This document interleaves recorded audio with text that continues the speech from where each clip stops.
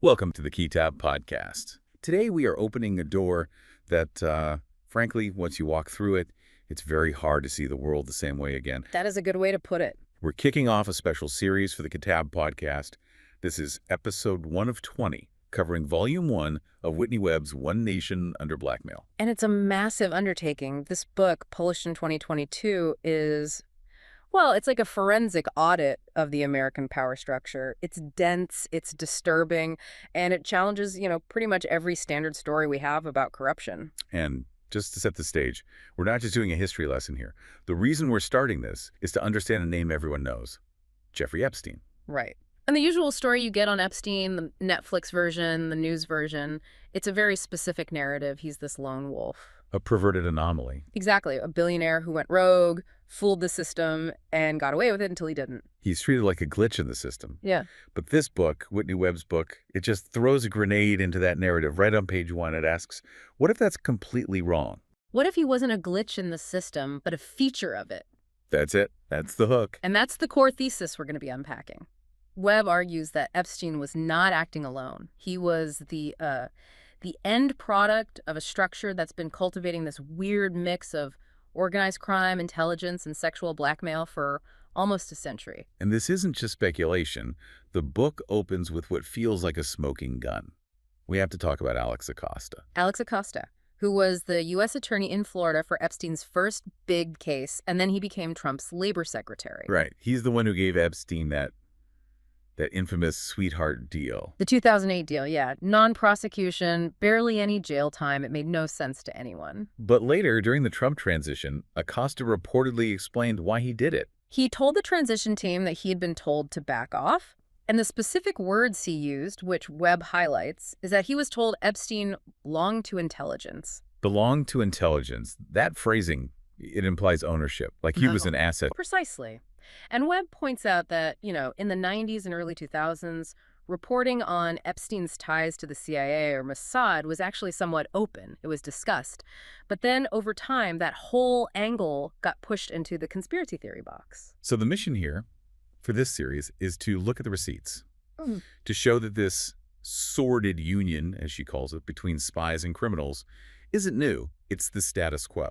Which means if we want to find the origin story for all this, we can't start in a Palm Beach mansion in 2005. No, we have to go way back, long before Epstein was even born. We're going back to World War II, specifically to New York Harbor on a freezing afternoon, February 9th, 1942. Okay, set the scene. The U.S. has just entered the war. Pearl Harbor was just a couple of months before. The atmosphere must have been incredibly tense. Paranoia was off the charts, and sitting in the harbor is the SS Normandy. It was this huge French ocean liner being converted into a U.S. troop transport. I mean, this was arguably the most important ship the Navy had for moving troops to Europe. And at 2:30 in the afternoon, it catches fire. And not a small fire. It was catastrophic. The ship burns, it takes on water, and then it capsizes right there in the harbor. A total loss. Now, in hindsight, what do we think happened? Historians mostly agree it was just incompetence. A welder's spark hit a pile of flammable life vests. But in 1942, the public and the government saw only one thing: sabotage. They thought it was the Nazis. The Office of Naval Intelligence, the ONI, went into a full-blown panic. They were terrified of what they called the fifth column. Nazi saboteurs hiding in America. Right. They thought German U-boats were getting signals from spies on the docks. They needed to lock down the entire New York waterfront, and they needed to do it immediately. But there was a problem. Yeah. A huge problem. The U.S. Navy didn't control the New York waterfront. Yeah. The mob did. And this is the moment, the catalyst, as Webb calls it, where the U.S. Navy decides it has to make a deal with the devil. It's called Operation Underworld, and it's exactly what it sounds like. The ONI officer in charge, Commander Haffenden, he realizes he can't police the docks without the cooperation of the guys who run the unions. So he just starts reaching out to mobsters. He starts with a guy named Joe Socks, Lanza, at the Fulton Fish Market. Joe Socks? I mean, it sounds like a movie. It really does. But Lanza basically tells the Navy, look, I can help a little, but if you want the whole waterfront locked down, you need to talk to the boss. And the boss of all bosses was Charles Lucky Luciano. The most famous gangster in America. The head of the Mafia's commission. Who was At that moment, sitting in a high-security prison, he'd been put there by Thomas Dewey, the prosecutor who built his entire career as a gangbuster. So what was the deal? What did the U.S. government offer the head of the mafia? Well, first, they moved him to a much comfier prison closer to the city. They gave him special privileges, so he was essentially running the mob from his cell again, and eventually they promised to commute his sentence. And in exchange? In exchange, Luciano guarantees two things. One, no strikes on the docks for the duration of the war. And two, his guys, the dock workers, they become the eyes and ears for naval intelligence. They report anything suspicious. So the mafia became an arm of U.S. naval intelligence. That's it. And as the war went on, they even used Luciano's contacts in Sicily to gather intelligence for the Allied invasion. This is the critical point Webb makes, isn't it? This wasn't just some quirky wartime story. No, this was the moment the line blurred permanently. Before Operation Underworld, the government chased the mob. After Operation Underworld, they were partners. It gave organized crime a kind of patriotic legitimacy. And it set a precedent that intelligence agencies could use criminal networks to do their dirty work. Exactly. And at the same time, the mob itself was evolving. It wasn't just, guys breaking kneecaps in alleys. It was becoming corporate. The National Crime Syndicate. Right. Before this, crime was very tribal. Italian gangs fighting Jewish gangs, fighting Irish gangs. But Luciano and his partner, Meyer Lansky, they had a different vision. They wanted a syndicate that ran like a Fortune 500 company. And Meyer Lansky is the real key here for what we're talking about. If Luciano was the CEO, Lansky was the CFO and the strategist. Lansky is the intellectual architect. And if you really want to understand the connection to Epstein, you have to understand Meyer Lansky. Lansky looked at Al Capone and saw failure. Why did Capone get caught? Tax evasion. The IRS. Lansky realized the biggest threat to their entire operation wasn't the police, it was the tax man. So what was his solution? He basically invented modern money laundering. He pioneered using offshore bank accounts, shell companies, complex international transfers. He figured out how to move dirty money out of the U.S., wash it through a bank in, say, Switzerland or the Caribbean, and bring it back as a clean business loan. That's the exact same blueprint we see in modern financial scandals. It's the direct ancestor. Webb argues that the opaque financial webs around Epstein, all the offshore accounts and mystery funding, that is the legacy of the system Meyer Lansky built in the 1940s. He merged organized crime with international banking. There's also that cynical political angle with Thomas Dewey, the prosecutor who jailed Luciano in the first place. Yeah, Dewey builds his whole reputation as the guy who cleaned up New York. But then later, as governor, he's the one who commutes Luciano's sentence for his wartime service. Such a massive flip-flop. It was, and the book highlights that he was being steered by powerful people, specifically the Dulles brothers, Alan and John Foster Dulles, the guys who would go on to run the CIA and the State Department. So the political, intelligence, and criminal worlds were already connected. They were all starting to swim in the same pool. Okay, so that's the crime syndicate. Now let's look at the other side of that handshake. The spies. The real player emerging here is the OSS, right? The Office of Strategic Services. The forerunner to the CIA. And you have to understand the culture of the OSS. It wasn't just military guys. Its nickname was Oh So Social. Oh, so social. Because it was a club for the American aristocracy. We're talking about the sons of the Mellons, the Morgans, the DuPonts, the Vanderbilts. The families that owned the banks and the railroads were the ones running America's intelligence operations. That seems like a massive conflict of interest just waiting to happen. And they were heavily influenced by the British. The head of the OSS, William Wild Bill Donovan, was basically a student of British intelligence. He worked very closely with a man named William Stevenson, the British spy master. Webb argues that the OSS was essentially the offspring of British intelligence. And a big part of that British influence was propaganda. We talked about the fear of the fifth column saboteurs. How real was that threat? Well, that's the twist. The evidence suggests the threat of Nazi sabotage was massively exaggerated. And it was exaggerated largely by British intelligence and the OSS themselves. They terrified the public. To justify expanding their own power. Exactly. It worked perfectly. If you think there are Nazis on every corner, you're not going to complain when the Navy hires Lucky Luciano. It suspends the rules. And once you suspend the rules, you can justify almost anything. Including, as it turns out, the drug trade. This is where the story pivots and it gets a lot darker. Yeah, to see the full scope of this, we have to go to China. This is the piece that usually gets left out, but for Webb, it's central. While Luciano is securing the docks in New York, Something huge is happening in Shanghai with an organization called the Green Gang. The Green Gang sounds like a comic book villain group. But they were basically the Chinese mafia on steroids. Their leader, Du Yusheng, was a key ally of the Chinese government. The Kuomintang, or KMT, led by Chiang Kai-shek. How close was that alliance? They were inseparable. The Green Gang were the government's enforcers. They suppressed unions, murdered communists. But the question is, how do you pay for all that?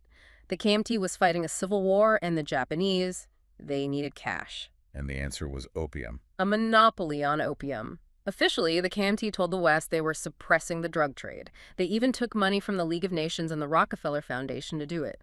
But Webb's research shows that this suppression was actually centralization. So they weren't stopping the trade, they were taking it over. Exactly. They forced out the independent dealers so the government and the Green Gang could run the whole show.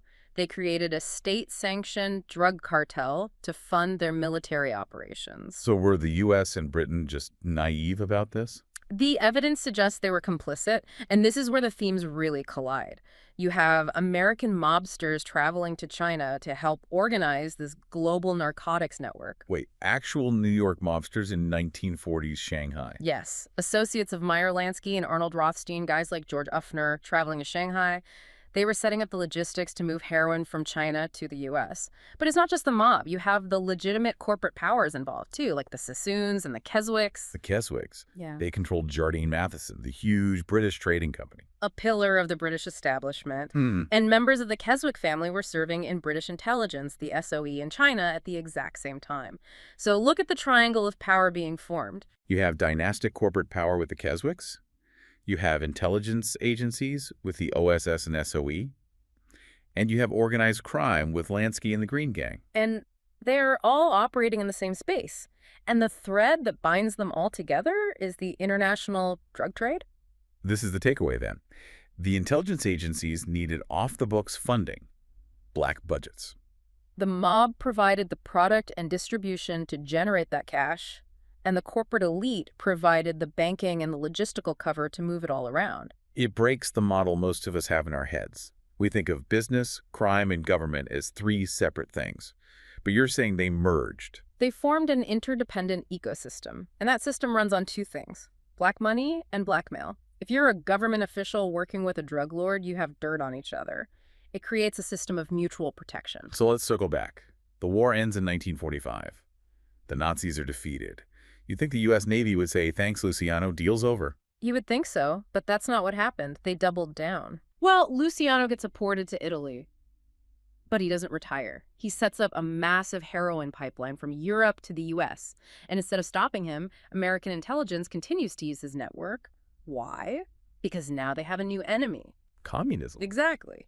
The excuse shifted from fighting Nazis to fighting commies, but the method stayed the same. In Italy, the mafia was the best weapon against the growing Communist Party. So the alliance that started on the New York docks went global. And that's what researchers call Operation X.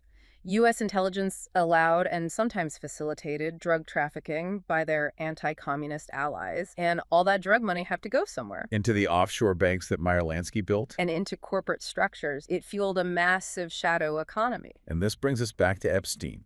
This is why Webb argues he wasn't an anomaly. If you build a system that runs on criminals, black market money, and blackmail to control people, eventually you are going to produce men like Jeffrey Epstein. He's the fruit of a poisonous tree. He is the natural product of the system that was put in place back in the 1940s. He existed at that exact intersection of intelligence, high finance, and moral depravity that was codified during World War II. It's a chilling thought. We started this deep dive with a fire on a boat, and we've ended up describing a global architecture of corruption that is still running today.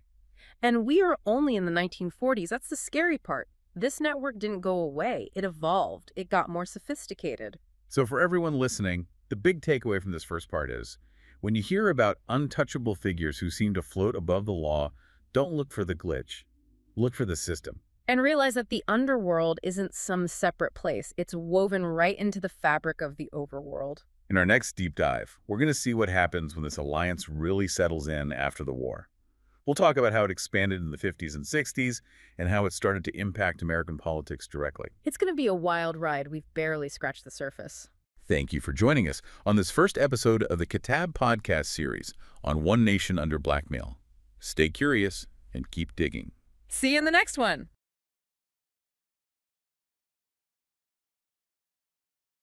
Welcome back to Kitab Podcast. If you were with us for the last deep dive, you know we've started down a very, very dark road. We have. We're analyzing One Nation Under Blackmail, Volume 1, and this is Episode 2.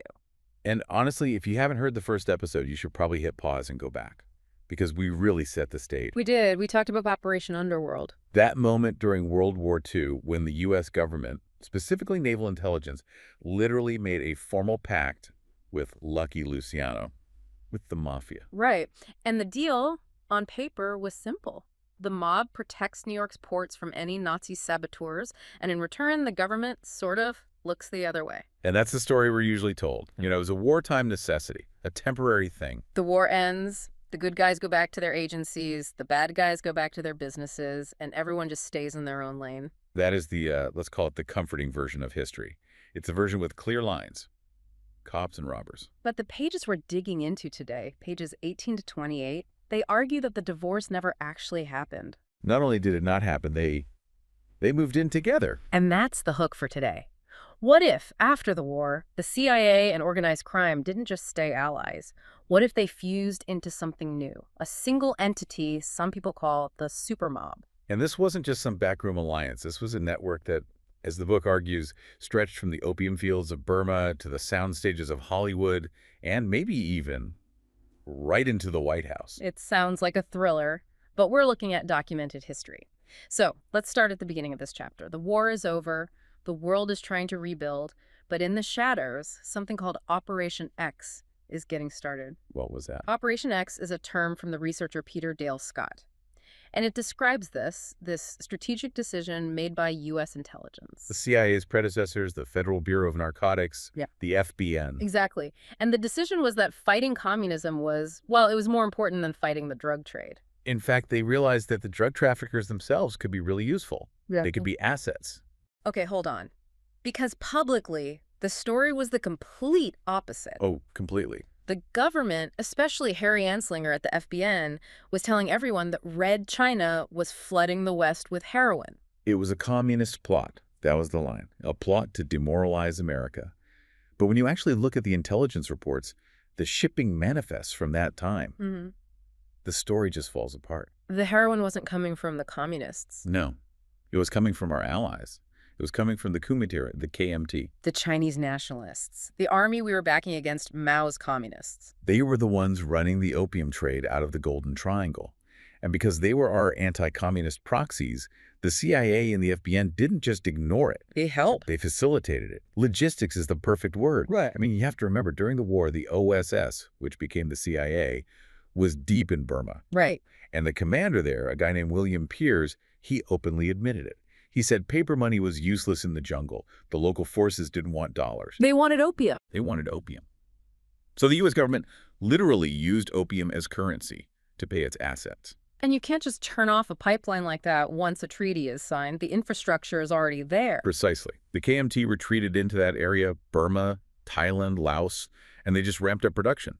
But you can't move tons of raw opium out of a jungle easily. You need planes. You need an airline. You do, and you can't just book that on Pan Am. So the CIA created its own airline. Civil Air Transport, CAST. Which later became much more famous as Air America. It was basically the CIA's private FedEx. They'd fly weapons into the KMT and they'd fly opium out. And to make this all look legitimate, or at least quasi-legitimate, they set up a front company. That's EA Supply. And this is where we have to introduce a name that's, well, it's going to come up again and again. Paul Helliwell. Paul Helliwell is the absolute key to all of this. He's not the guy with the gun. He's the guy in the expensive suit who makes it all possible. An OSS veteran, a lawyer, a banker. He was the architect. The architect of what, though? Of the interface. The bridge between the world of covert intelligence and the world of organized crime. He set up the legal paperwork for CI Supply. He figured out the banking, how to move the money. So he's the one who turns dirty drug money into clean, untraceable, covert funding. That's his genius.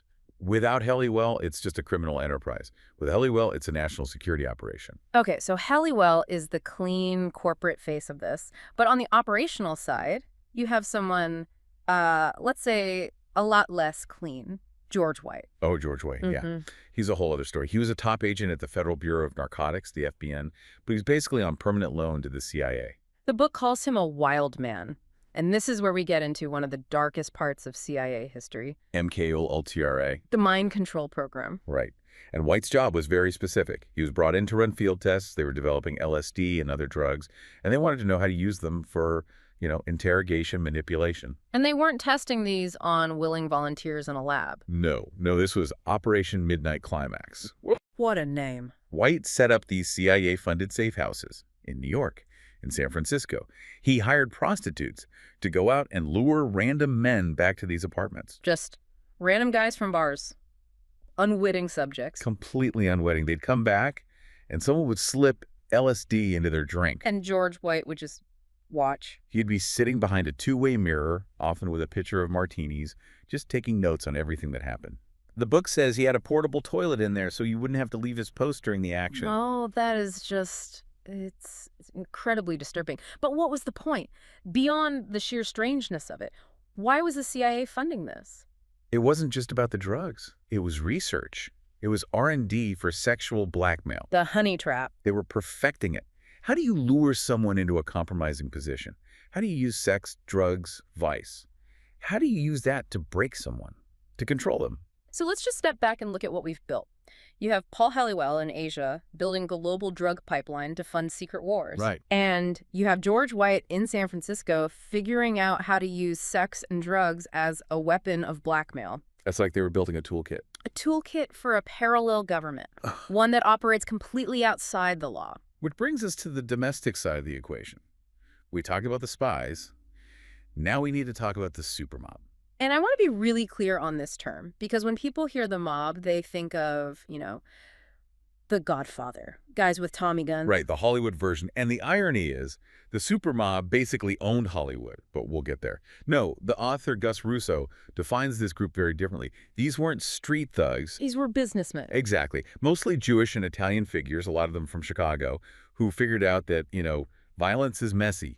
It's bad for business. Real power isn't holding a gun, it's holding a contract. And they shifted their focus away from the Northeast down to what the book calls the Southern Rim. California, Florida, the Sun Belt. They moved from bootlegging into hotels, real estate, defense contracting, legitimate industries. The book names a few key players. Jake Avery, Henry Crown. But there's one name that towers over everyone else. Sidney Korshak. Sidney Korshak. If Halliwell was the architect for the spies, Korshak was the ambassador for the supermob. He's called the most important man you've never heard of. And he was. On paper, he was a labor lawyer. But in reality, he was the bridge. He was the mob's man in the corporate boardroom. He could sit down with a Chicago outfit one morning and then sit down with the board of a Fortune 500 company that afternoon. And he was giving orders in both meetings. He was the ultimate fixer. He could make a crippling union strike disappear with one phone call, and his favorite playground was Hollywood. This is the part that I think is going to be genuinely shocking for people. The story of MCA, the Music Corporation of America. MCA started as a talent agency, founded by Jules Stein, run by the legendary Lou Wasserman. But the book is very clear. MCA was built with mob money. Allegedly, Al Capone was an early backer. And they became a behemoth. An Octopus. They didn't just represent the actors, they owned the venues, they produced the shows. It was a total monopoly. And normally, the government's supposed to break up monopolies. But MCA had a very powerful friend who made sure that didn't happen. Ronald Reagan. Ronald Reagan. Okay, we need to be very careful here. Before he was a governor, before he was president, Reagan was the president of the Screen Actors Guild, the Actors Union. Correct. His job, his legal and fiduciary duty, was to protect actors from being exploited by agents and studios. But instead, in 1952, Reagan's union gave a secret blanket waiver exclusively to MCA. What did the waiver do?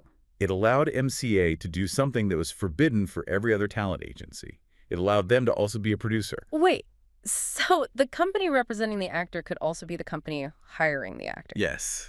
But that's an insane conflict of interest. They control the actor's salary from both sides of the table. It was a flagrant violation of antitrust rules, but Reagan pushed it through. And overnight, it made MCA the absolute unchallenged power in Hollywood. And what do you think happened to Reagan's career right after he did that. I'm guessing it took off. His acting career had been stalling. Suddenly, MCA makes him the host of General Electric Theater. They make him a star again. They secure his financial future. The book's implication is unavoidable. They owned him. They cultivated him as a political asset. The man who would one day lead the war on drugs and become this icon of law and order conservatism was propped up and, you could say, created by a mob-connected corporation. It just completely reframes the second half of the 20th century. It suggests the Reagan Revolution wasn't just an ideological movement. It was the supermob finally putting their man in the Oval Office. It's a terrifying thought. But to run a network this vast, from opium fields to movie studios, you need one more piece. You need to be able to wash the money. You need a bank. And this is where every single thread we've been pulling on tonight. The CIA, Helliwell, the mob, Hollywood, it all gets tied into one tight knot. We have to talk about the Pritzker family and a place called Castle Bank. The Pritzkers, we know them as American business royalty. They founded the Hyatt Hotel empire, huge philanthropists. They are. But the source connects them directly to this supermob network. Their empire was built using loans from union pension funds, which were often controlled by the mob. And their chief tax attorney was a man named Burton Cantor. And Cantor did a lot more than just their taxes. Oh, yeah. Cantor goes into business with our old friend Paul Helliwell. The CIA's opium architect. That's the one. The two of them team up to found an offshore bank in the Bahamas, Castle Bank and Trust. So you have the Pritzker's top lawyer and the CIA's top money man opening a bank together. I'm almost afraid to ask who was banking there. The client list is. It's just staggering. You have the Pritzker family's own trusts, of course. You have known mobsters like Mossad. You've got Hugh Hefner and Playboy. And you're not going to believe this. You have the Brotherhood of Eternal Love. Wait, the hippie mafia? The group that was making all the Orange Sunshine LSD in the 60s? The biggest LSD manufacturers and distributors on the planet. So in a single offshore bank, you have the profits from Hyatt hotels, the mob's casino money, Playboy's revenue, and the cash from a massive LSD ring. All mingling together in the same accounts. And the question is why? Why would the CIA's guy set this up? It's the perfect black box.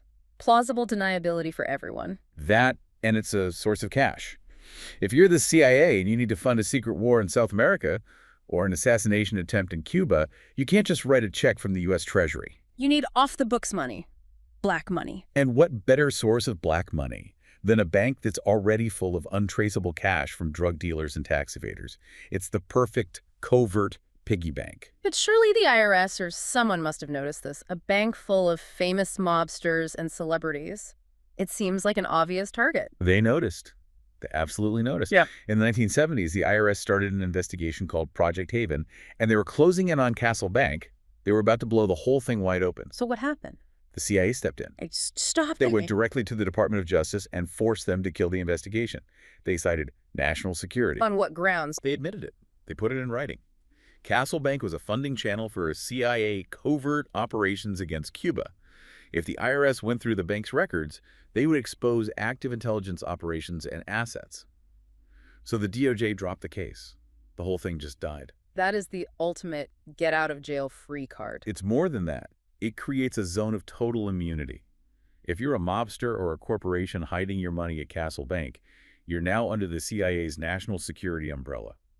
The intelligence agency becomes a shield for organized crime. It forces you to completely rethink what corruption even means. This isn't just a few bad apples. This is the design of the system. It's a feature, not a bug. The system was engineered to merge these worlds. You have Helliwell providing the legal structure, Korshak providing the corporate influence, the mob providing the capital, and the CIA providing the top cover. The supermob, an entity where you literally cannot see where the government ends and the underworld begins. And we have to remember, this was the foundation being laid in the 50s, 60s, and 70s. This isn't ancient history. This is the blueprint for the power structure we're living inside today. It is a lot to take in. We've gone from the jungles of Burma to CIA sex dungeons in San Francisco to the boardrooms of Hollywood and finally to this bizarre bank in the Bahamas. And the one thread connecting them all is that none of these people ever really faced consequences. They won. Korshak, Helliwell, Wasserman, they all died.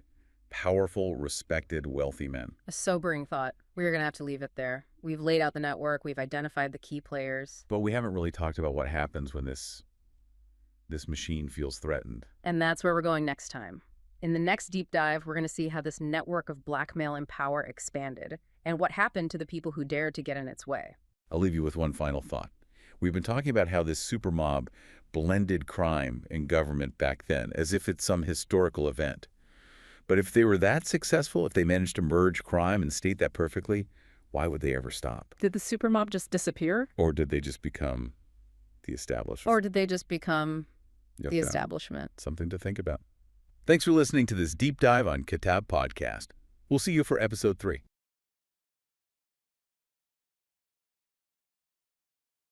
Welcome back to the Kitab Podcast. If you are joining us for the first time, you picked a hell of a time to tune in because we are deep in the weeds today. We really are. This is officially episode 3 of our series on One Nation Under Blackmail, Volume 1 by Whitney Webb. And just a quick note for everyone following along with the book. Today, we're covering pages 33 through 46. It's just one chapter, Chapter 2. Booze and Blackmail. Booze and Blackmail. And, you know, it sounds like the title of some fun noir novel, maybe a Wild Friday Night, until you actually read it. Because what we're talking about here, it's not fiction at all. We're talking about the architecture of corruption that really defined the entire 20th century. That's a great way to put it. It's not just a catchy title. It is the literal foundation of the whole story. If the last deep dive was about the who, you know, the supermob, right, then today is all about the how. Okay, so before we get into that, let's do a lightning-fast recap for anyone who might have missed it. Good idea. Last time, we introduced the concept of the supermob.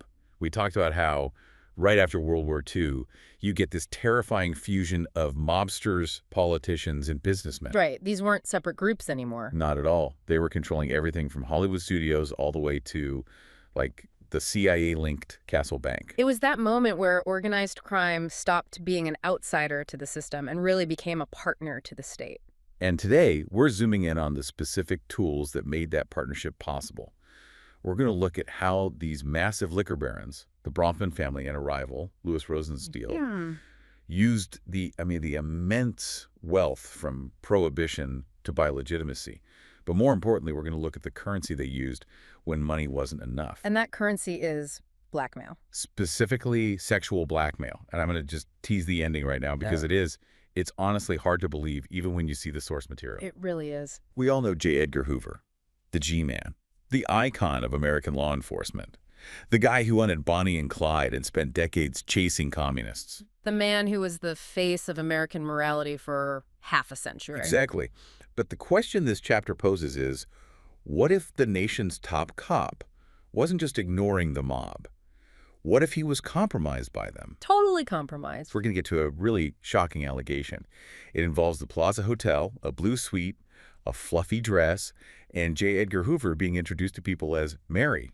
And it sounds like a tabloid story or something out of a bad spy comedy. But when you look at the sworn testimony and you look at how the FBI operated or failed to operate, right, the pieces start to fit together in a way that is genuinely terrifying. I cannot wait to unpack that. But we have to respect the timeline. We have to start with the booze. We need to talk about the whiskey men. Bronfmans. Now, today, if you hear that name Bronfman, you think of, high society, philanthropy, Seagram's Tower, generational wealth. But their origin story is, let's just say it's a little grittier than that. Just a bit. So let's go back. 1889. The family patriarch, Yechiel Bronfman, brings his family to Canada from Bessarabia. Which is modern-day Moldova and Ukraine, right? Exactly. They were fleeing anti-Semitic pogroms. They get to Canada with nothing. They try tobacco farming, but the climate is wrong. So they're working in sawmills, trading horses. It was a really hard-scrabble life. And the name itself, Bronfman, that's not a coincidence. No, it's literal. In Yiddish, Bronfman means whiskey man. So, destiny. Maybe. But before the whiskey, they got into the hotel business in Manitoba and Saskatchewan. And when we say hotels in, early 1900s frontier Canada, we are not talking about the Four Seasons. Oh, not at all. The source material highlights some very unseemly accusations about these early Bronfman hotels. Unseemly how? Well, there were persistent rumors that these weren't just inns. The rooms were apparently rented multiple times a night. So that is the clear implication. The accusation was that they were facilitating prostitution. And while the family tried to bury this later, it's on the record. It shows a pattern early on. This is a family willing to operate in the gray areas of the law. Or the pitch black areas. Right. And then comes the biggest gray area of them all. Well, Prohibition. the golden opportunity. Absolutely. And here's the genius of it. Prohibition didn't just happen overnight. When Canadian provinces went dry, they left these little loopholes. You could import booze into a dry province, for instance. Right. But the real key was the medicinal alcohol loophole. Ah, yes. The classic, I have a prescription for this bottle of scotch. I've seen that in the movies. It was a massive industry. Harry Bronfman created a company called the Canada Pure Drug Company. Sounds very legitimate. Very clinical. It was a total sham. They were literally paying doctors bonuses to write prescriptions for liquor. They were just pumping booze into drugstores. But Sam Bronfman, Mr. Sam, he had bigger ambitions. He wanted to supply the entire United States. And to do that, he forged an alliance that seems almost impossible. He partnered with the Hudson's Bay Company. The Hudson's Bay Company, that's not just some store. That's like an institution of the British Empire. It is. It was connected to the British aristocracy, to the crown. By partnering with them, Sam Bronfman didn't just get access to the best British spirits, he got a cloak of legitimacy. He was basically partnering with the empire. Correct. It was his ticket out of the gangster class and into the business class. But, and this is a huge but, you can have all the fancy scotch you want sitting in a warehouse in Montreal. You still have to get it across the border. And the Hudson's Bay Company is not going to do that. That would be unseemly. Which brings us to the dark side of the ledger. To get the booze to the American customer, the Bronfmans needed the mob. This is the mob connection. Sam Bronfman was smart. He used middlemen. He didn't want his fingerprints on it. One of the key figures was a guy named Joseph Reinfeld. Reinfeld, he's a big name in the book. A huge player. Reinfeld was importing something like 40% of all illicit alcohol into the U.S., and his main supplier was Bronfman. And Reinfeld wasn't some lone wolf. Not at all. Oh. He was tied in with the National Crime Syndicate. We're talking Meyer Lansky, Mo Dalitz, the Purple Gang in Detroit, all of them. So let's trace that chain again. In Canada, Bronfman is a legitimate businessman working with British royalty. Mm-hmm. But the second that whiskey crosses the border, it's in the hands of the most violent criminals in America. Exactly, and they all knew it. There's a fascinating and very bitter quote from Meyer Lansky years later. What'd he say? He felt used. He basically asked, why am I a gangster, but the Bronfmans are aristocracy? We were in business together. He felt they got to launder their reputations while he was stuck being a criminal. And speaking of laundering reputations, Sam Bronfman was obsessed with that, wasn't he? He wanted to be seen as royalty. Desperate for it.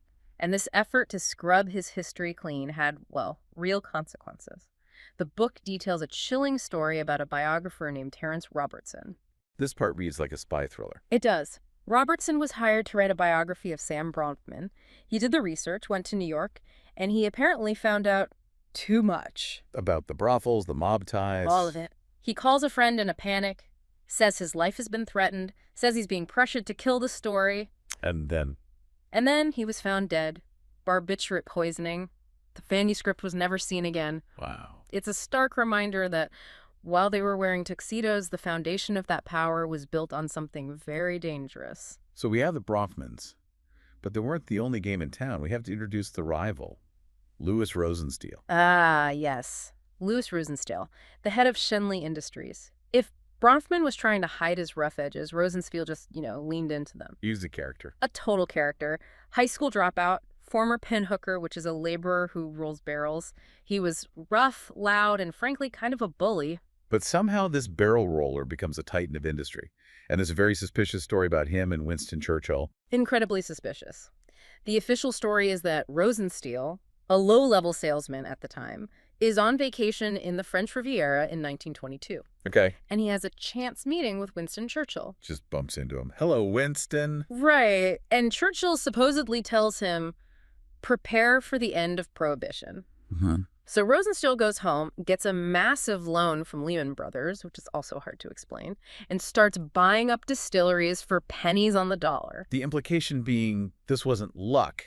This was intelligence. That's what the author suggests, that Rosenstiel, like Bronfman, was being selected by elite interests to control this trade. It wasn't just market forces, it was a strategy. Now, these two guys, Bronfman and Rosenstiel, they hated each other. Hated is an understatement. It was a legendary feud. Bronfman called Rosenstiel Rosenschlemiel. Rosenstiel called Bronfman unscrupulous alien competition. It got personal. Very personal.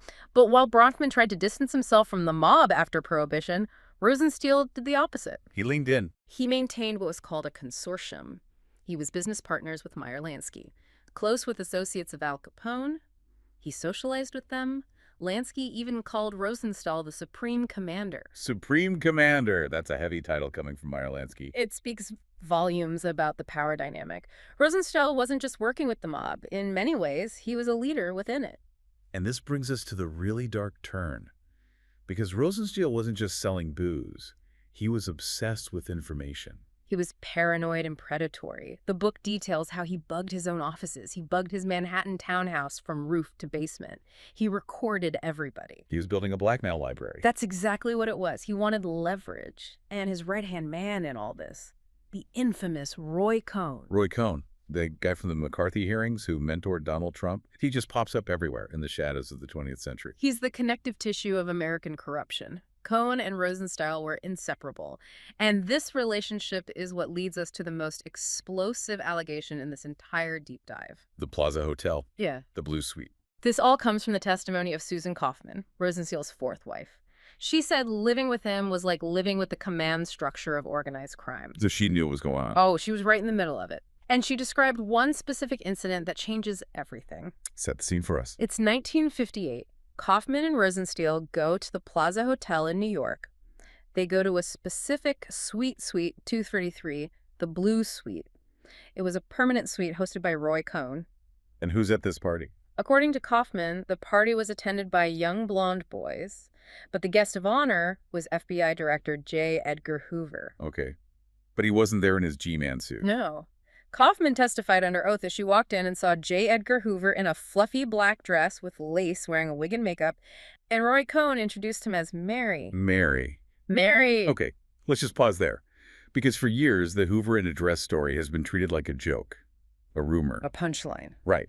But in this context, it's not funny at all. It is terrifying. Because of where it's happening. This isn't a private moment. This is a party run by Roy Cohn, a mob fixer attended by young boys. It was a trap. A blackmail operation. Exactly. The NYPD Vice Squad apparently knew about this ring. They called it the Chickens and the Bulls. Chickens being the young boys, and bulls being the powerful figures they were entrapping. So the head of the FBI is sitting in a hotel room, completely compromised, while mob associates are holding a loaded gun to his entire career and reputation. Yes. And Kaufman wasn't the only one who said this. They tried to discredit her later with a bizarre attempted perjury charge, which is a classic tactic. To silence her. But other investigators and private detectives later confirmed that this ring existed. This changes everything about the FBI in that era. I mean, people have always asked, why didn't Hoover go after the mafia? For decades, he denied the mafia even existed. He called it a local police problem, and people assumed he was maybe incompetent or just obsessed with communists. But this is the missing piece. He didn't go after the mafia because the mafia had pictures of him. He was completely neutralized. Totally. But the book suggests it went even deeper. It wasn't just that they had dirt on him. It became a symbiosis. What do you mean? Hoover likely used the Blue Suite parties to gather his own blackmail material on other people. A mutual blackmail pact. Precisely. It's, I won't bust you for running a crime syndicate, and you help me get photos of that senator so I can control his vote. It was a merger of intelligence, law enforcement, and organized crime. And the connections were right out in the open, too, structurally. They were. Louis Rosenstiel, the Supreme Commander, was a major funder of the J. Edgar Hoover Foundation. The mob associate is funding the Top Cops Legacy Foundation. And the revolving door. When Hoover's top aides, like Ludi Nichols, his number 2, left the FBI, where do you think they went? Let me guess. Schenley Industries. They went to work for Rosenstiel. It's unbelievable. The FBI agents who were supposed to be investigating the mob retired to take six-figure jobs with the mob's biggest business partner. It's the ultimate insurance policy. It guarantees no investigation ever goes too far. It's just staggering. You have the Bronfmans cleaning up their image to become aristocrats. You have Rosenstiel and Cohn running a sex blackmail ring from the plaza. And you have the director of the FBI participating in it. It recontextualizes the whole century. We're taught to think of government and crime as opposites, but what this shows is that by the 1950s, those lines had just dissolved. The blackmail wasn't a crime. It was the governance model. One nation under blackmail, indeed. And this is just the beginning. This network with all this capital and influence, they didn't just stop with booze and sex rings. Which brings us to the end of today's deep dive. We've gone from Canadian sawmills to the Blue Suite at the Plaza. We've seen how the Supermob effectively captured the FBI. And the question you should be left with is this.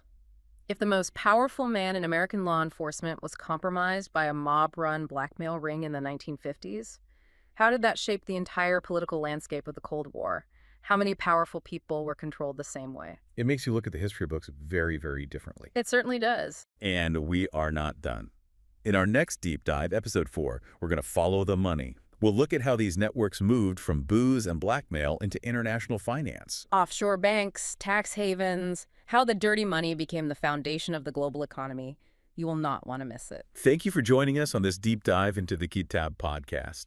Keep your eyes open, question the official story, and we'll see you next time.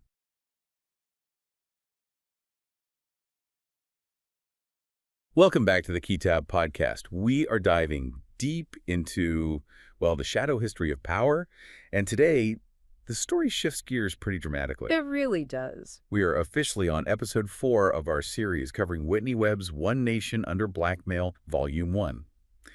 If you've been following along, you know the territory we're in. It's murky, it's dangerous, and it's usually very, very expensive. It's good to be back. And you're right, the terrain is shifting. If the last few sessions were about, domestic corruption, the dirty compromises inside the U.S. today, we're watching that corruption go global. Right. We're looking at how the underworld helped build a nation. Before we get there, let's just do a quick roadmap, because the cast of characters is definitely growing. It is. In episode 3, Booze and Blackmail, we unpacked how liquor baron Louis Rosensteel and the infamous attorney Roy Cohn allegedly ran a sexual compromise operation. We talked about how they might have ensnared FBI Director J. Edgar Hoover. And basically neutralized the bureau against the mob. That was the domestic setup. The law enforcement apparatus was compromised, the mob had breathing room, and crucially, they had a lot of capital. A lot of capital. And today, we're seeing where that capital went. This brings us to Chapter 3, titled Organized Crime and the State of Israel. Now, usually, the founding of a nation is framed as this story of diplomacy, war, sacrifice. And obviously, in 1948, those things were very real. Of course. But the source material asks a different, maybe darker question. What if the machinery of that state was also lubricated by the American mob? It's a controversial thesis, for sure, but Webb lays out the documentation. And we aren't talking about a few gangsters tossing a few dollars into a collection plate. This is something else entirely. What are we talking about, then? We're looking at what she calls a hot money web. A global infrastructure where organized crime, intelligence agencies, and high finance all merged. They needed to wash money for spies, drug lords, and, as it turns out, for state building. Okay, so let's look at the mechanics of this. Yeah. In the late 1940s, right before and after the State of Israel is declared, the Jewish paramilitary organization, the Haganah, is in a really desperate situation. Desperate. They need weapons. Mm. But the geopolitical situation is messy. There are arms embargoes. You can't just, call up a factory in Ohio and legally order a shipment of rifles. Exactly. The U.S. had neutrality laws. The British were blocking shipments. So if you're the Haganah, you have to go underground. You need a black market. And who are the undisputed kings of moving illicit goods across borders in North America? The bootleggers. We're back to the whiskey men. Specifically, Samuel Bronfman. We've talked about him before, the Seagrams tycoon. During Prohibition, he built an empire moving liquor across the Canadian border. Right. After World War II, the sources suggest he pivoted that entire logistical network toward the Zionist cause. Bronfman helped finance secret weapons purchases for the Haganah. There's a detail in the text that really stood out to me. It says Bronfman personally underwrote life insurance policies for Canadian pilots who were recruited to fly for Israel. Wow. That highlights that this wasn't just business, it was, ideological. He was taking on a massive financial risk. He was, but Bronfman was just one man. To equip an entire army, you need industrial scale. David Ben-Gurion, who had become Israel's first prime minister, he realized they couldn't just rely on scattered donations. They needed a system. A system. This leads us to the Sunborn Institute. Which sounds like a very boring, legitimate academic center. And that was the whole point. It was a front. Ben-Gurion gathered a group of wealthy American backers and basically said, we need everything. The Institute used this web of front companies, businesses claiming to deal in scrap metal, industrial machinery, textiles. To illegally procure arms in the U.S. So you mark a crate as used tractor parts, but inside its machinery to manufacture bullets. Precisely. But here's the logistical bottleneck. You can buy the guns, you can hide them in crates. But how do you get them onto a ship in New York Harbor without the customs agents or the FBI noticing? You need to control the port. You need to control the port. And in the 1940s, the New York docks were synonymous with one group. The mob. Enter Meyer Lansky. The text details how a key Haganah operative, a man named Yehuda Arazi, met with Lansky. Arazi needed to move the goods. And Lansky, who was the strategic brain of the American mob, he didn't just agree. He mobilized the entire network. Lansky had guys like Albert Anastasia, the head of Murder, Inc., no less, and Joe Adonis, who controlled the longshoremen's unions. That's right. So suddenly, crates bound for the Haganah are getting buried deep in the cargo holds where inspectors, forgot to look. Yeah. And maybe even more telling, the sources mention that arms shipments bound for Israel's enemies, like Egypt, had a habit of mysteriously falling overboard or getting damaged on the docks. It's customer service through sabotage. But there's a more personal story here I want to touch on with Bugsy Siegel. Ah, yes. He's the guy who basically invented modern Las Vegas. The source recounts a meeting between Siegel and a Haganah rep, Reuven Daphne. It's a very vivid scene. Siegel isn't looking for a cut. He's not negotiating. He listens to the pitch about the fight for independence and just says, "I'm with you." And then he starts handing over suitcases. Suitcases filled with $50,000 in small bills, 5s and 10s. Which is clearly street money. That's gambling take or racketeering cash. It's not coming from a bank account. Yeah. Exactly. But Webb's argument is that this wasn't just a charitable donation. This moment solidified a link, a real link, between the American underworld and the intelligence apparatus of the new state. It created a pipeline. And once that pipeline was open, it didn't just carry cash. It carried heavy hardware. This brings us to Joseph Ziccarelli, known as Bayonne Joe. Bayonne Joe is a crucial figure because he represents the globalization of this trade. He was a mobster, yes, but he was really a logistics expert for arms trafficking. So not just for Israel. No. He was supplying rebels in the Dominican Republic, in Cuba, Nicaragua. He's a wholesaler of revolution, basically. And the network connects him right back to our previous deep dive. Ziccarelli was linked to Louis Rosenstiel. The other liquor baron. Right. Rosenstiel's warehouses were being used to store these illicit arms. It's the same infrastructure. If you can hide booze, you can hide guns. Ziccarelli worked very closely with Al Schwimmer, a legend who later founded Israel Aircraft Industries. So what were they doing? They were buying surplus planes in the U.S., which was totally illegal to export for military use. So they pulled a classic shell game. They transferred the titles to a Panamanian national airline called LAPSA. Panama again. It just keeps popping up in these stories of financial secrecy and smuggling. It's a jurisdiction of convenience. They flew the planes to Panama, then on to Israel. But here's the detail that I think really exposes the nature of this business. What's that? This network was sourcing weapons from any way they could get them, including the communist bloc. That's the irony that is just hard to wrap your head around. You have American mobsters helping build a state allied with the West using guns bought from Czechoslovakia. Money has no ideology. The black market is completely ideology-free. They were buying Czech rifles, moving them through mob channels, funded by American donations, and, of course, dirty cash. You mentioned dirty cash. We need to define that because buying an Air Force isn't cheap. You can't pay for that with a fundraiser bake sale. And you definitely can't write a check for illegal Czech rifles. No. You need liquidity. And this brings us to the core concept of this chapter, the hot money web.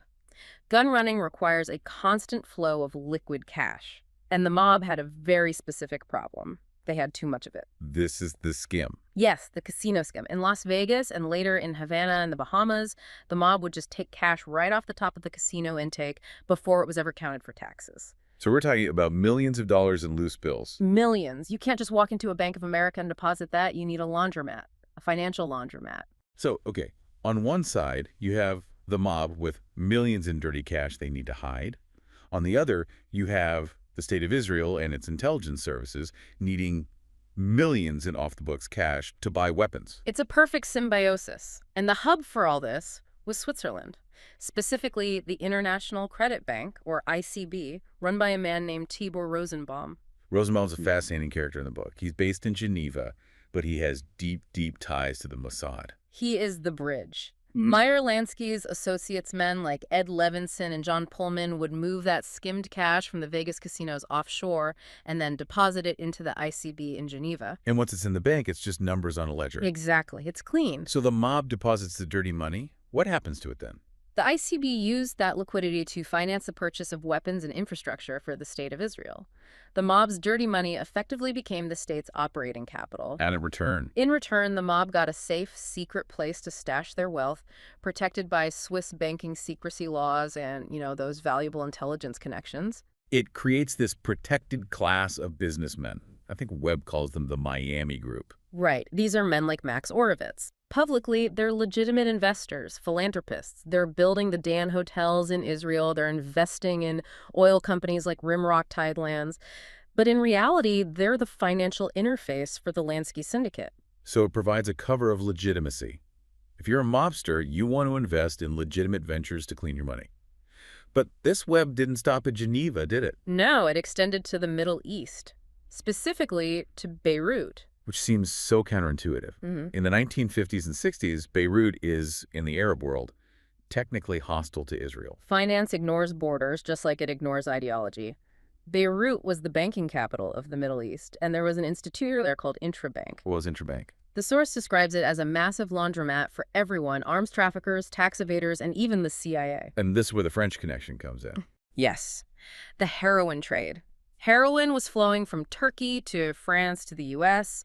That generates massive amounts of small bill cash. Intrabank was a hub for washing that money. And the jewel in their crown was the Casino du Liban. The descriptions of the Casino du Liban are just incredible. It sounds like something straight out of a spy novel. It basically was. I mean, imagine a place where you have Saudi sheiks, international spies, and mobsters like Meyer Lansky and Marcel Francisci, the Corsican mob boss, all rubbing shoulders at the same roulette table. Wow. It's the crossroads of the underworld. It shows that these sides, Arabs, Israelis, Americans, French, they might be enemies on the map, but in the bank lobby and on the casino floor, they're all doing business. It really does destroy the idea of these clean geopolitical lines. It's all just one big murky soup of money. And swimming in that soup are the Mossad bankers. We talked about Rosenbaum, but we have to introduce another figure, Bruce Rappaport. Rappaport. The source calls him a murky figure. Very. Ah. He was an ex-British commando tied to Israeli intelligence, and he links back to Teddy Kollek. Now, listeners might remember Kollek. He became the famous mayor of Jerusalem. But back in the day, he ran the Haganah arms procurement in New York. Exactly. He and Rappaport were involved in the early days of, getting things done by any means necessary. And Rappaport runs the Swiss-Israel Trade Bank, which was a known Mossad front. A known front. This bank was used to finance some of the most sensitive projects, including Israel's covert nuclear program. It was run by Mossad payroll agents. But here's the kicker, the connection that ties it all back to episode 1 of this series. I think I know where you're going with this, the CIA connection. It's a man named E.P. Barry. He was a major shareholder in Rappaport's bank. And E.P. Barry was the partner of Paul Helliwell. Paul Helliwell, the CIA banker from the Castle Bank network we talked about in the very first deep dive. The guy who set up the structures for intelligence money laundering in the Caribbean. So look at the diagram now. You have Helliwell representing the CIA connected to Barry, who is in business with Rappaport representing the Mossad, who is operating in the same sphere as Rosenbaum representing the Lansky mob. The CIA, the mob, and Israeli intelligence are not just operating in the same world. They're using the same financial plumbing. It's one system. It's just one big financial system. It creates an axis of influence. Israel, Italy, France, Canada. The source outlines how this wasn't just about crime for crime's sake. It was about building the industrial and military capacity of a new state using the dark economy. So everyone gets a piece. Everyone gets what they need. Intelligence agencies provided the protection, the national security cover. The mob provided the cash and the logistics, the muscle. And the banks provided the wash cycle. And there's one more name that connects to this Canadian axis that we have to mention, right? Louis Bloomfield. Right. Bloomfield, the attorney for Promindex. We'll see him pop up in later controversies for sure, but in this context, the sources show his network was deeply intertwined with these Mossad banks and Rosenbaum's ICB. It just shows that this wasn't some rogue operation. It was embedded in the corporate elite. So what does this all mean for us? Why does this history from, 70 years ago, why does it matter? Well, it matters because it challenges the origin story of modern power. We like to think that states are built on laws and constitutions, but this deep dive suggests that the State of Israel, and by extension, the Cold War structure of the West, was secretly underwritten by this alliance of hot money. The line between a gangster, a spy, and a banker didn't just blur. It vanished. It was gone. Completely. And if you build a house on a foundation of black market money and organized crime, that influence doesn't just disappear when the house is finished. It stays in the walls. That is the provocative thought I want to leave our listeners with. If the machinery of the state was built on a foundation of corruption, what happens when the state matures? Does that corruption go away, or does it become institutionalized? Does the favor bank ever really close? History suggests the bank stays open. And speaking of favor banks, that sets us up perfectly for our next deep dive. It certainly does. Next time, we are bringing this network home. We're going to look at how this hot money and these strange alliances come home to roost in the U.S. justice system. We're going to dive deep into the world of Roy Cohn and his favor bank. You won't want to miss that one. Thank you for listening to this deep dive on the Kid podcast. Keep questioning the narrative, and we'll see you on the next one.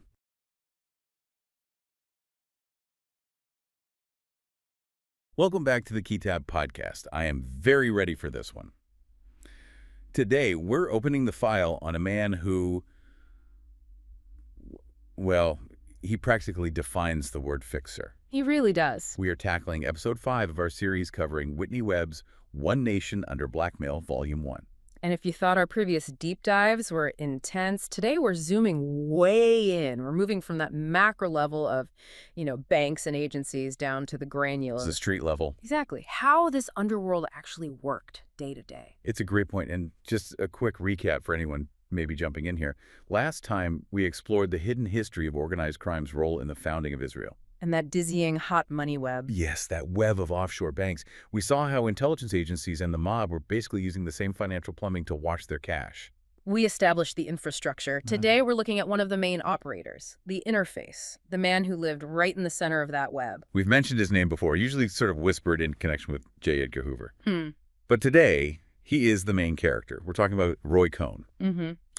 And the source material for today, Chapter 4, Roy Cohn's Favor Bank, paints this picture of a man who wasn't just a lawyer. He was a human nexus point. That is the perfect way to put it. A one-man network. The source calls him the city's preeminent manipulator. And he connected these worlds that, on the surface, should have nothing to do with each other. Absolutely. You have the mob, the Catholic Archdiocese, the press, City Hall, the disco jet set. All of them revolving around this one guy. It feels like the villain in a political thriller, but this is actual American history. So let's unpack it. How does one person get that much influence? Well, the source argues it's the same way his friend Hoover got it, the dark arts. Blackmail and manipulation. Essentially, yes. But while Hoover had the formal files of the FBI, Cohn had something more fluid. He just understood that information was currency. But to really get Roy Cohn, the book argues you can't just look at his career. You have to look at his creation. His origin story. I'd call it his manufacturing. The book makes a very strong case that Roy Cohn was a product. He was the result of a very specific merger between corrupt politics and financial fraud. Okay, so let's trace that lineage. It starts with his father, Albert L. Cohn. L. Cohn. The source describes him as a son of immigrants who worked his way up. By the 1920s, he was a key player in the Bronx Democratic Party, a fixture in the machine. And when you say machine, you mean the political organization that basically ran the city? Yes. Specifically, the Bronx Machine, which was run by a man named Ed Flynn. And Flynn is a name you have to know. He was the boss of the Bronx Democratic Party and a huge strategist for FDR. Oh, Roosevelt, wow. And Al Cohn was Flynn's chief lieutenant. So Al's connected right to the top tier of Democratic politics. But there's a problem for him, right? He wants to move up. He wants a judgeship. But in the political machines of New York back then, you didn't just get appointed for being brilliant. You essentially had to buy the nomination. Pay to play. Explicitly. Explicitly. And Al didn't have that kind of cash. But he was valuable. So a solution was arranged for him. Arranged. He entered into an arranged marriage with a woman named Dora Marcus. Roy's mother. Yes.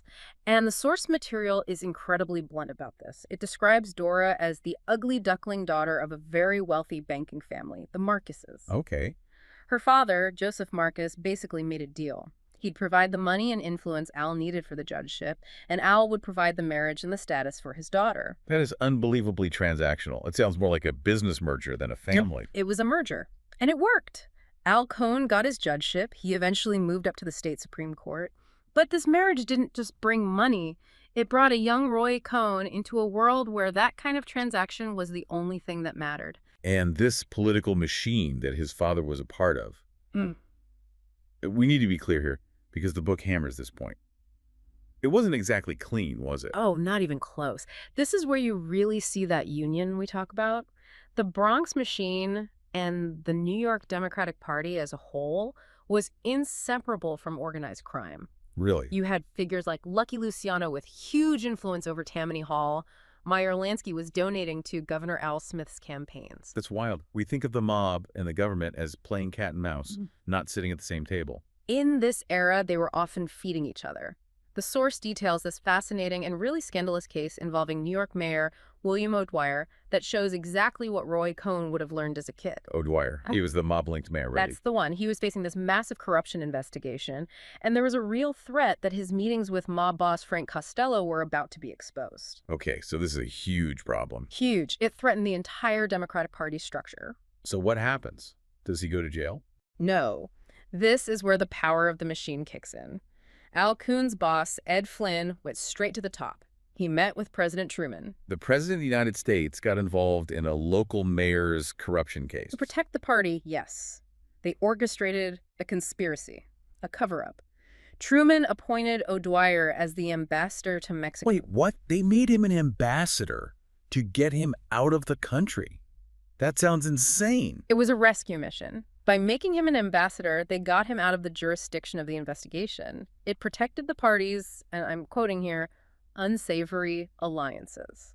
And a young Roy Cohn is watching all of this happen. He even worked on O'Dwyer's campaign. So imagine being a kid and seeing that. You see a guy who's clearly guilty get promoted to ambassador because he knows the right people. Exactly. You learn that if you have the right friends, the law is just a suggestion. It simply doesn't apply to you. That's a powerful lesson. But let's look at the other side of his family, the mother's side, the Marcuses.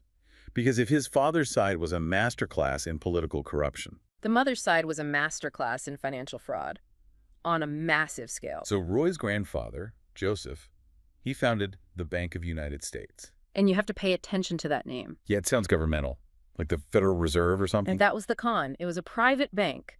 But they deliberately named it that to sound official, specifically to attract Jewish immigrants who trusted the government more than private banks. That's incredibly predatory. It gets worse. After Joseph died, Roy's uncle Bernie Bernard Marcus took over, and under his watch, in 1930, the bank collapsed. And this was a big deal. It was the largest bank failure in American history at that time, and it wasn't just, bad luck. It was criminal fraud. What were they doing? Uncle Bernie and his partner were using depositor funds, people's life savings, to illegally and artificially manipulate the bank's stock price, propping up their own house of cards. There's a detail in the book about the end of this bank that really stuck with me. The incinerator. Yes. As the walls were closing in, they were literally shoveling truckloads of bank records into the incinerator of the Beresford apartments, burning the evidence. Unbelievable. Uncle Bernie ended up going to Sing Sing prison. But here's where it gets so distinctively Cohn. The family didn't say, oops, we committed massive fraud. No. They spun this narrative of victimhood. The Marcus family, and especially Roy's mother, Dora, claimed they were victims of an anti-Semitic cabal. They blamed establishment bankers, the Morgans, the Warburgs, for letting them fail. Even though, as the book points out, the Warburgs were also a prominent Jewish banking family. Exactly. The source notes the Warburgs and others likely refused to save the bank because the fraud was just so egregious. But Roy Cohn was raised on this story. He was told that his favorite uncle, Uncle Bernie, was a martyr. So the psychology here is fascinating. You learn that the law is a weapon used by your enemies, not a system of justice. And if you get caught, you don't confess. You counterattack and claim you're the victim. Precisely. Rules are for other people. And he saw that if you have enough leverage or enough money, the consequences are uneven. Which brings us to another relative in this mix, Joshua Lionel Cohen. The toy train guy, Lionel Trains. I had no idea he was related to Roy Cohn. He was Roy's great uncle. Yeah. And he was a director at the fraudulent Bank of United States. Oh, wow. But unlike Uncle Bernie, He didn't go to prison. He paid a small fine and walked away. So Roy sees that too. Some people go to jail, some people pay a fine. It just depends on who you are. And full circle, later in life, Roy would actually take control of the Lionel Company and use it as a vehicle for his own illegal financial schemes with mob figures. Of course he would. He took the family business of fraud and just modernized it. He did. So let's talk about his childhood briefly. We have the corrupt dad, the fraudster uncle. What was his home life like? The book paints a pretty unique picture. It was completely dominated by his mother, Dora. The source describes her as incredibly neurotic, controlling. She reportedly told Al, "This is my baby. You're going to have nothing to say about it." Okay, so she's overbearing. But at the same time, there was zero discipline. Family members said Roy was never told no. He was taught that, and this is a quote, whatever he wanted at any given moment was the right thing. Wow. He learned to just play his parents against each other. If mom said no, go to dad. If dad said no, go to mom. He was the prince of disorder in his own home. That explains so much about his adult behavior. Yeah. So he grows up with this mindset, and then he meets a friend who helps him professionalize these instincts, Gene Pope Jr. who would go on to run the National Enquirer. Right, but the real influence here was Gene's father, Generoso Pope Sr. The Concrete King. Yes, a man with deep, deep ties to fascism in Italy and, more importantly, the mob in New York.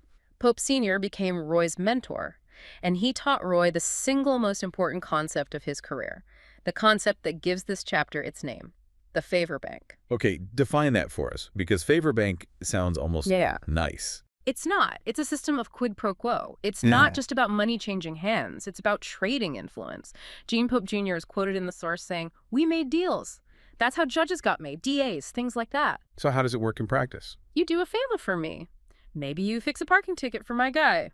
Maybe you get a story killed in the newspaper. Now I owe you, but I don't pay you back right away. Right. You wait. I wait. Then when I really need something, a judge appointed, a serious charge to disappear, I call that favor in. It's a deferred payment system for corruption. And Cohn adopted this as his entire MO. Completely. And Pope Sr. actually kick-started Roy's career using this exact method. He used his mob connections to get a man named Irving Sapol appointed as U.S. attorney. And why does that matter for Roy? Because Sapol then turned around and hired a young Roy Cohn. Without that mob-influenced appointment, Roy Cohn is just another law school grad. But because of it, he was positioned to prosecute the Julius and Ethel Rosenberg spy case, Which catapulted him to national fame. It's terrifying how it's all just dominoes falling from these backroom deals. So Cohn becomes this famous prosecutor, and then comes the era he's most famous for. The Army McCarthy hearings. Right. And we have to connect this back to episode 3. Remember his relationship with J. Edgar Hoover. The improbable friendship. That friendship was the decisive factor in Roy becoming chief counsel for Senator Joseph McCarthy. Hoover pulled the strings. And the book mentions this is where he beat out a major rival. Robert F. Kennedy. RFK wanted that job badly. Cohn beat him to it because of Hoover's backing, and that sparked a lifelong hatred between the two of them. But what's so fascinating and so dark about this period is the hypocrisy. The Lavender Scare. I think most people have heard of the Red Scare hunting communists, but the Lavender Scare ran right alongside it. Explain that. While McCarthy was hunting for communists, Cohn and Hoover were also leading a charge to purge homosexuals from the government. The public rationale was that gay people were security risks because they could be blackmailed. Which is, the irony is thick enough to cut with a knife. It's staggering, because both Roy Cohn and J. Edgar Hoover were closeted homosexuals themselves. They were destroying people's lives for the very thing they were hiding. Why? Was it self-loathing? Or was it tactical? The source argues it was purely tactical. It was about leverage. The book gives a specific example, a diplomat named Charles Thayer. Right. Cohn dug up dirt on an affair Thayer had years earlier. He threatened to expose it to Thayer's elderly mother if he didn't resign immediately. That's just brutal. Personal destruction. It was never about national security. It was about exercising power. It was about filling his favor bank with fear. It's that lesson from his childhood again. Whatever he wanted was the right thing. And he wasn't doing it alone. This brings us to the final pillar of his power network. We've talked about the mob, politics, the law, and now the church. Cardinal Spellman. Cardinal Francis Spellman, the Archbishop of New York. In the mid-20th century, you couldn't get a job as a dog catcher in New York politics without Spellman's nod. He was a massive backer of McCarthy's crusade. And the source material drops another bombshell about his personal life. Yes. Like Hoover and Cohn, Spellman was allegedly living a double life as a closeted homosexual. And the source details allegations of these parties, the Blue Suite parties. Okay, let's tread carefully but clearly here. What were the Blue Suite parties? These were gatherings allegedly held at the Plaza Hotel, and the source material describes them as involving Cardinal Spellman, Roy Cohn, and J. Edgar Hoover. All three of them. All three. And according to witnesses cited in the text, these parties involved young men. So just pause for a second. You have the head of the FBI, the most powerful Catholic cardinal in America, and Senator McCarthy's chief counsel. The most aggressive prosecutor in the country. All in a hotel room together, engaging in the exact behavior they're publicly persecuting other people for. It sounds like fiction, but the source frames it as a pact of mutually assured destruction. Maddie, like nuclear war. Exactly. They all had career-ending, life-ending dirt on each other. And because they were all compromised, they all protected each other. This is the ultimate favor bank. It wasn't just about getting a judge appointed. It was about keeping their own secrets buried while they weaponized the secrets of others. Which effectively made them untouchable. If you go after Cohn, he can take down Hoover. If you go after Hoover, he can expose the cardinal. For a very long time, yes. It was a nexus of blackmail, intelligence, the church, organized crime. They all intersected in Roy Cohn. He was the switchboard operator for all of it. This really reframes the entire McCarthy era, doesn't it? It wasn't just about ideology, patriots versus communists. Not at all. It was about a clique of deeply compromised men cementing their own power. Absolutely. The source argues Cohn's anti-communism was almost a cover. The real game was leverage. He used the Red Scare and the Lavender Scare to gather files, to get dirt, to deposit favors in his bank that he could withdraw for decades. So if we step back and look at this complete portrait of Roy Cohn, what are we really looking at? He seems like more than just one bad guy. We're looking at the personification of the system Webb's book describes. Roy Cohn wasn't an anomaly. He was the product. He was the product of Al Kern's corrupt Bronx machine, of the Marcus family's fraud and victimhood, of Gene Pope's mob-linked favor bank. He's basically the mascot for the entire series, One Nation Under Blackmail. He is. He didn't just work the system, he weaponized the rot that was already inside the system. He understood that in a world of unsavory alliances, like the one between Truman and O'Dwyer or the mob and the CIA, the man who knows where the bodies are buried is the king. And he knew where all the bodies were buried. He helped bury some of them. It's chilling. It really makes you question how much of history is shaped not by policy or democracy, but by these personal illicit networks. That is the central thesis, that beneath the surface of our institutions, there's this substrate of blackmail and organized crime that actually dictates the flow of power. And Roy Cohn was the master of that substrate. Well, on that cheery note, that wraps up our deep dive into the dark world of Roy Cohn. But the story obviously doesn't end here. Roy Cohn didn't just disappear in the 50s. Not even close. We've established the players, we've established the methods. In the next part of our series on One Nation Under Blackmail, we're going to see how these networks expanded their reach even further. We'll be looking at how this corruption moved into the 1960s, the Kennedy era, and beyond. You won't want to miss it. It only gets more complex from here. Thank you all for listening to the Kitab Podcast. Keep questioning the narrative, and we will see you in the next deep dive. Goodbye, everyone.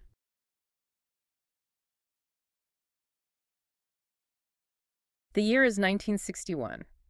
The Eisenhower era, all gray flannel suits, is over. The Kennedys are in. Right. Camelot is open for business.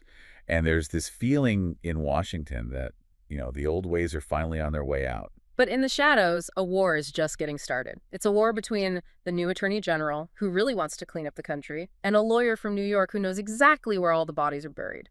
It's the classic unstoppable force meeting the immovable object. And the collateral damage from that collision is going to expose the entire nervous system of American corruption. Welcome back to the Kitab Podcast. Today, we are strapping in for something that reads just like a political thriller. But I have to keep reminding you, and myself, this is all from the historical record. It really is. We are back with episode 6 of our deep dive into Whitney Webb's One Nation Under Blackmail, Volume 1. And if you thought the first few episodes are wild, this is where the map really, truly starts to expand. We're sort of moving out of the Red Scare and into the age of covert ops and hostile corporate takeovers. Before we jump in, let's do a quick recap. Last time, we tracked the rise of Roy Cohn. We saw him go from a kid in a pretty scandalous banking family to becoming Senator Joe McCarthy's chief attack dog. And we saw him learning the dark arts of blackmail from the master himself, J. Edgar Hoover. We talked about those infamous Blue Suite parties at the Plaza Hotel where he was just gathering dirt on everyone. Exactly.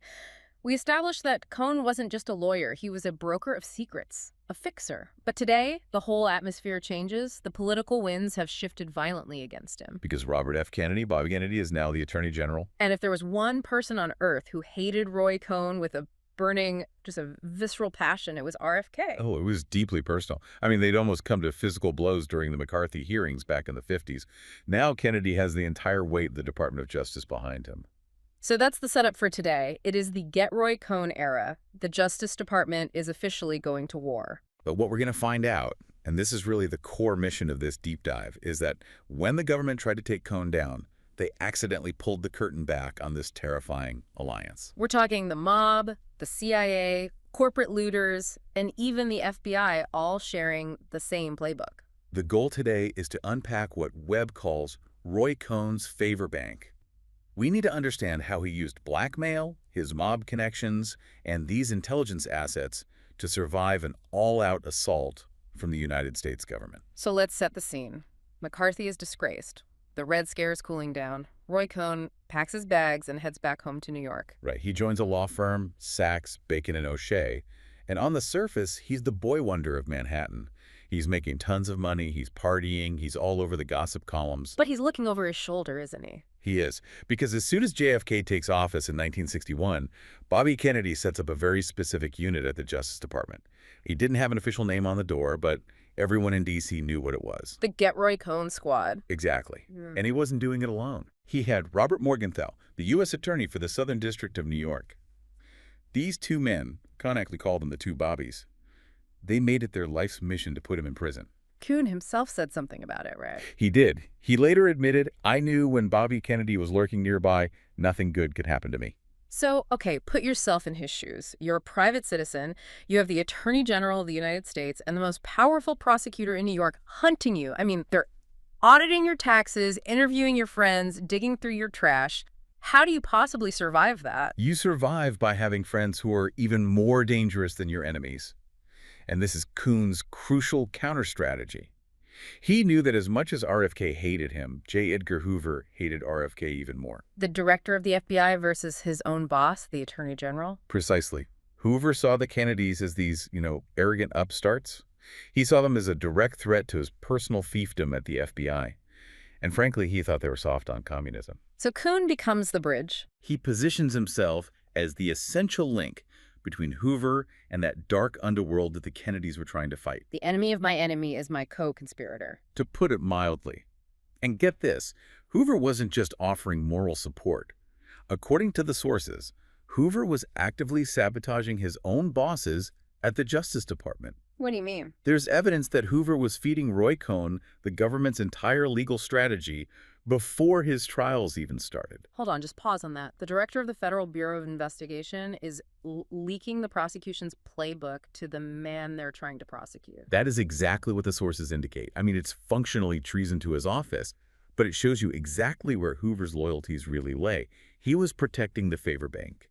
Okay, let's unpack that term, favor bank. It sounds a bit abstract, but the book gives a very specific, chilling example of how it worked. It's a story about a congressman named Neil Gallagher. This story really shows you the mechanics of the machine. So it's the early 60s. Cohn and Hoover want to embarrass Robert Kennedy. Specifically, they want to stop him from using these aggressive wiretaps to go after organized crime. Which is deeply ironic considering how much Cohn and Hoover loved wiretapping everybody else. Oh, the hypocrisy is staggering. So they need a puppet in Congress to make a big fuss about civil liberties. And they pick Neil Gallagher, a Democrat from New Jersey. Cohn calls him up, asks him to meet a friend. And this friend was not someone you'd expect to see in a congressman's office. Not at all. It was Sid Zagri. The Teamsters lobbyist. Right, for Jimmy Hoffa. Now remember, Bobby Kennedy's other main target besides Cohn was Jimmy Hoffa. Of course. So here's Cohn connecting Hoffa's man to a sitting congressman.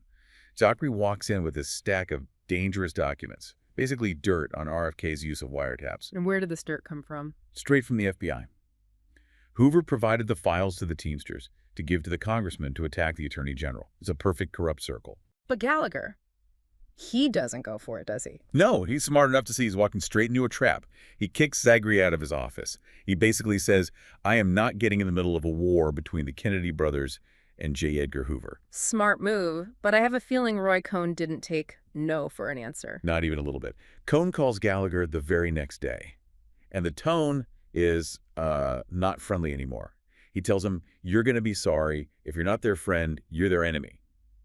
It was a direct threat. And the threat from Roy Cohn in the 1960s wasn't just talk. No, the punishment was swift. When Gallagher refused to hold the hearings, Hoover, using the FBI's own resources, leaked a hit piece to Life magazine.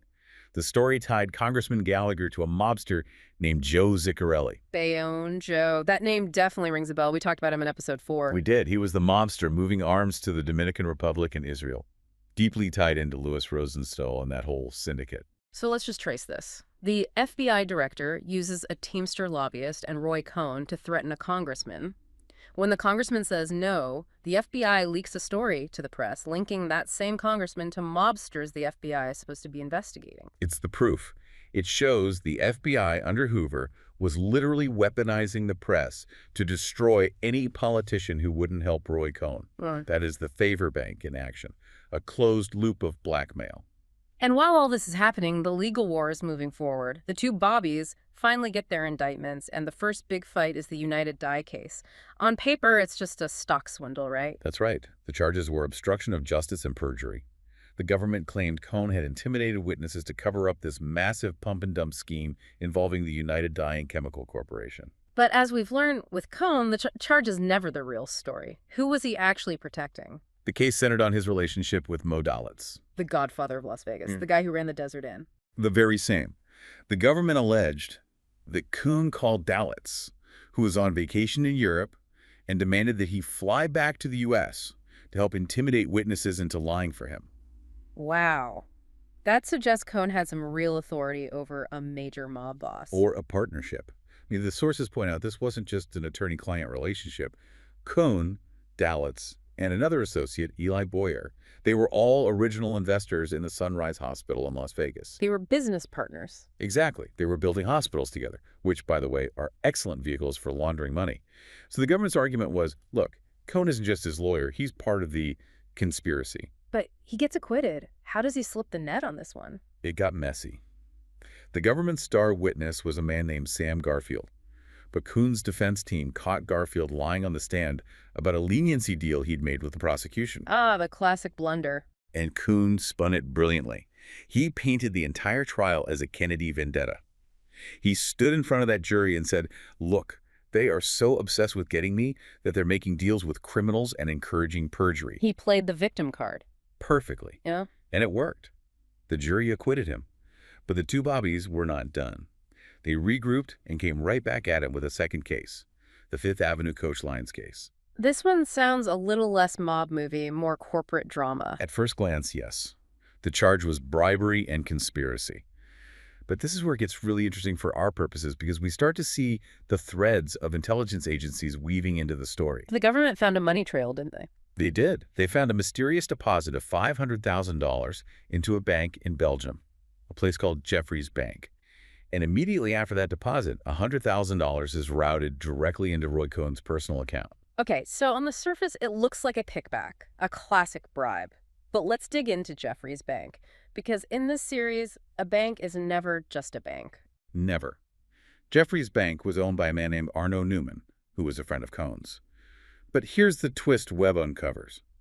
Years later, it's revealed that Arno Newman and his partner, David Bentley, real name David Asley, were tied to illegal arms deals involving Israeli intelligence, Mossad.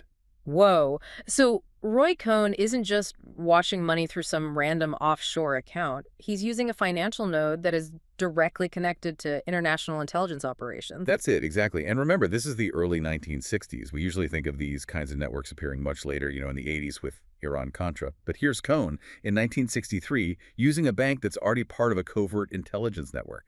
It suggests his favor bank had a serious international reach. That really changes how you see him. He's not just some sleazy lawyer. He's an interface between the mob, domestic politics, and foreign intelligence. He is a node. And speaking of nodes, I want to go back to the United Dye case for just a second. We talked about the trial, but we kind of glossed over the fraud itself. Because if you pull on that thread, the whole sweater just unravels. You mean the actual stock swindle? Yes. The United Dye case wasn't just about Mo Dalitz. It was a map of the entire underworld. The fraud was orchestrated by two men, Alexander Guterma and Virgil Darty. The corporate raiders. Right. These guys were looting companies left and right. But they weren't doing it alone. They used a company called Bon Ami to link up with a man named Matthew Fox. Not the actor from Lost. Definitely not. This Matthew Fox was a known CIA frontman who was operating in Indonesia. And they also linked up with Sonny Fasoulas, who ran another company that was deeply connected to intelligence operations. So you have corporate looters working hand in glove with CIA frontmen. And here is the aha moment. The central node connecting all of these groups, the looters, the CIA assets, the mob, was a charitable foundation, the David Baird Foundation. The David Baird Foundation, this seems to be the key that unlocks the whole thing. Why is this foundation so important? Because it was the financial switchboard. The source material shows that the David Baird Foundation served organized crime figures. It served the supermob people like Henry Crown. And it was a documented pass-through for CIA funds. So, let me make sure I'm understanding this. You have the CIA funneling black budget money through the exact same foundation that the mob and these corporate fraudsters are using to launder their money. That is the reality of it. Yeah. It's a synthesis. We tend to think of these groups as being in separate silos. Here's the mob, here's the CIA, here's Wall Street. But the United Dye case proves they were all using the same financial plumbing. And Roy Cohn was the plumber? Or maybe the building manager. He made sure the pipes didn't leak. And this plumbing allowed for the rise of the next generation of power players. And that brings us to Mishulam Riklis. Riklis, the Israeli-American businessman. We've heard his name teased before. How does he fit into this? Riklis enters this web specifically through the David Baird Foundation. He uses this network to finance his corporate takeovers. And he had help from Congressman Emanuel Seller, who, by the way, was a very close friend to Louis Rosenstiel. It always comes back to Rosenstiel. It always does. So Riklis uses this network to take over the Stanley Warner Corporation.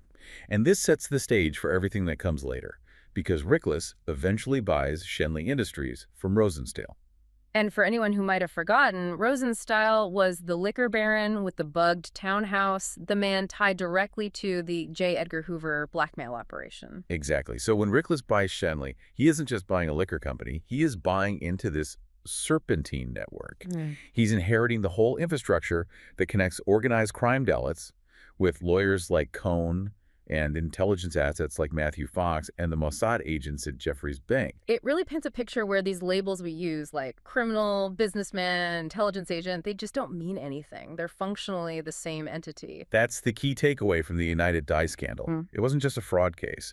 It was a glimpse into a world where the distinction between the underworld and the overworld had completely collapsed. And Roy Cohn was sitting right in the middle of it all, pulling the strings, getting acquitted, and getting richer. Because he knew that if he ever went down, he could take half of Washington and Wall Street with him. That was his ultimate insurance policy. Wow. It makes the two Bobbies and their whole crusade look almost tragic in hindsight. They thought they were fighting a crime syndicate, but the syndicate was embedded inside the state itself. That's the uncomfortable reality here. We're taught that our institutions are supposed to check and balance each other. But in this world, they seem to be merging. I mean, if the FBI director and a mob boss are using the same fixer, who's actually running the country? That is a question that I think is going to haunt me for a while. It's not just corruption. It is a systemic merger of crime and state. And we are only in the early 1960s. Next time, we're going to see how this network evolves. We're going to move into the era of the supermob.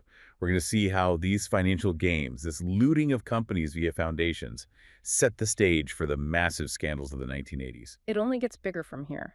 The favor bank is closed for today, but the debt is still outstanding. And the interest is compounding every single day. Indeed it is.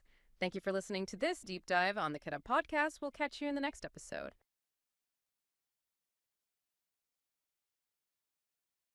Welcome back to the Kitab Podcast. You are locked in for another deep dive, and today we are continuing our journey into quite a labyrinth. I'm your host, and I have to say, after preparing for this one, I'm looking at DC a little differently. It's good to be back. And, if you aren't looking at DC differently by now, we probably aren't doing our job. That is a fair point. Today we are cracking open Episode 7 of our series on Whitney Webb's One Nation Under Blackmail, Volume 1. We're focused on Chapter 5, which has the very appropriate title, Shades of Grey. It's a bit of a pun, but honestly, it's also the most accurate description of the moral landscape we're about to walk into. Before we jump in, let's just quickly orient ourselves. If you were with us for Episode 6, you'll remember we spent a lot of time in the courtroom with Roy Cohn. Right. We unpacked the whole United Dye scandal, the stock swindles, and we really introduced this concept of the favor bank. And we saw how the mob, intelligence assets, and corporate fraudsters were all trading leverage in this incestuous web. Exactly. The key takeaway from that Cohn deep dive was that these weren't just isolated crimes, it was an ecosystem. You had the mafia providing the muscle and the dirty money.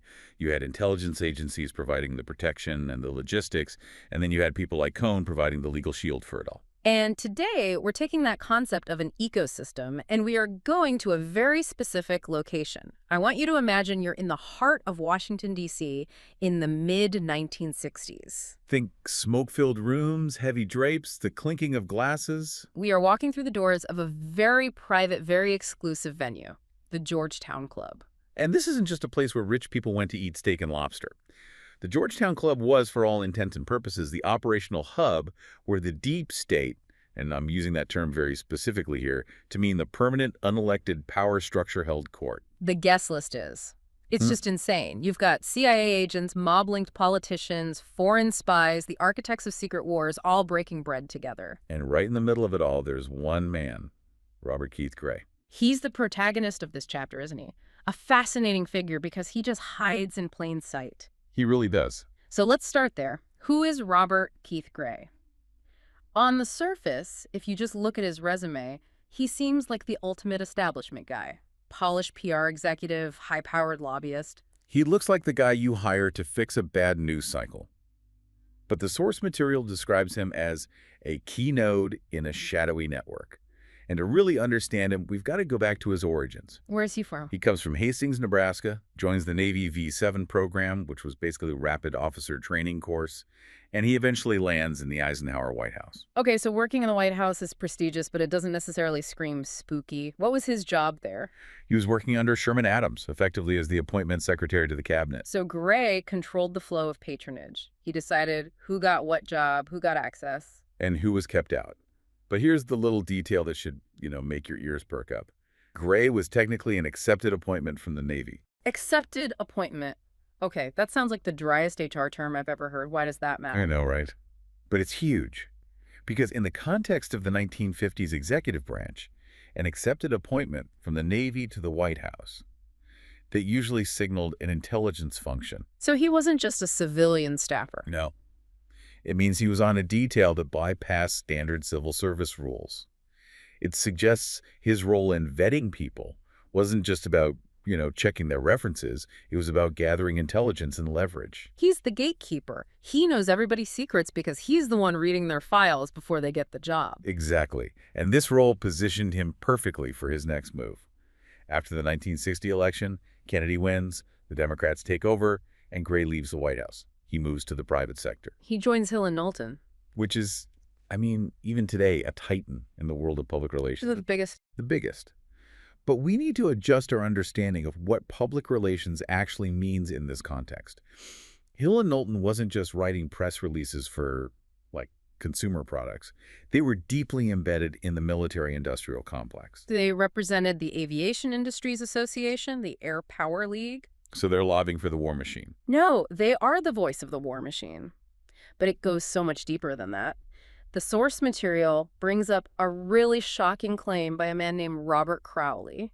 And Crowley was a high-level CIA operative. This is a guy who knew where the bodies were buried because he probably helped bury some of them. And what did Crowley have to say about this PR firm? He stated explicitly that Hill and Knowlton's overseas offices were considered perfect cover for the ever-expanding CIA. Perfect cover. Think about it. If you need to station a spy in a foreign capital, you can't just put spy on his business card, right? Right. But you can call him a senior vice president of public relations for Hill and Knowlton. It gives him a reason to be there, a reason to talk to powerful people, and a budget to move money around. So when we see Robert Keith Gray as a senior executive at Hill and Knowlton, we have to ask ourselves, Is he doing PR, or is he managing a private intelligence network? And the answer seems to be both. Which brings us to 1966. Gray decides that this network he's part of, it needs a home base. So he co-founds the Georgetown Club. He doesn't do it alone, though. Yeah. And the co-founders are just as critical as the venue itself. You've got Gray, the PR/intelligence man. You have Tungsten Park. Ah, Tongson Park, a name that becomes huge later on in the 1970s with the whole Koreagate scandal. It does. But at this stage, all you really need to know is he was a primary asset of the Korean CIA. A foreign intelligence asset co-founding a club with a former White House official. Okay. And the third founder, Anna Chanel. the Dragon Lady. That was her nickname, and she wore it with pride.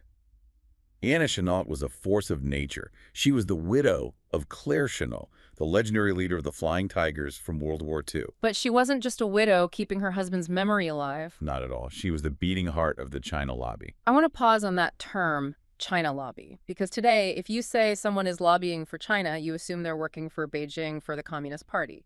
That is not what this was, right? No, the complete opposite. In the 1960s, the China lobby was all about the nationalists, the Kuomintang, or KMT, who had fled to Taiwan after losing the Civil War. This lobby was a massive political pressure machine in D.C., pushing for the U.S. to arm Taiwan and help them retake the mainland. And Anna Chanel was their ambassador. She was the channel. She had the ear of senators, generals, presidents. She sat on the boards of aviation companies like Flying Tiger Lines. And Flying Tiger Lines. Let me guess. They weren't just flying tourists to Hawaii. Hardly.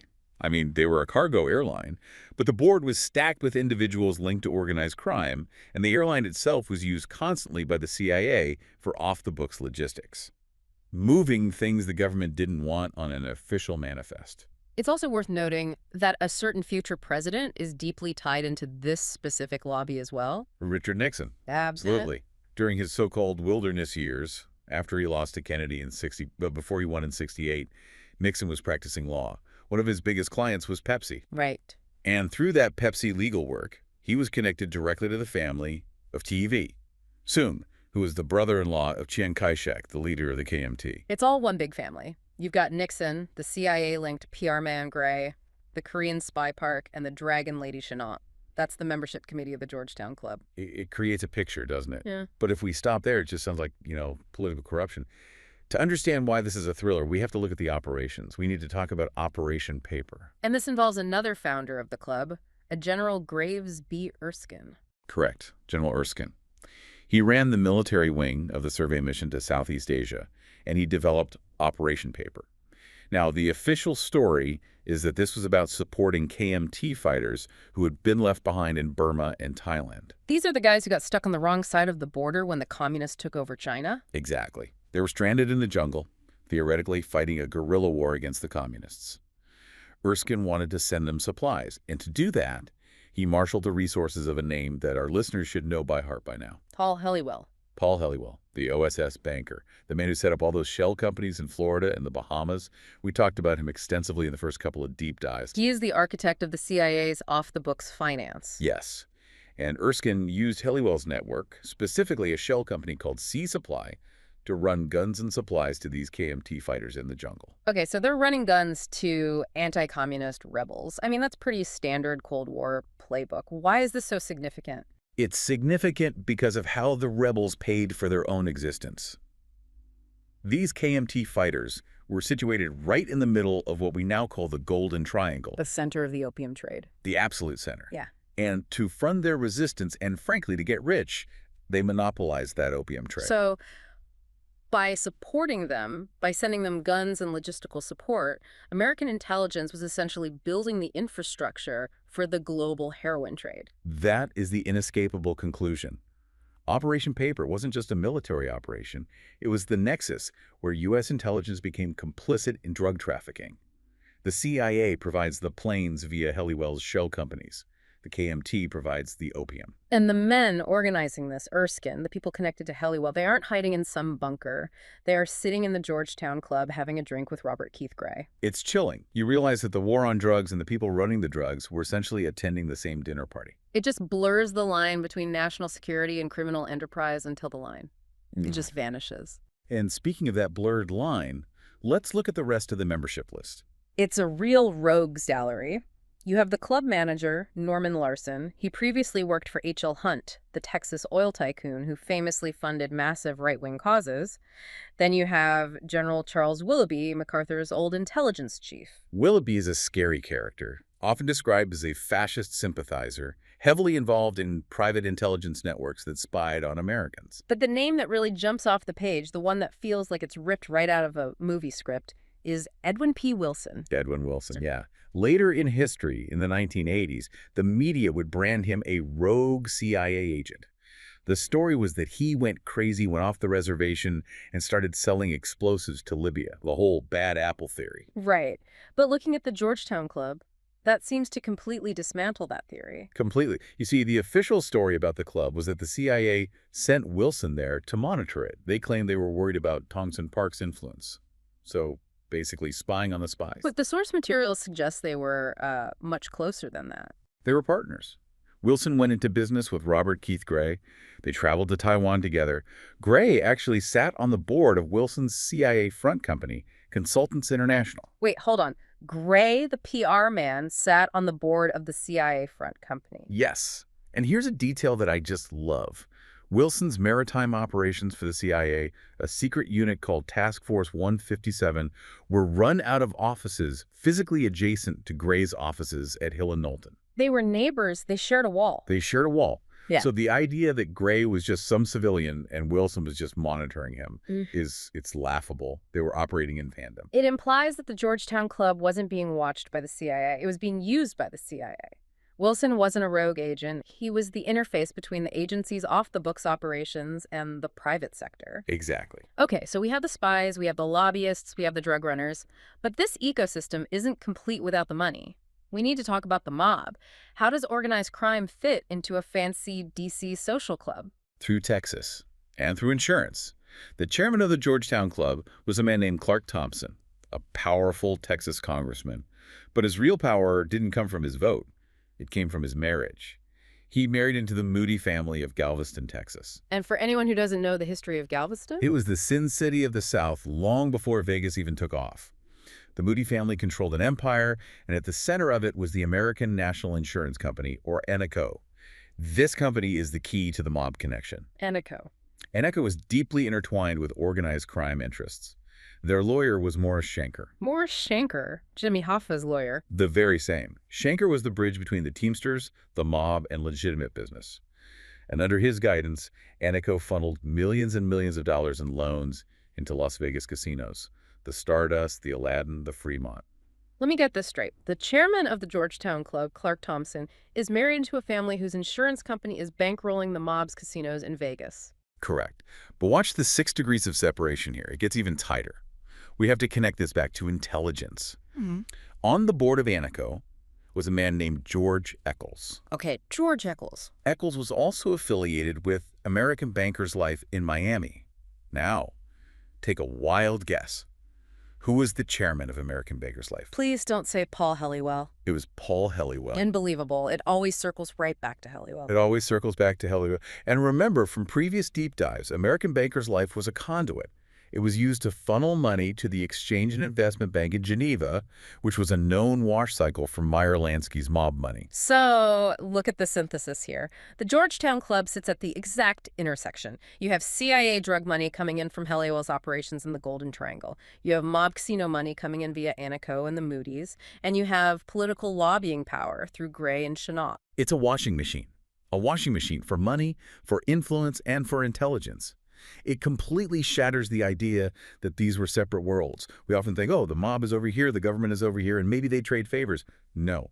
They're sitting at the same table, running the same organizations. And that leads us to maybe the most disturbing twist in this entire chapter. Because if all this was happening, the drugs, the mob money, the spies, you'd expect the press to be all over it. We need to talk about the media, specifically Jack Anderson. The Jack Anderson twist. This is the part that, it really hurts if you believe in the sanctity of journalism. Jack Anderson was a legend. He was the muckraker. Won a Pulitzer. He was the guy people went to when they wanted to blow the whistle on government corruption. He was the archetype of the watchdog. But the source material paints a very, very different picture. It suggests Anderson wasn't an outsider throwing stones at the glass house. He was inside the house having a drink. What's the evidence? How could the country's most famous muckrakers be compromised? Well, first, just look at his associations. Anderson co-founded a pro-KMT refugee organization with Anna Chennault. They were partners in a political cause. That's Yes. incredibly cozy for a supposedly objective journalist. It gets cozier. Anderson held stock in the Diplomat National Bank. This bank was a known conduit for the Korean CIA and the Unification Church, the Moonies. Wow. He also owned shares in a bank organized by Bobby Baker, the notorious Democratic fixer, and Ed Levinson. Levinson, he was a direct associate of Meyer Lansky, wasn't he? He was. So the most famous investigative journalist of his time is banking with mob associates and foreign intelligence assets. It completely reframes his reporting. Was he actually investigating, or was he being fed information? That is the question. And think about the Radford Moorer affair. This was a massive scandal Anderson exposed, where the Joint Chiefs of Staff were caught spying on the Nixon White House. It was a huge scoop. He had a deep-throat source. And where did he meet this source? The restaurant where Anderson met his whistleblower was co-owned by Anna Chennault. Oh, come on. It's all there. So you have to ask yourself, was Anderson exposing the truth for the public good? Or was he a tool used by this specific network? The China lobby, the CIA, the mob to leak damaging information against their enemies. It looks a lot like weaponized leaks. That's what it is. If the Joint Chiefs were getting in the way of the network's operations, or if Nixon was straying from the path they wanted for him, you leak a scandal to destroy them. And you use your independent journalist friend to do it. That is a terrifying thought. If the watchdog is being fed by the wolves. We're in trouble. It's the paradox of the deep state. Information isn't just news, it's currency. And at the Georgetown Club, that currency was being traded right alongside opium futures and casino skims. We've covered a massive amount of ground here. We started with the PR man, Robert Keith Gray, and we found ourselves staring at this huge machine involving Asian wars, Vegas casinos, and intelligence agencies. And just remember, the title of the chapter is Shades of Gray. It's a pun on Robert Keith Gray, sure, but it's also a description of the reality we're looking at.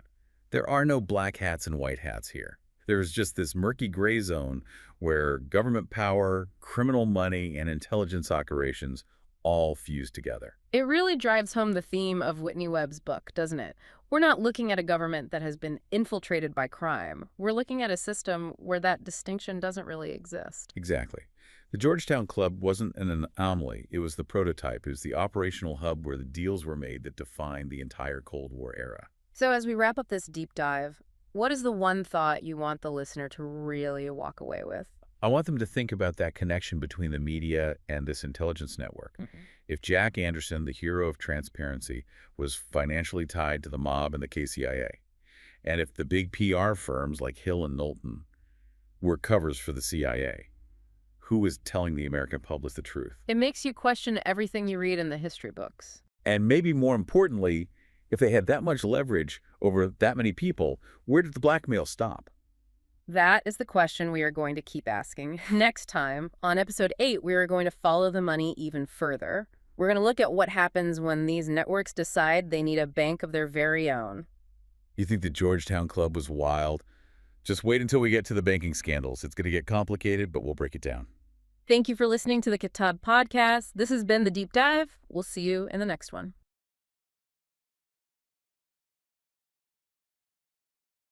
Welcome back to the Kitab Podcast. If you've been with us for this series, you know we aren't just reading a book here. No, this is it.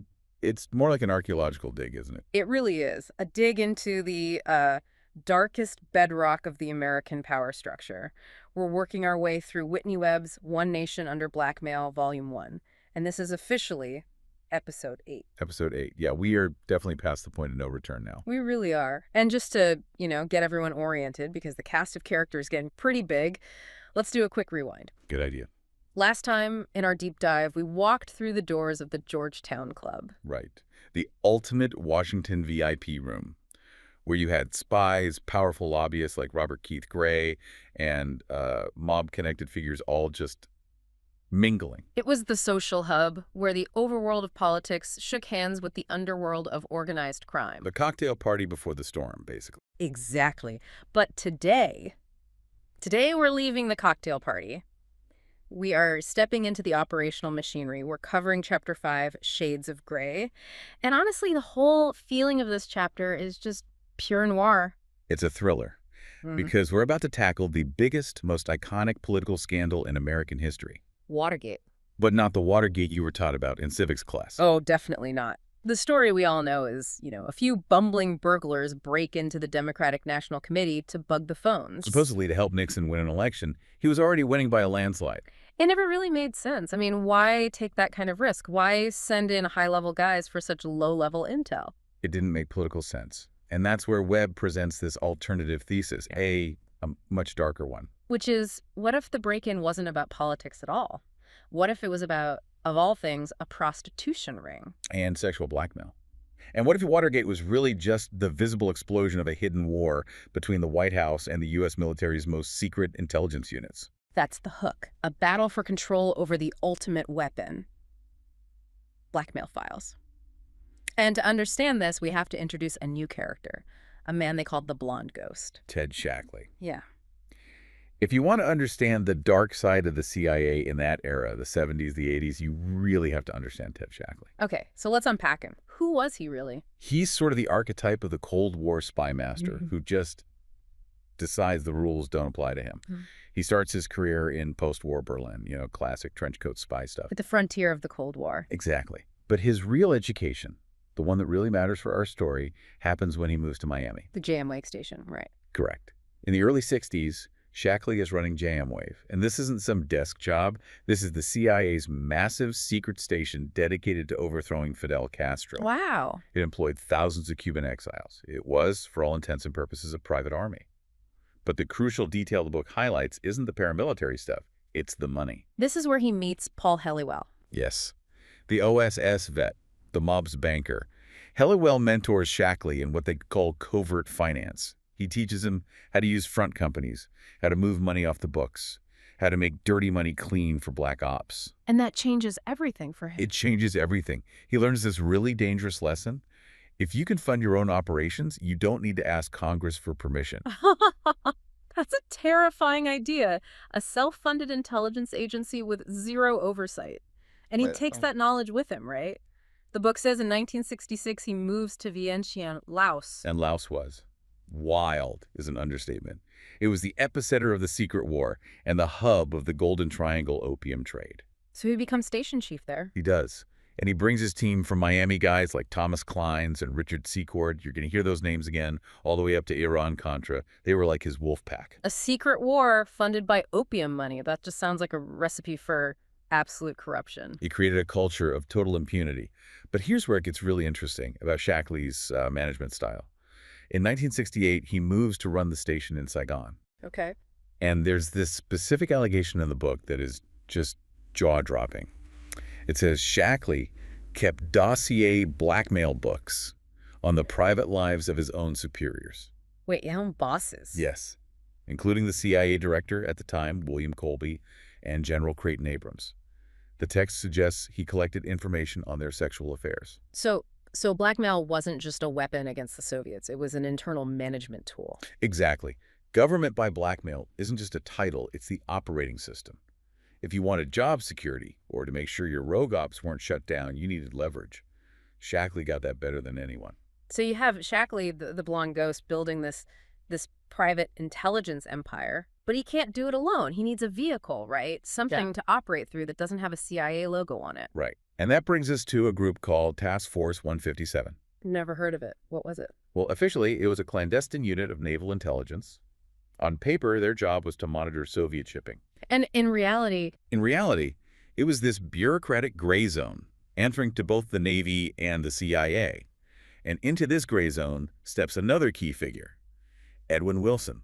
The rogue agent. Often described that way, but Webb makes the case he was doing exactly what he was told. The CIA and Thomas Klein Shackley's guy bring Wilson in to run the commercial front companies for Task Force 157. Companies like World Marine. And this is how Wilson becomes a multimillionaire. Oh, absolutely. But here's the connection that links everything back to our last deep dive. This is crucial. One of Wilson's main front companies was called Consultants International. Ah. And sitting on its board of directors was Robert Keith Gray. No. The lobbyist. Yeah. The guy from the Georgetown Club. The very same. The man who hosted the parties for the D.C. elite. Wow, so that's the direct link. The legitimate lobbying world is literally in business with a covert intelligence front. They're the same world. And this network, Wilson, Gray, Shackley, they're all major players on the board right before Watergate happens. Which brings us to the Nixon White House. The picture the book paints is one of just intense paranoia. And for good reason. They actually were out to get him. Nixon and Kissinger were pursuing their China initiative, détente with China. And the military establishment, the Joint Chiefs of Staff, they hated it. They thought it was treason. So what did they do? Start spying on the president? That's exactly what they did. It's called the Radford-Moorer affair. Admiral Thomas Moorer, the chairman of the Joint Chiefs, was running a military spy ring against the White House, stealing documents from Kissinger's briefcase, intercepting cables. That's essentially a slow-motion military coup. How are they moving the information? They used a secret communication channel that belonged to Task Force 157. It was codenamed the Weather Channel. Okay, and this is where you have to really pay attention, because the source drops a detail that just flips the whole Watergate script. It really does. It mentions a specific naval officer who had access to this weather channel, a young communications guy at the Pentagon. Bob Woodward. Before he was the famous journalist at the Washington Post. Correct. Before the Post, Bob Woodward was a naval communications officer working directly under Admiral Moorer's assistance. He had access to that secret channel. That puts a completely different spin on Deep Throat, doesn't it? It suggests the leaks coming to Woodward might not have been from some moral whistleblower. They may have been a targeted operation from naval intelligence figures who were using him to weaponize information against Nixon. It changes the entire hero-villain story we've been told. Completely. So, in the middle of this secret war, we have the Watergate break-in, June 17th, 1972. Right. And look at the burglars. James McCord, he's security chief for Nixon's campaign, but he's really from the CIA's Office of Security. He ran domestic spying ops like CASS. Then you have E. Howard Hunt, Frank Sturgis, all CIA veterans. Bay of Pigs, guys. And the official reason they're there is to bug the DNC chair, Larry O'Brien. But the book argues that makes zero sense. None. The election was already in the bag, and McCord was a pro, technical genius, yet he tapes the door latch the wrong way so it's visible to the guard. It's sloppy. Almost intentionally sloppy. So the theory is they weren't after political documents. No. They were there to seize something specific. Information related to a high-end call girl ring operating out of the nearby Columbia Plaza apartments. A ring that had a connection to the DNC headquarters. That's the thesis. And this ring was catering to the absolute DC elite. It was run by a woman named Erica Heidi Reichen. And she was connected. Oh, deeply connected. For starters, she was reportedly the girlfriend of Joe Nesline. Who was? The organized crime boss of Washington, D.C. And Nesline, in turn, was partners with Dino Cellini, Meyer Lansky's right-hand man. So you've got a prostitution ring run by the D.C. mob boss's girlfriend. And she's also close friends with Maureen Biner, who later marries John Dean, Nixon's White House counsel. Through that circle, she's tied to Texas oil money, like Clint Murchison Jr. and even associates of Jack Ruby. And we can't forget the police protection. No. The ring was protected by Roy Blick, the head of the D.C. Moral Squad. And Blick, of course, worked with the CIA on domestic blackmail operations. It's a closed loop. The police, the CIA, and the mob all leveraging the same vice rings. So the target of the break-in was the client list, the trick book. The trick book, because of who was allegedly in it. The text alleges the book contained the names Tungsten Park, Tungsten Park, the Korean spy, and Ed Wilson. Our guy from Task Force 157. Precisely. Just think about the implications of that. If Edwin Wilson, the guy running CIA Navy front companies with Robert Keith Gray, is in that book, it means the prostitution ring is tied directly to this entire covert intelligence network. And if the DNC has that book, they have leverage over that network. Or maybe Nixon's team needed to get it to blackmail their enemies. Or maybe the break-in was sabotaged by CIA elements like McCord to make sure Nixon got caught. To blow up the administration and protect the intelligence community's deeper secrets, it recontextualizes the whole thing. It wasn't about an election. It was a fight over blackmail material. It was. And just to show this isn't a one-off thing, the book flashes forward a decade. To the 1982 Pageboy scandal. Right. A huge scandal involving sex and drugs on Capitol Hill with congressional pages. High school kids. And whose name surfaces again in that investigation. Robert Keith Gray. The same guy from the Georgetown Club, the same guy from Edwin Wilson's board, a decade later. It establishes a pattern. The argument is that these scandals aren't isolated incidents. They are flare-ups of a continuous underground system where intelligence, organized crime, and sexual blackmail are the real currency of power. It's amazing to think that the history we all know, the triumph of democracy that was Watergate, might have actually just been a successful cover-up of this much deeper rot. Well, think about the outcome. Nixon was gone. The intelligence community, despite some hearings, largely kept its secrets. The trick book vanished. The story became about a corrupt president, not a corrupt system. And the blonde ghost, Ted Shackley, he just kept rising. He did. He was on track to be CIA director before he was pushed out. But even then, he just went private. He took that whole private CIA concept and ran with it. Which is exactly where we were going next. That's right. We've seen the club, we've seen the break-in. In the next episode, we are going to see what happens when these guys, Shackley, Wilson, Clines, decide they don't need the government at all anymore. We are going to look at the rise of the private CIA. How they went into business for themselves, profiting from war and crime on a global scale. It all starts right here. I can't wait. But for now, that wraps up our dive into the shadows of Watergate. Thank you for listening to the Kitab Podcast. And remember, official history is very often just the cover story. We'll see you next time.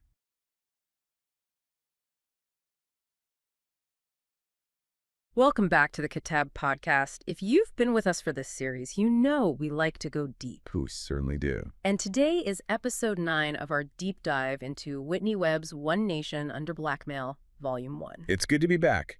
And today, we're really focusing in. We're looking at one chapter, chapter 6, which is called A Private CIA. Okay. For anyone following along at home, that's pages 126 to 135. That's right. So before we get completely lost in, what I'm sure is a maze of shell companies and secret agents, let's just reset the board for a second. Good idea. In our last deep dive, we really tore apart the standard history of Watergate. The takeaway was that the break-in wasn't just about politics. Right. It was the collision point for a high-end call girl ring, organized crime, and, well, intelligence blackmail operations. It totally reframed the scandal. And the story that we're all taught, the one in history books, is that after Watergate, the system corrected itself. The church committee hearings, the reforms, the CIA was supposedly reined in. That's the comforting narrative, yeah. The cleaning of the house. The chapter we're looking at today suggests, the complete opposite happened. The hook here is kind of terrifying, really. What if the CIA wasn't reformed? What if they just walked out the front door? Exactly. What if the agency's most ruthless operatives, the old boys, just took their operations private? That is the absolute core of this chapter. Yeah. The argument is that the dirty tricks didn't stop, they were just outsourced. We're talking about the birth of an off-the-books intelligence network for hire. And there's a parallel track, too. A huge one. The sources argue that at the exact same time, Vice President George H.W. Bush was building his own rival intelligence network. It sounds like a spy novel. But to understand how this so-called private CIA could even exist, we have to look at the mood in Washington in the late 1970s. It was an ideological war zone. The context is absolutely critical here. You have Henry Kissinger, he's the face of U.S. foreign policy, and he's pushing for détente. Right, easing tensions with the Soviet Union. But there was this really powerful faction in Washington that hated détente, absolutely loathed it. The sources call this the rise of the new right. Correct. You see the emergence of these think tanks, these pressure groups, the Heritage Foundation, the Committee on the Present Danger. And their whole argument was that détente was weakness. Yes. They wanted a much more aggressive, militarized stance against communism.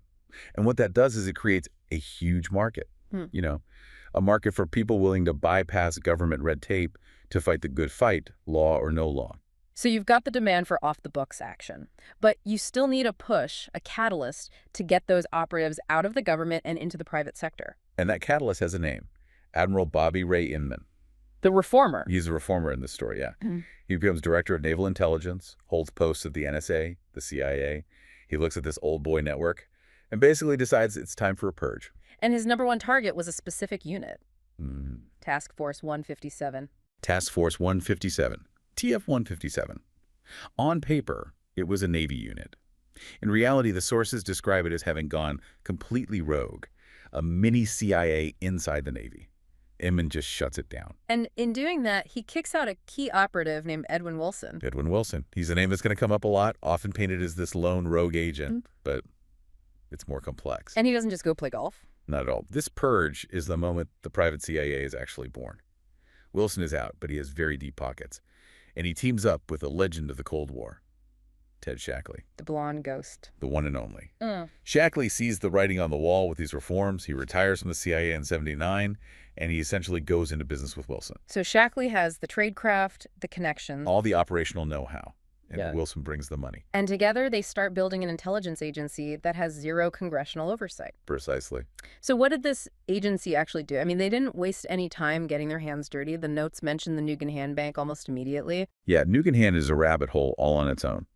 It was an Australian bank, completely fraudulent from top to bottom. But the interesting thing was its staff. Who was working there? It was packed almost entirely with retired U.S. intelligence and military officials. A bank run by spies. Essentially, yeah. And this private network used Nugan Hand to help facilitate arms deals. But even that is small potatoes compared to what Wilson started doing in Libya. Okay, this is where it gets really crazy. We're talking about Muammar Gaddafi's Libya, a hostile regime, an enemy of the United States. And Edwin Wilson's doing business with him. He partners with another rogue agent, a guy named Frank Turpel. And what are they selling? Well, not just small arms. They're selling C4 plastic explosives.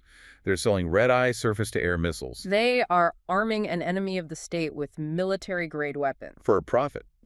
And it gets darker. They weren't just selling the hardware. They were selling the expertise. Wilson hired a man named Eugene Tafoya. A former Green Beret. Right. A former Green Beret. To run what was, for all intents and purposes, a terrorist training camp for Gaddafi's people. So a U.S. Special Forces veteran is training Libyan fighters. The level of betrayal there is just staggering. And according to the sources, Tafoya wasn't just training, he was also acting as a hitman, assassinating political dissidents for Gaddafi. Wow. Now, when the legal heat finally came down on Wilson for all this, his defense was, well, it was fascinating. Let me guess. He claimed he was a double agent, that it was all a deep cover CIA op. You got it. He claimed he was infiltrating Gaddafi's regime for the CIA. He insisted that Shackley and another associate, Thomas Clines, knew everything and had approved it all. That's the classic gray zone of intelligence, isn't it? Was he rogue, or was it a sanctioned op that just got blown? And the sources really imply Shackley was very much in the loot. He wasn't just on the sidelines. He was busy building a whole corporate empire to hide all this activity. Let's map that out. Because they weren't working out of a basement. They built a pretty complex web of shell companies. It was a classic corporate shell game. You had an umbrella company, International Research and Trade, or IRT, then a trading company in Bermuda called System Services International, and a supplier in Houston, API Distributors. And the people at the desks. Who's running these trading companies? That's the whole point. They were staffed by veterans of JM Wave. The secret CIA station in Miami that ran all the anti-Castro operations. The very same. So you have the old, most aggressive covert ops team from the CIA basically being rehired by Shackley and Clines to work in this private network. It wasn't really a business. It was a private intelligence station. And they needed clients. Big clients. Which brings us to a guy named John Deuce. John Deuce was the exclusive client of Shackley's main firm.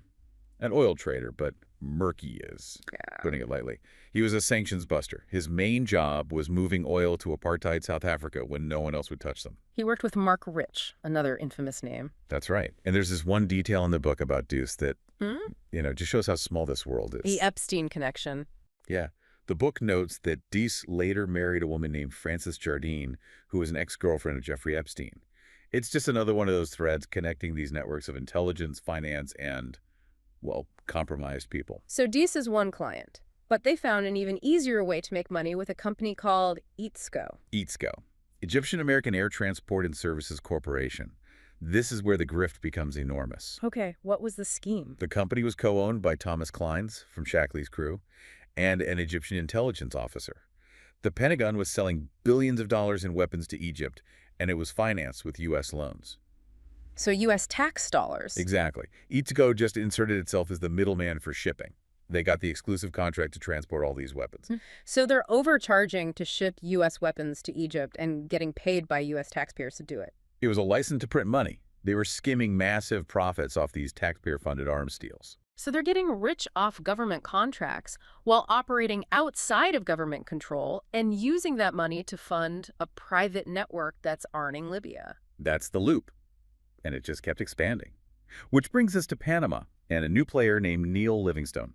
Livingstone is interesting. He connects back to some of the PR and lobbying figures we've talked about before. He does. And in Panama, he gets involved with a man named Michael Harari. Now, Harari is a very heavy hitter, a legend in the intelligence world. A top Mossad operative. But in Panama, he was basically Manuel Noriega's right-hand man, running guns and drugs through the region. So what's the connection? Well, Livingston, along with Kleins and a few others, used funds that were generated in Panama to buy a firm called Joseph J. Capucci Associates. And their specialty was? Their brochure said they specialized in the protection of heads of state. So the private CIA now has its own private Praetorian Guard. Effectively, a private security force capable of protecting or maybe threatening world leaders.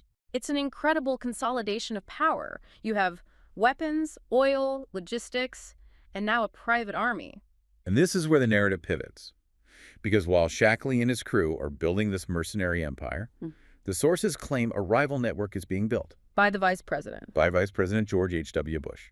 Bush had been pushed out as CIA director by Carter, but the argument here is that he didn't just go home to Texas? No. The book argues he went back to build. He started constructing his own parallel intelligence network. But instead of being rooted in the Miami JM Wave crowd... It was rooted in Texas Power, the Houston power broker. Exactly. Men like Walter Mischer, a huge real estate mogul and banker with deep political ties and a history of, let's say, shady banking. And William Blakemore II, a Texas oilman. So Bush is using Texas oil money and influence to build an intelligence capability outside the official channels. That's the claim. But what's really fascinating is how international this Texas network became. It wasn't just local. It had direct ties to foreign intelligence. Specifically, Israel and Britain. Right. Take Robert Corson. He was Walter Mischer's son-in-law. Yeah. The sources identify him as a confirmed asset for both the CIA and Israeli intelligence. So there's your direct link from Bush's Texas money men to the Mossad. And then you have the British connection to a tycoon named Tiny Rowland. Head of the Longroad conglomerate, a huge figure. And he's linked to Mischer's business partner and also to Israeli intelligence. And the place where all these guys would meet. The Claremont Club, a gambling club in London. It always comes back to a casino or a club. It's where the deals get done off the record, where the private CIA, the Bush network, and foreign spies can all rub shoulders. But every network like this needs a bank, a financial engine. For Bush's network, it seems to be much bigger than something like Nugan. Oh, much bigger. We're talking about the infamous BCCI, the Bank of Credit and Commerce International. The Bank of Crooks and Criminals. With good reason. And the bridge to BCCI, according to the sources, is a D.C. institution, Riggs Bank. How does that connect? Through a man named Joe L. Albritton. He was the chairman of Riggs Bank, but he also sat on the board of George H.W. Bush's company, First International Bank Shares. And Riggs Bank was not your typical bank? Not at all. It had a very long-standing, quiet relationship with the CIA, but crucially, it held the accounts for major Saudi figures. People like Prince Bandar bin Sultan. Bandar Bush, as he was known, for his closeness to the family. The very same. So this is where you see the financial plumbing for the scandals of the 1980s being put into place. Right. You have Riggs, BCCI, the Saudis, and the Bush network all tangled up together. That infrastructure is what allows for something like Iran-Contra to be funded off the books later on. It's exactly what makes it possible. So if we just zoom out for a second and look at the map we've drawn, it's really disturbing. We have Shackley's private company selling missiles to Libya and skimming off the Pentagon. We have Bush's parallel network in Texas linking up with the Mossad and the Saudis. We have these massive corrupt banks moving all the cash around. The main takeaway is, well, it's chilling. The story we're told is that after the 70s, intelligence was reformed. That transparency won. But the sources here are saying that's just not what happened. The dirty tricks didn't stop. They just moved. They were privatized by Shackley and Wilson, and they were moved into political back channels by Bush and Mischer. Espionage itself was outsourced. Which brings up the ultimate question of loyalty, doesn't it? It has to. When intelligence is run by a government, you at least have the theory of national interest. But when it's run by private companies, funded by arms dealing and oil smuggling, who are they actually loyal to? Is it the flag, or is it the shareholders? Or just the highest bidder? It seems they built a machine that could serve anyone with enough money. And that machine is what laid the groundwork for the scandals that defined the 1980s. Iran-Contra didn't just appear out of thin air. It happened because this infrastructure, these banks, these companies, these operatives, was already built and weighing. It wasn't a glitch in the system. In many ways, it was the system, operating exactly as it had been designed by these men. That's a very sobering thought to end on. But don't go anywhere, because next time we're going to see what happens when these networks go from just making money to something much, much darker. It gets darker before it gets any lighter. It always seems to. Thank you for listening to the Kitab Podcast. This has been a deep dive into One Nation Under Blackmail. We'll see you next time.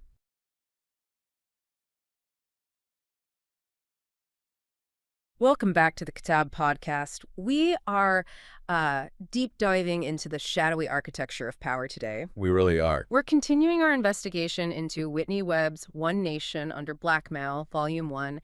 And frankly, today is the day the map changes. We are on Episode 10, dissecting Chapter 6. The chapter is titled A Private CIA. And that isn't just poetic license. Yeah. It's a literal description of the machine we're about to take apart. Okay, so just to set the scene for you listening, and if you're new here, you really should go back and listen to the previous deep dives to, understand the players. We left off last time in the wreckage of Watergate. The U.S. intelligence community had fractured. You had the official CIA getting hammered by Congress. Right. And then you had these two rival private networks forming in the shadows. One run by Ted Shackley's rogue agents, and the other one centered around George H.W. Bush and his Texas Circle. Exactly. The old system had been shattered. You had the church committee dragging all the CIA's dirty laundry assassinations, domestic spying, mind control out into the sunlight. Congress effectively put handcuffs on the agency. Yeah. But here's the thing. The Cold War didn't stop just because American politicians became a bit squeamish. The anti-communist crusaders, the arms dealers, the covert operators, they didn't just retire. So that's the central question of this whole deep dive, isn't it? Yeah. How do you bypass a handcuffed CIA when the law says stop, but the mission says go? What do? You outsource it. You privatize the dirty work. You build a network that looks international, commercial, and most importantly, completely independent of the U.S. Constitution. And that brings us to the Safari Club. I mean, what do you get when you mix the head spies of Saudi Arabia, France, Iran, Egypt, and Morocco with a high-rolling arms dealer? You don't get a punchline. You get a supranational intelligence agency. Yeah. The Safari Club is, and I mean this, it's arguably the most important organization people have never heard of. Oh. It was formally set up in 1976. This was a signed treaty, a covenant between these nations. The French intelligence chief, Count Alexandre de Morange, he's kind of the architect. But the Saudis provided the money, and the others, they provided the logistical footprint. It sounds like the plot of a spy novel. You have these 5 nations agreeing to conduct covert operations in Africa and the Middle East, specifically because the CIA couldn't do it anymore. That's it, exactly. It was the CIA's back door. The Safari Club could intervene in civil wars, prop up dictators, run arms pipelines, all while the U.S. government could plausibly deny any involvement. It was the ultimate workaround. And every secret society needs a headquarters. It does. And this is where the story just gets cinematic. They didn't meet in a bunker. They met at the Mount Kenya Safari Club. A resort in Nanyuki, Kenya, sitting right on the equator. Luxury isolation. And the man who provided this venue? He's a character we're going to be seeing a lot of, Adnan Khashoggi. The great Gatsby of the Middle East. Khashoggi was, without a doubt, the most famous arms dealer of the 20th century. He bought the Mount Kenya Safari Club and turned it into a secure, exclusive meeting ground for this intelligence cabal. So he's the money. He's the financial and logistical engine of the whole network. But Webb points out something fascinating about this property. Khashoggi didn't just pick it at random, did he? The location itself has this lineage of espionage. Geography always matters in this book. Always. The resort was originally developed by the actor William Holden and a high-stakes gambler named Ray Ryan. But the research shows they were sort of nudged into that investment by a man named Ricardo Secre. And Secre isn't just some business consultant. Not even close. Secre was the vice president of the World Commerce Corporation, the WCC. Now, if you remember from our second deep dive, we talked about the WCC. Right, that was the OSS and British Intelligence Front. Exactly. Set up after World War II to wash money and provide cover for spies. So long before Khashoggi even bought the place, this property in Kenya had intelligence DNA baked right into it. It was created by that WCC circle to be a safe harbor for the spook world. It creates a continuity of operations. Khashoggi takes it over, but the purpose is the same.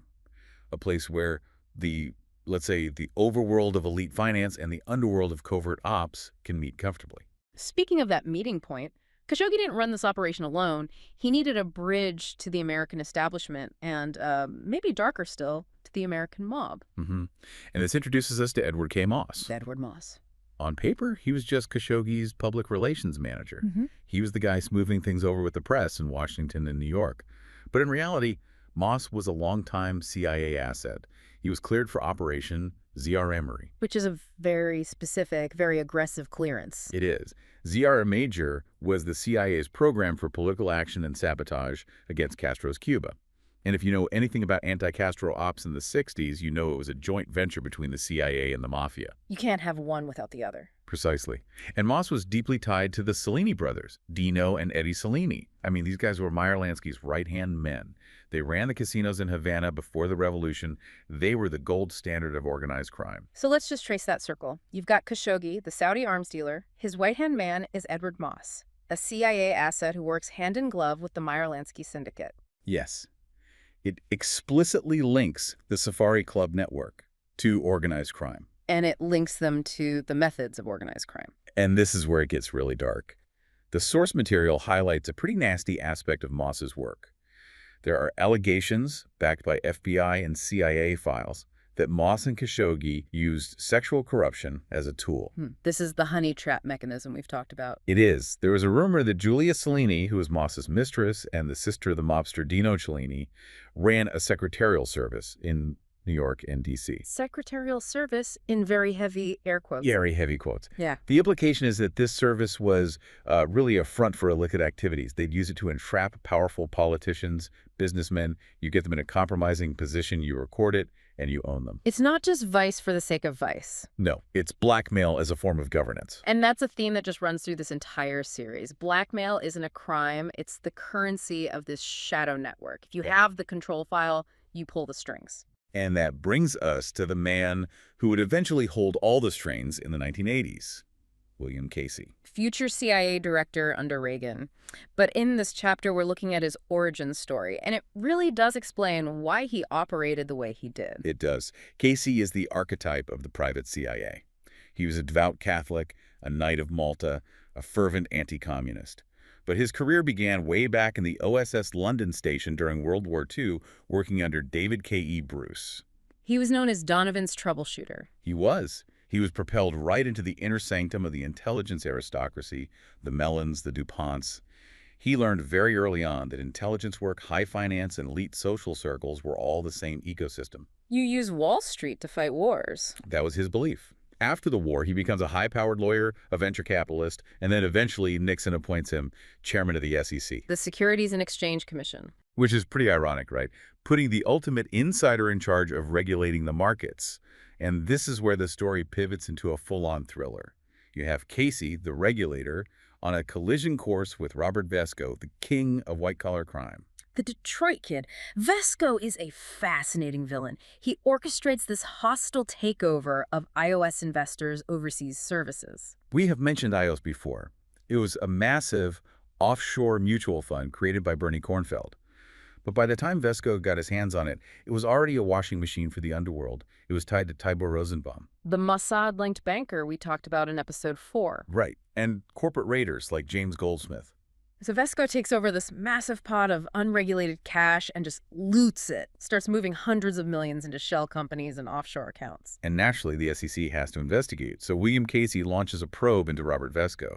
On the surface, it looks like the government doing its job, the sheriff going after the bandit. But this is where that blackmail theme comes crashing back in. It turns out the sheriff owed the bandit money. This is the Multiponics affair. It's a detail that's often left out of the history books, but Webb really focuses on it. Casey had a side business, an agribusiness company called Multiponics. It was failing spectacularly, massive debt. And who was the primary investor holding all that debt? Don't tell me. iOS. The very company Vesco now controlled. Oh, wow. Exactly. Vesco realizes, wait a minute, the man investigating me is personally on the hook to my company for millions. It was a huge conflict of interest. Casey's financial survival depended on the very entity he was supposed to be regulating. That is the definition of leverage. And Vesco used it. He threatened to expose Casey. He also tried to sweeten the deal with a secret donation to the Nixon campaign, the famous briefcase full of cash. So the result was messy. Vesco didn't get off scot-free. He eventually had to flee the U.S. and become a fugitive, but the investigation was severely compromised. Casey was compromised. It showed that even the top regulator in the U.S. government could be checkmated by this network of financial blackmail. And Vesco. He didn't just disappear, he went on a tour of the Caribbean, becoming a financier for drug trafficking and arms dealing, hopping from Costa Rica to the Bahamas. But the network, it doesn't stop with Nixon. It's adaptable. It just moves on to the next administration. Which brings us to the Carter years, and a scandal that I think people have largely forgotten but was devastating at the time, Billygate. The Billy Carter affair. This is a prime example of an intelligence trap. So Billy Carter was the president's brother. The media loved him. He was this beer-drinking, good old boy character. But he gets tangled up in something way, way over his head. He became a registered foreign agent for the Libyan government. He was trying to broker deals for Libyan oil and get C-130 transport planes released to the Gaddafi regime. And you have to ask yourself, why on earth would Libya want Billy Carter negotiating for them? He wasn't an oil man. He wasn't a diplomat. They wanted him because he was the president's brother. It was about access, sure, but more importantly, it was about leverage. And the source material suggests this wasn't just Billy stumbling into a deal, it was an orchestrated setup. Webb points to allegations that Israeli intelligence was involved here. The theory, which is supported by various sources in the book, is that Israeli intelligence used intermediaries connected to Ted Shackley's rogue CIA network to make this relationship happen. But why? Why would they want the president's brother in bed with Gaddafi? To compromise Jimmy Carter.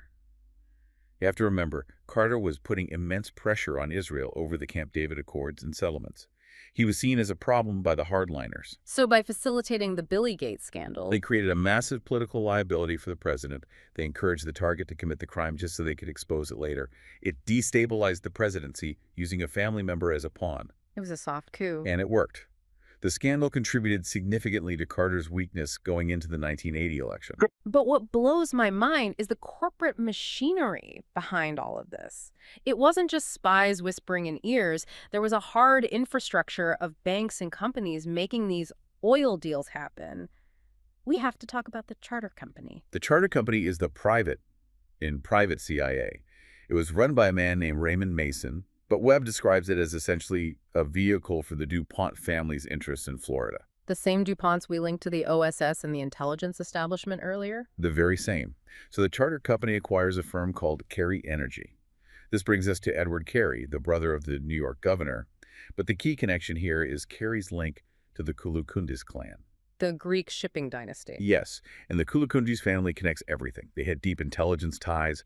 They were business partners with Bruce Rappaport, who was one of William Casey's best friends, and a key financial fixer for U.S. intelligence. And they're linked to the Mavrolian family. And the Mavrolians are important because they show up later in this saga as close associates of Jeffrey Epstein. It really shows how generational this network is. It's a closed loop, and sitting right in the middle of this Libyan arms and oil mesh is one of the most colorful and ruthless figures of the era, Tiny Roland.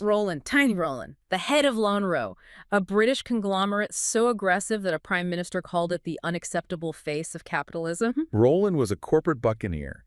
He had his own private intelligence service, ties to Mossad, ties to Robert Maxwell, the Iran-Contra crowd.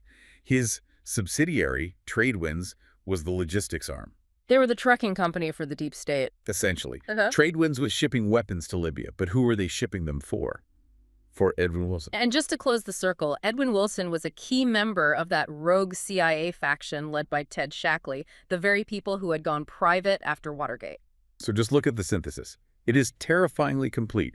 You have a British corporate raider, Roland, using his planes to ship arms for a rogue CIA agent, Wilson, to a Libyan dictator, Gaddafi. Wow. Meanwhile, the president's brother, Billy Carter, is being set up in a scandal with that same dictator, likely orchestrated by foreign intelligence. All the while, a fugitive financier, Vesco, is running around holding blackmail material on the man who's about to become the next CIA director, Casey. When you lay it out like that, it makes the official government look like a puppet show. That is the thesis of Chapter 6. The private CIA wasn't a theory. It was an operational reality. They had their own banks, their own airlines, their own resorts, and their own foreign policy. They didn't need Congress. They had the Safari Club and the World Commerce Corporation. And they had the dirt. They operated with impunity because they held the control files on the people who were supposed to stop them. And this infrastructure, it doesn't just vanish when the 1970s end. That is the crucial takeaway.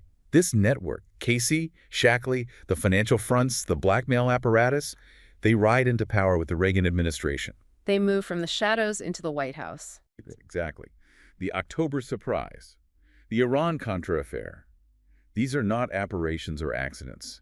They are the private CIA becoming official policy. The underworld became the overworld. It really recontextualizes the late 70s. We usually think of that time as, disco and gas lines. But this book paints a picture of a silent transfer of power, a coup that happened in boardrooms and safari resorts. And once they took power in 1980, they made sure that the oversight, which crippled them in the 70s, the church committee, the regulations, would never happen again. They solidified the system we're still living with today. That is a heavy thought to sit with. We've gone from a hotel in Kenya to the destruction of a presidency, all orchestrated by a network that no one elected. And in the next deep dive, we're going to see exactly what they did with that power. We're heading into the 1980s, where the scale of the corruption gets exponentially larger. We're talking about the PROMIS software scandal and the full unleashing of this machinery. It only gets darker from here. If you are finding these deep dives valuable, if you want to understand the machinery behind the history books, please consider liking and sharing this. And if you haven't yet, subscribe to the Kitab podcast so you don't miss the next part of this investigation. There's always more to uncover. Thanks for listening to this deep dive. Keep your eyes open. We'll see you next time.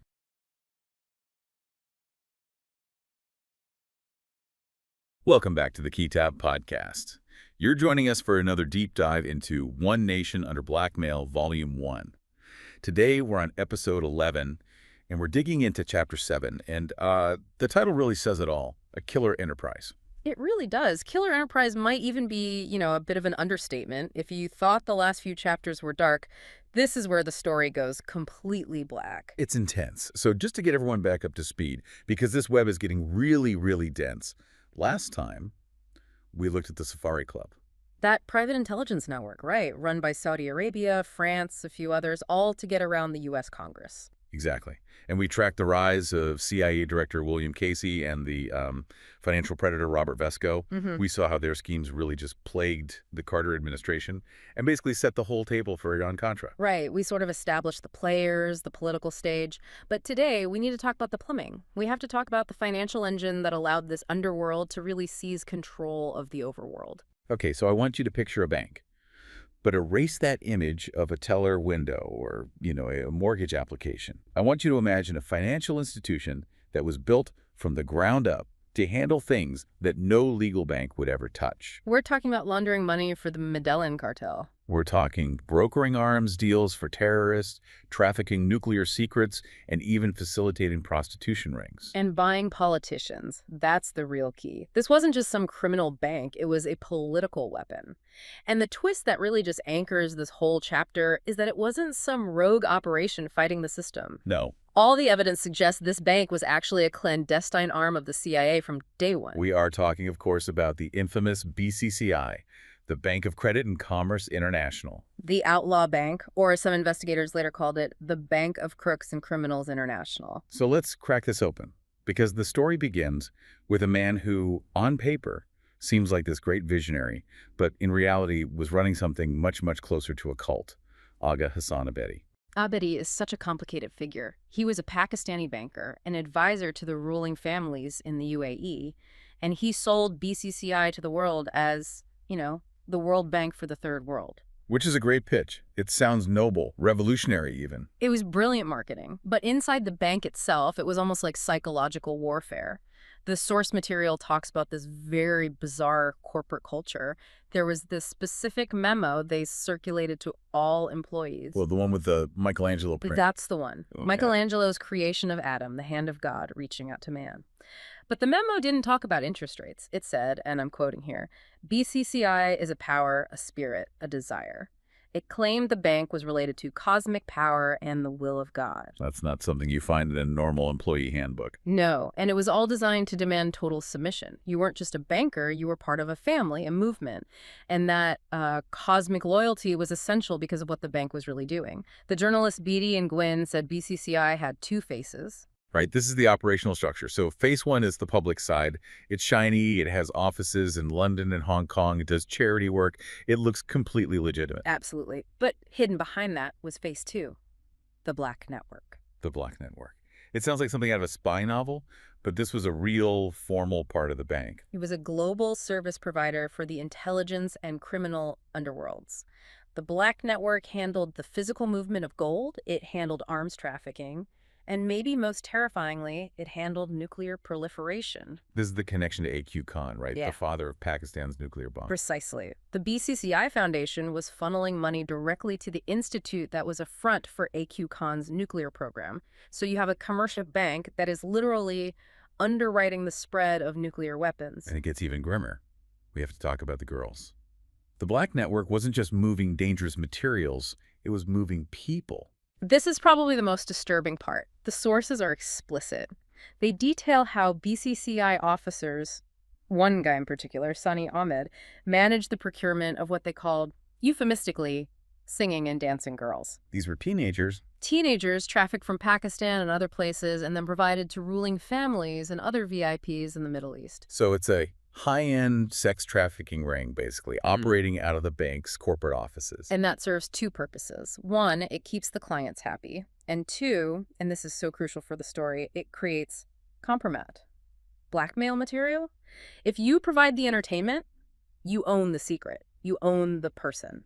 Which brings us to the elephant in the room. How does a bank traffic nuclear secrets, launder cartel money, and run a slavery ring for more than a decade without the CIA or someone shutting it down? Because the CIA didn't want to shut it down. The CIA very likely helped build it. That's the core allegation in the source material. It is. Several former BCCI officers and their associates have alleged that the CIA, and specifically the former director Richard Helms, actually encouraged Abedi to create BCCI in the first place. Why? Because they needed a gray zone vehicle for their own operations. Think about the time. This is the 70s and 80s. The CIA needs to pay assets in hostile countries. They need to fund paramilitaries that Congress has specifically said no to. You can't just write a check from the U.S. Treasury for that stuff. You need off-the-books plumbing. You need a bank that asks zero questions and keeps no records. BCCI wasn't the enemy of Western intelligence. In many ways, it was the infrastructure. Okay, so Abedi's got his global criminal network. He has the CIA's blessing, at least abroad. But he knew to be truly untouchable, he needed to get inside the United States. He needed Wall Street. You can't be a global financial superpower if you're locked out of the U.S. banking system. But American regulators are supposed to be tough. You can't just walk in with a suitcase full of drug money. So they tried to sneak in. First, they tried to buy their way into American Express. That failed. Amex took one look at their books, or, the lack of books, and said, absolutely not. So then they pivoted to Bank of America. And this part is just shocking to me. Bank of America actually partnered with them. They did more than partner. For a while, Bank of America became a massive stakeholder in BCCI. They own about 30% at one point. And even after they sold that stock, they kept what's called correspondent relations. Let's just unpack that term for a second, because correspondent relations sounds so boring, but it's incredibly dangerous. It's essentially a VIP pass into the U.S. dollar system. It allows a foreign bank to use the American bank's accounts to move money. It gave BCCI this veneer of legitimacy. They could go to regulators and say, hey, look, we're partners with Bank of America. We're clean. But Abedi didn't just want to be a guest in the house. He wanted to own the house. He wanted a fortress right in Washington, D.C., and to get that, he needed a Trojan horse, someone already on the inside. Enter Burt Lance. Jimmy Carter's best friend. His closest confidant, his budget director, the head of the OMB. Burt Lance was the ultimate D.C. insider. But he was also a man who was drowning. Right. He was completely scandal-plagued from his time running the National Bank of Georgia. He was in massive debt, facing all this legal scrutiny. He was vulnerable. He was desperate. Exactly. And Agatasan Abedi was a predator who specialized in desperate men. He just swooped in, bailed Lance out, bought all his debt. And in return, Lance became the tour guide for BCCI's invasion of America. But they didn't just want any bank. Lance, along with this Arkansas power broker, Jackson Stevens, pointed them to a very, very specific target.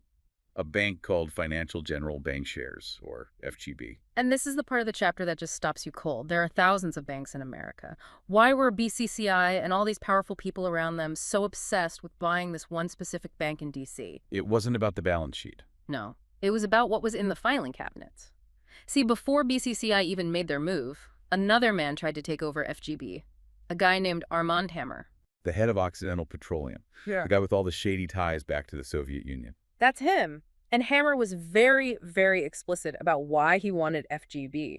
He said it held the outstanding loans for over 100 U.S. senators and congressmen. Just pause on that for a second. 100 sitting members of Congress.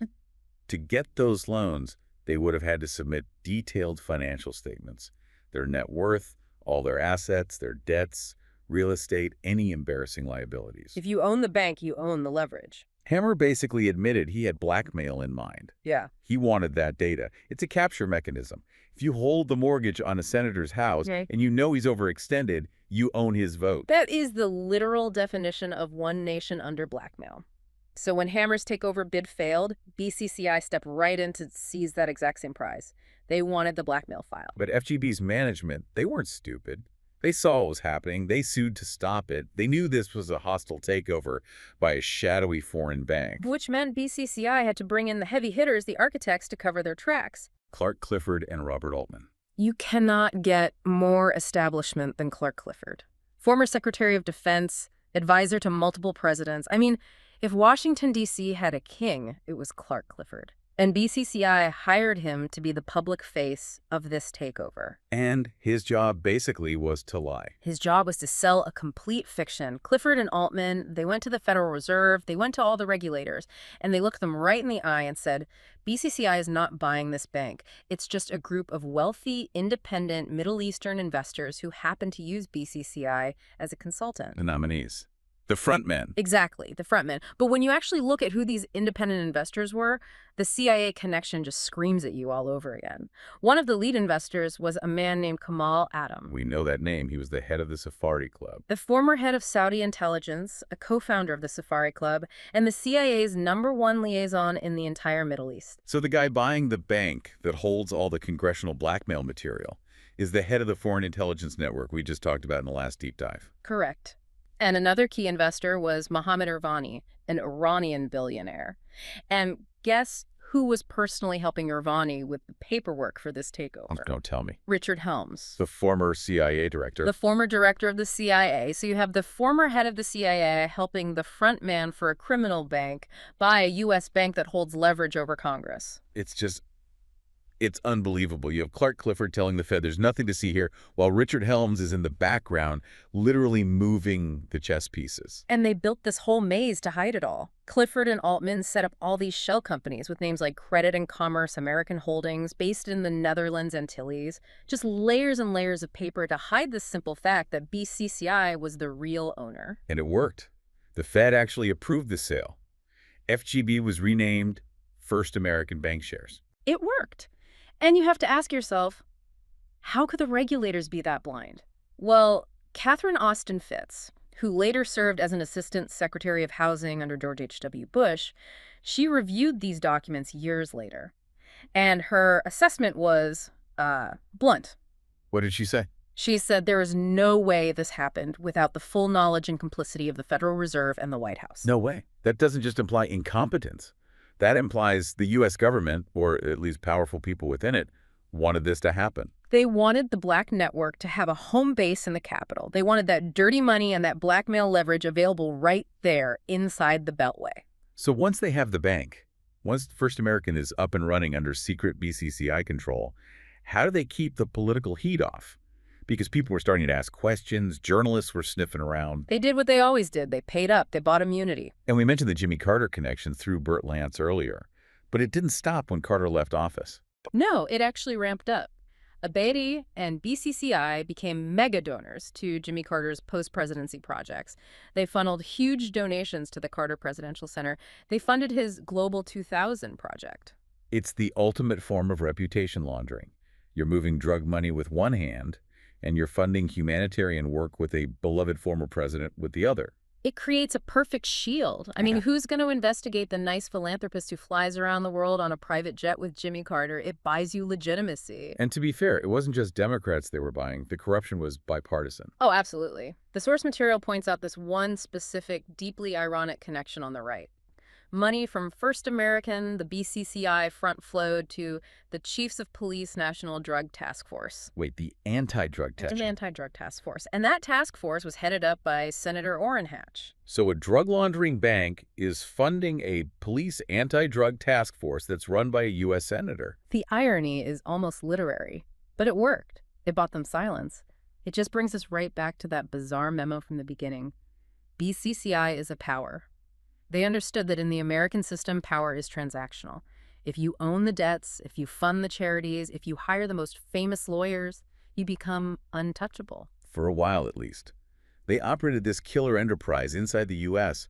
for over a decade. A full decade of unchecked criminality. And remember, they weren't just making money. They were gathering leverage the entire time. So let's zoom out here. What does all this mean for you, the listener? We've thrown a lot of names and shell companies at you. But what's the core reality we're looking at? I think the core reality is that the lines we like to draw in our heads between the good guys in government and the bad guys in the criminal underworld, those lines, they just don't exist. BCCI proves they're all part of the same ecosystem. It's a merger. It's a fusion. You have Richard Helms representing intelligence, Clark Clifford representing politics, and Aga Hassan Abedi representing finance and crime, all sitting at the exact same table. They built a machine to conduct operations that no democratic society would ever approve of. They completely bypassed the Constitution. Entirely. They created a secret mechanism to move arms to rebels, to traffic nuclear technology, and to compromise political leaders, all without a single vote ever being cast or a single oversight hearing ever being held. And that blackmail angle. That's the real lingering thread here. It is. I mean, if a foreign intelligence operation or a black network secretly buys the bank that holds the mortgages of 100 members of Congress, you have to ask yourself a very simple question. Who is actually running the country? Is a congressman voting a certain way because he believes in the policy, or because the people who own his debt just made a phone call? That's the chilling implication. The takeover of FGB suggests that a significant piece of the U.S. legislative branch was, for all intents and purposes, captured by this enterprise. It paints a picture of a government that has been completely hollowed out from the inside. And we are only seeing the setup. We've established the infrastructure. We have the bank, we have the network, we have the compromised politicians. Right, so next time we have to see what they actually did with all that power. Next episode, the web expands. We are going to connect this enterprise directly to the Iran-Contra scandal. We're going to see how this machinery was put to use to facilitate one of the biggest constitutional crises in American history. It is going to be a wild ride. We are peeling back the layers of this whole operation, and it is just uglier than you can imagine. Thank you for listening to the Kitab Podcast. This has been our deep dive into a killer enterprise. See you in the shadows. Goodbye, everyone.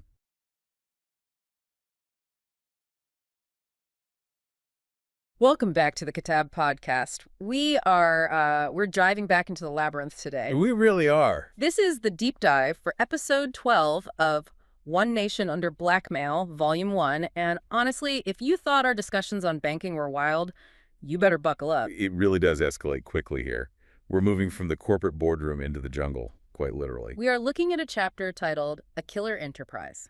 And I want to set the scene for you because this doesn't feel like a history lesson. No, it feels like a thriller. It does. We're talking about a secret war, an off-the-books arms for drugs network, and a shadow company run directly from the National Security Council. It's the moment where the deep state isn't just a concept, it's a literal business entity. And the thing that really struck me reading this was that, while everyone knows the term Iran-Contra, very few people realize it was run by an actual business. An entity they called the Enterprise. Exactly, the Enterprise. That's the crucial distinction.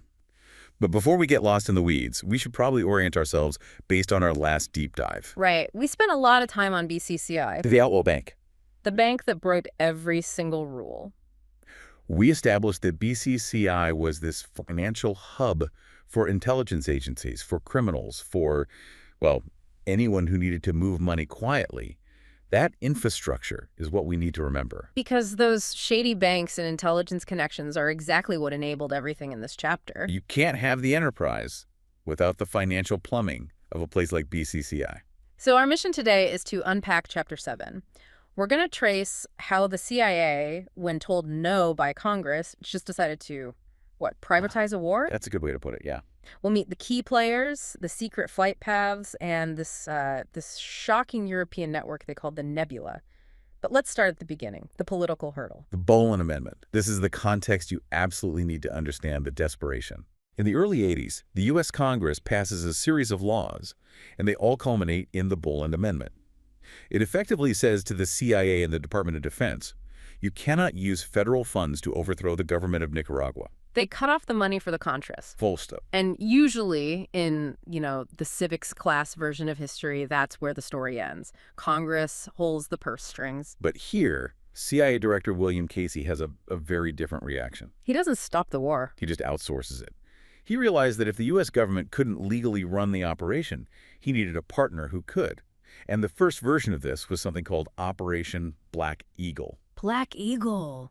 Sounds like a bad action movie. What was it? It was a covert op running through 82 and 83, designed to arm the Contras despite the ban. Since the CIA couldn't write the checks or ship the guns, they brought in the Israelis. So the CIA just calls up Mossad. Essentially, yes. The book details how Casey recruited Mossad to handle the weapons acquisition and shipping. But you can't just ship weapons into a war zone. You need a staging ground. A logistics hub. A place where you can operate with total impunity. And that place was Panama. Panama was the perfect fiefdom, run by Manuel Noriega. I think most people remember Noriega as the guy in fatigues waving a machete. Right. But at this point in the story, he's basically a CIA asset, isn't he? He's a triple agent, really. He's on the CIA payroll, he's working with the Cubans, he's deep in with the drug cartels. But for Black Eagle, he provided the airports and the protection. So he was the key. Well, he enabled it, but he wasn't running it. The key figure on the ground, and this is the name that really doesn't get mentioned enough, is Michael Harari. Harari. I remember that name from the chapter. Who was he in this ecosystem? Michael Harari is a legend in the intelligence world. He was a senior Mossad operative, the guy who led the Wrath of God teams that hunted down the Black September terrorists after Munich. Wow. Okay. But by the early 80s, he's in Panama, officially serving as a security consultant for Noriega. Security consultant is doing a lot of heavy lifting there. It's the standard euphemism. In reality, Harari was running the pipeline. The book calls it the Harari Network. He's using Noriega's control of the country to move weapons to the Contras. And this is where it all gets very murky. You have state intelligence, CIA, Mossad working hand in glove with a dictator who is also helping the Medellin cartel. That overlap is the part that's hard to swallow. Right. You have the good guys fighting communism, using the same airstrips and infrastructure as the bad guys moving cocaine. And that overlap eventually doomed Operation Black Eagle.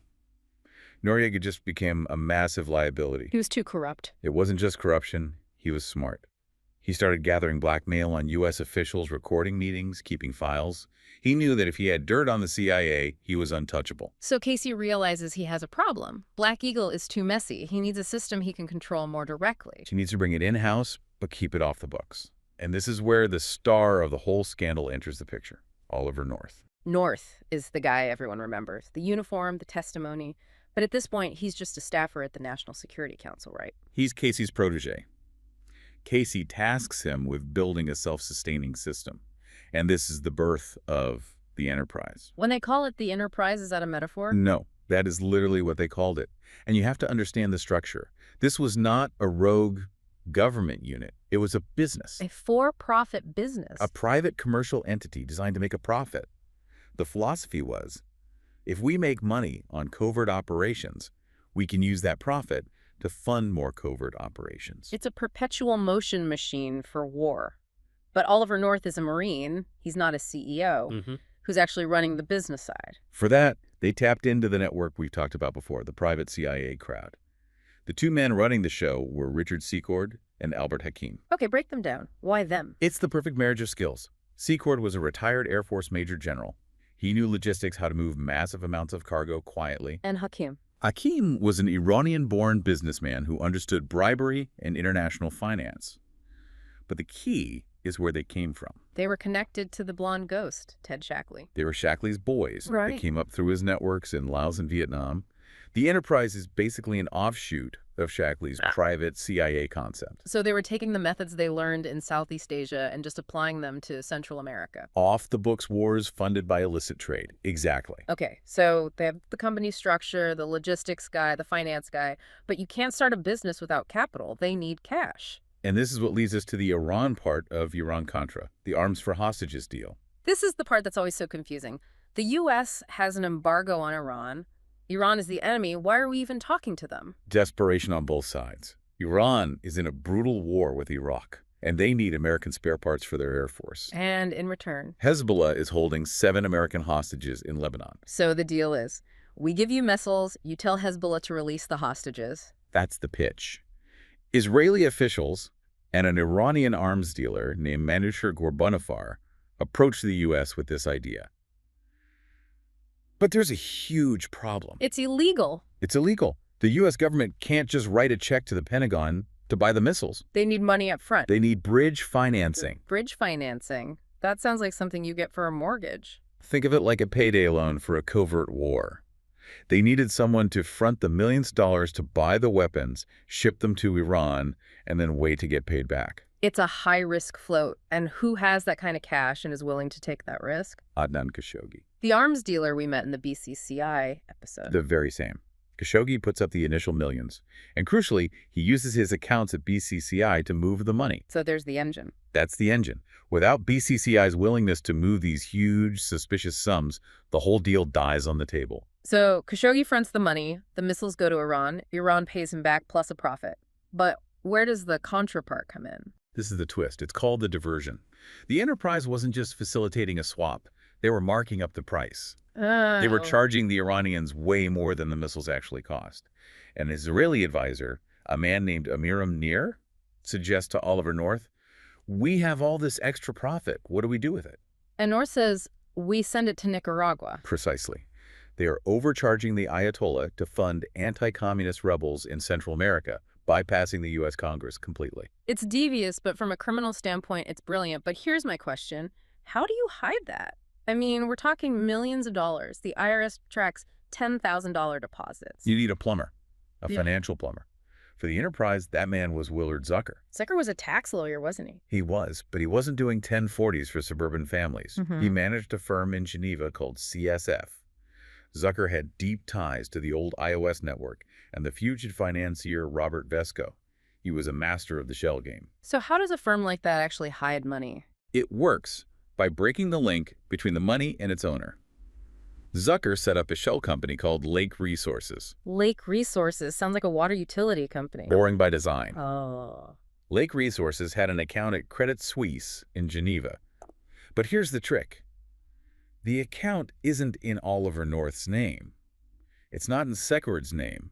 It's controlled by Zucker. The fiduciary. Exactly. So if anyone looks at the bank records, all they see is a Swiss lawyer managing a company. The actual beneficiaries are invisible. So Khashoggi wires money to Lake Resources. Lake Resources wires money to the arms manufacturers, and the profit just stays in that Swiss account. It was a Byzantine maze. It wasn't just one account. Zucker created a whole web of companies. The money would jump from one to the other, layering the transactions so deep that untangling it would take years. Okay, so the money is now invisible, sitting in Switzerland. But you can't fight a war with bank transfers. You need to get the guns to the jungle. Which brings us to the aviation wing. The Enterprise couldn't exactly hire FedEx. Right. It needed planes that didn't officially exist. Southern Air Transport. That's the main one. And if you have a long memory, you might recognize that name. Southern Air Transport was a former CIA proprietary airline. Part of the old Air America network from Vietnam. The very same. Same planes, often the same pilots, just a new war. And to keep it hidden, Zucker's firm in Geneva registers a Panamanian shell company called Albon Values Corps to manage the aircraft. So on paper, the planes belong to some random Panamanian company.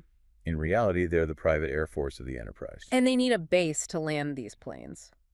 The book spends some time on a character named John Hull. John Hull is a very dark figure in this story. He was an American rancher living in Costa Rica, right on the border with Nicaragua. And his ranch was the base. It was the primary staging ground for the Southern Front. Yeah. He had his own CIA ties and acted as a liaison for North.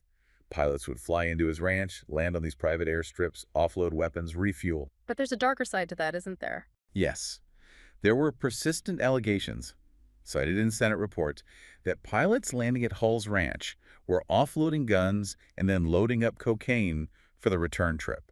The drunks again. It's the same pattern. The infrastructure of the secret war becomes the infrastructure of the drug trade. It seems like the Enterprise didn't care what was on the plane as long as the operation was funded. And speaking of funding, the Iran money wasn't the only source, was it? No, that was the jackpot. But North needed constant cash flow, so he ran a private fundraising operation targeting wealthy, conservative Americans. He'd give them secret briefings. Show them slides of the communist threat and ask for donations. But you can't just write a check to the Contra rebels. That's not tax deductible. And these donors definitely wanted a tax deduction. So North used a frontman, a guy named Carl Spitz Channel. Channel ran a PR firm. He did, but his main role was running a foundation called the National Endowment for the Preservation of Liberty, NEPL. Sounds very official, very patriotic. And tax-exempt. So here is the wash cycle. A wealthy donor writes a check to NEPL, gets a tax write-off.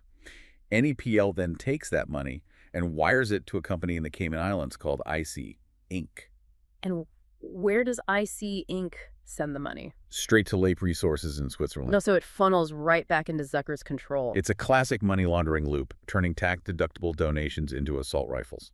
The layers of professionals involved here is staggering. Lawyers, bankers, PR guys.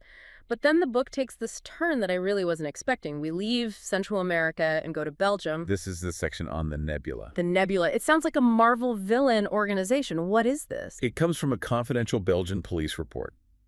The ATLA's dossier.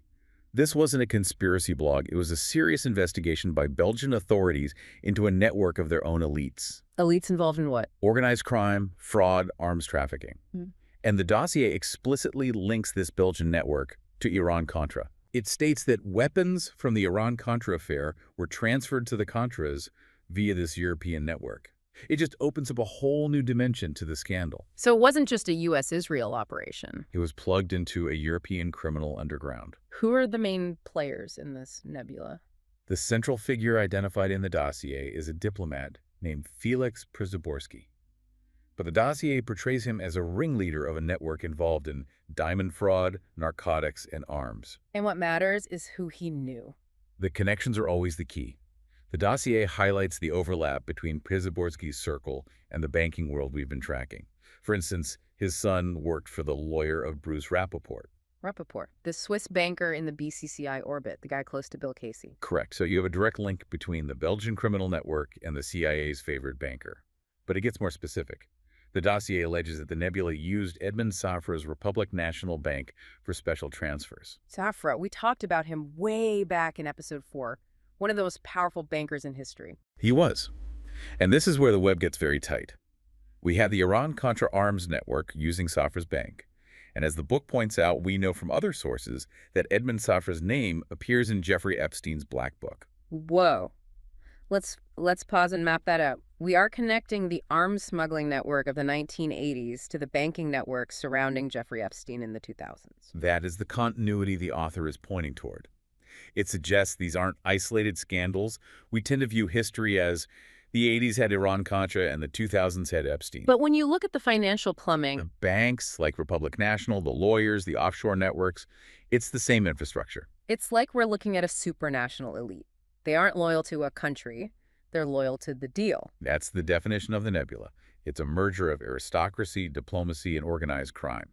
You have diplomats like President Przyborski, bankers like Safra and Rappaport, and intelligence guys like North, all swimming in the same pond. And the purpose of this pond is to operate outside the law. To operate above the law. If you have your own banks, your own planes, and your own intelligence connections, you don't need to listen to the U.S. Congress or the Belgian Parliament. You are a power unto yourself. Right. So when we look at Chapter 7, A Killer Enterprise, we're not just looking at Oliver North shredding documents. We're looking at the blueprint for how the modern deep state does business. We are looking at the privatization of covert action. The Enterprise proved you could run a foreign policy completely off the books, funded by crime and protected by secrecy laws. And the big question is, did it stop? That is the question. When the scandal broke, North got fired, some people got indicted and then pardoned. But did Willard Zucker forget how to set up shell companies? Did the nebula disband? Or did this infrastructure just remain in place waiting for the next war? I think the connection to Epstein suggests the answer is no. The infrastructure survived. It evolved. It became more sophisticated. But the roots we're seeing here in 1986 are the same roots feeding the scandals of today. Well, if you think this web is complex, wait until you see where it touches down next. We've been to Geneva, Panama, Belgium, but there's one more hub we haven't discussed. A place you would never expect to be at the center of international intrigue.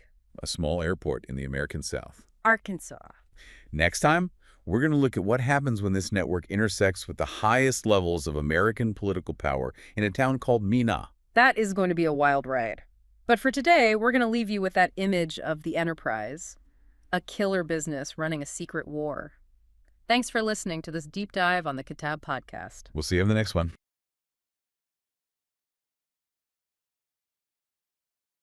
Welcome back to the Kitab Podcast. Today, we are locking the doors and pulling the shades down for episode 13 of our journey through One Nation under Blackmail, Volume 1. And if you thought the last deep dive was a labyrinth, you might want to grab a flashlight. We're going even darker today. We're tackling Chapter 7, A Killer Enterprise, pages 188 to 201. And that title, it almost feels like an understatement. It really does. So before we get completely lost, let's just quickly reset the board. Yeah. Good idea. Last time, we mapped out the corporate structure of the Enterprise. That was Oliver North's off-the-books operation. Right, the one arming the Contras in Nicaragua, arming the Iranians, and using that whole web of European criminal intelligence, the nebula. We established that CIA Director William Casey had essentially privatized covert ops, built a machine to bypass Congress, the Constitution, all of it. But here's the real hook for today.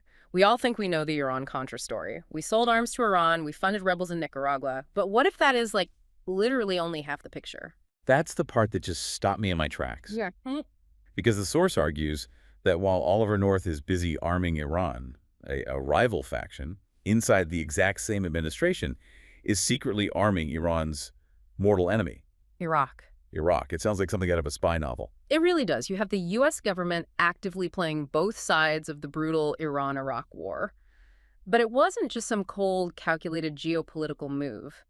The source paints this as a bitter, almost internecine war between two covert teams. You had North's Enterprise on one side. And on the other, a new player we have to introduce today, a group they call the Supermarket. The Supermarket? Yeah. It sounds so harmless, like they're selling milk and eggs, not heavy artillery. Far from it. This is a story about a turf war for control of the global black market in weapons, and it pits the CIA director directly against the vice president. Okay, let's unpack this step by step. Let's start with that other operation, the one focused on Iraq. The source calls it a major policy tilt. Right, and this is what's often referred to as a rocket. While all the headlines were screaming about Iran, behind the scenes, the State Department was pushing really hard to get friendly with Baghdad. And the architect of this policy was Secretary of State George Shultz. Yes, and we tend to think of Shultz as, the elder statesman, maybe the voice of reason in that administration. But the source immediately highlights his resume. Before he was Secretary of State, he was the president of Bechtel. Bechtel, the global construction behemoth. You really can't overstate their influence.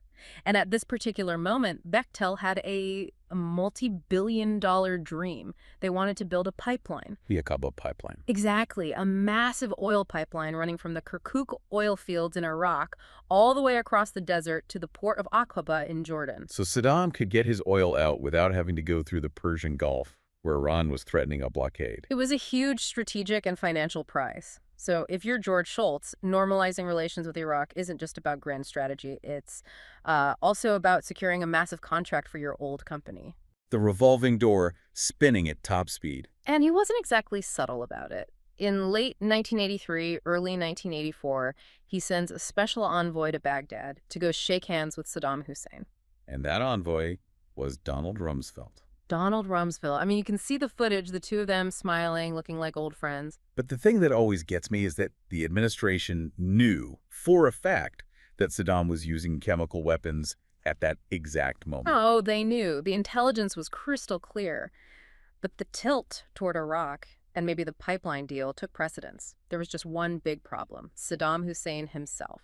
Which is strange. You'd think he'd be the one pushing for it. It's his oil, his money. He was, but he was also terrified. You have to remember the context. Just a couple of years earlier, in 1981, the Israeli Air Force launched Operation Opera. And they bombed his nuclear reactor at Osirak into rubble. Exactly. So Saddam is convinced that if he sinks billions into this huge pipeline running right near the Israeli border, what's to stop them from just blowing it up the second it's finished? It's not exactly irrational paranoia, is it? Not at all. So he demands what is basically an insurance policy. He wanted the loans for the pipeline to include a force majeure clause. Waning. Meaning, if Israel bombs my pipeline, I don't have to pay back the money. He wanted the banks, and by extension the U.S. government, to underwrite the risk. Which the banks were obviously not going to do. Of course not. So the whole deal is stuck. It needs a fixer. Someone who can somehow bridge the gap between Baghdad, Washington, and Tel Aviv. And I think I know who's about to walk onto the stage. Enter Bruce Rappaport. We've met him before. Casey's golfing buddy. The shadowy Swiss banker. He just keeps popping up. Every time there's a deal involving spies and money, there he is. So Rappaport slides into negotiation with this incredibly audacious pitch. Oh, was it? He claims he can get a guarantee from the Israeli government not to attack the pipeline, and in exchange for this service, he wants a steep discount on the oil that flows through it. He's positioning himself as the toll booth operator on this massive geopolitical project. Essentially, yes. And he brings in heavy hitters to lobby for him, like E. Robert Wallach, who is best friends with the Attorney General, Edwin Meese. It's just, the lines are so blurry. A Swiss spy banker and the Attorney General's best friend are lobbying the U.S. government to guarantee a pipeline for Bechtel to help Saddam Hussein. And speaking of blurry lines and money going missing, we have to talk about the Sultan of Brunei. Oh, the famous lost $10 million. This part of the story goes from spy thriller to just dark comedy. It really does. So, let me set this up. North's Contras are broke. Congress has cut them off. So George Shultz goes and solicits a secret $10 million donation from the Sultan of Brunei. Standard procedure for covert financing at this point. Elliot Abrams at the State Department gets the account number for Lake Resources, which we know is one of North's Swiss accounts for the enterprise. He gives it to the Sultan. The Sultan dutifully wires the money. And North waits. And he waits. And the money never shows up. It's gone. A $10 million wire transfer just vaporized. And the official explanation was a typing error. You're kidding. Nope. The official story is that the account number given to the Sultan had 2 digits transposed. And instead of landing in Oliver North's account, the $10 million landed in a Swiss bank account belonging to Rappaport. Bruce Rappaport. No, that's too convenient. The same guy brokering the pipeline deal just accidentally has $10 million for the Contras fall into his lap. The administration called it a simple clerical error. Whoops. But the source points to testimony from another banker in this web, Bert Lance, who claimed that money wasn't lost at all. What did he say happened to it? He testified it was used for payoffs related to the pipeline negotiations. So no accidents, just disguised transactions. That's what it looks like. But okay, while this pipeline drama is unfolding, Iraq still needs actual weapons for the war. And since Congress wouldn't authorize arming Saddam, the administration had to get creative. Which brings us to the financial engine of Iraq, the Commodity Credit Corporation, the CCC. On paper, this is just a boring U.S. agricultural program. It guarantees loans to foreign countries so they can buy American grain. It's supposed to help U.S. farmers. But you can't shoot corn at the Iranians. Exactly. But money is fungible, and the scandal focuses on one very specific bank branch, the Atlanta branch of an Italian bank, Banca Nazionale del Lavoro, BNNL. BNL Atlanta. This one office, supposedly on its own, starts issuing billions of dollars in unauthorized loans to Iraq, all backed by these U.S. agricultural guarantees. And Iraq wasn't buying food. They were buying missile technology, components for chemical weapons. The source details how this fire hose of money was just diverted straight into Saddam's war machine, and the U.S. taxpayer was unknowingly co-signing the whole thing. But how does a single branch of an Italian bank in Atlanta have the cash to float billions to Saddam? Where did they get the liquidity? That is the essential question. And the source reveals that to keep their books from collapsing, BNL Atlanta was receiving massive constant cash transfers from another bank we've talked about a lot. Let me guess. BCCI. The Bank of Credit and Commerce International. The Bank of Crooks and Criminals. They are the central nervous system of this entire shadow economy. So they're propping up the bank that's arming Iraq. But here is the smoking gun that really ties the Iraq operation directly to the Iran operation. It's a single individual, a man named Alfred Hartman. Alfred Hartman. Okay, connect the dots for us. Alfred Hartman was a top official at BNL, the bank arming Iraq. He was also a director at BCCI, the bank laundering the money. And most importantly, he was the manager of Bruce Rappaport's own bank, Intermaritime Bank. Yeah, so one guy links the pipeline broker, the bank funding Saddam's war, and the global money laundering network. It's one giant, incestuous ecosystem. The network arming Iran through the enterprise and the network arming Iraq through BNL and Rappaport. Yeah. They aren't separate scandals. They're financially intertwined. They're two heads of the same beast. Okay, so we've laid out the Iraq side of this shadow war. Schultz, Bechtel, Rappaport, BNL. But we need to get back to this idea of a conflict. Because while North is running his Contra supply operation, he starts to realize he's not the only game in town. Exactly. This is where we shift from the boardrooms in Geneva to the muddy airstrips of Honduras. Oliver North thought he had a monopoly. He was the CEO of the Contra War. But then he starts getting these reports about another network, a whole other group also operating out of Honduras, moving huge amounts of weapons. The supermarket. Right. Then this wasn't a government operation, at least not officially. It was a private venture run by a Miami arms dealer named Ron Martin and a man named Colonel James McCoy. And McCoy was the former military attaché to Nicaragua, so he knew the territory. He knew everyone. But unlike North, who was driven by this almost fanatical anti-communist ideology, the supermarket guys were described as entrepreneurs. They were war profiteers. They were hoarding weapons in warehouses and selling them to the Contras at a markup. And North was furious about this. He was absolutely livid. You can read it in his personal notebooks, which are just an incredible source. He is obsessed with what he calls Martin interference. He felt they were undercutting his prices, messing up his logistics. He wanted total control. It sounds less like a covert operation and more like a mob boss complaining about a rival gang moving in on his turf. That is the perfect analogy. And North didn't just complain. He actively tried to take them out. The source shows that North tried to use the FBI against the supermarket. This is the part that just blew my mind. North, who is himself breaking a dozen laws by arming the Contras, goes to the FBI to rat out his competition. The sheer nerve of it is staggering. He writes a note alleging that the supermarket was fined by $14 million in drug money. He specifically links it to the Panamanian dictator, Manuel Noriega. So he accuses them of being narco-traffickers. And not just that. He goes to a guy named Oliver Buck Revell at the FBI and tries to frame the supermarket's people, especially their whistleblowers, as terrorists. He tried to label them as foreign agents, as traitors, anything to get the FBI to shut down his business rivals. But the source implies this wasn't just some petty squabble between two arms dealers. If North was the proxy for CIA Director William Casey, who was backing the supermarket. And this is the central argument of this chapter. It completely reframes Iran-Contra. The book makes the case that the supermarket was the private intelligence network of Vice President George H.W. Bush. Wait, hold on. Bush's famous line was that he was out of the loop.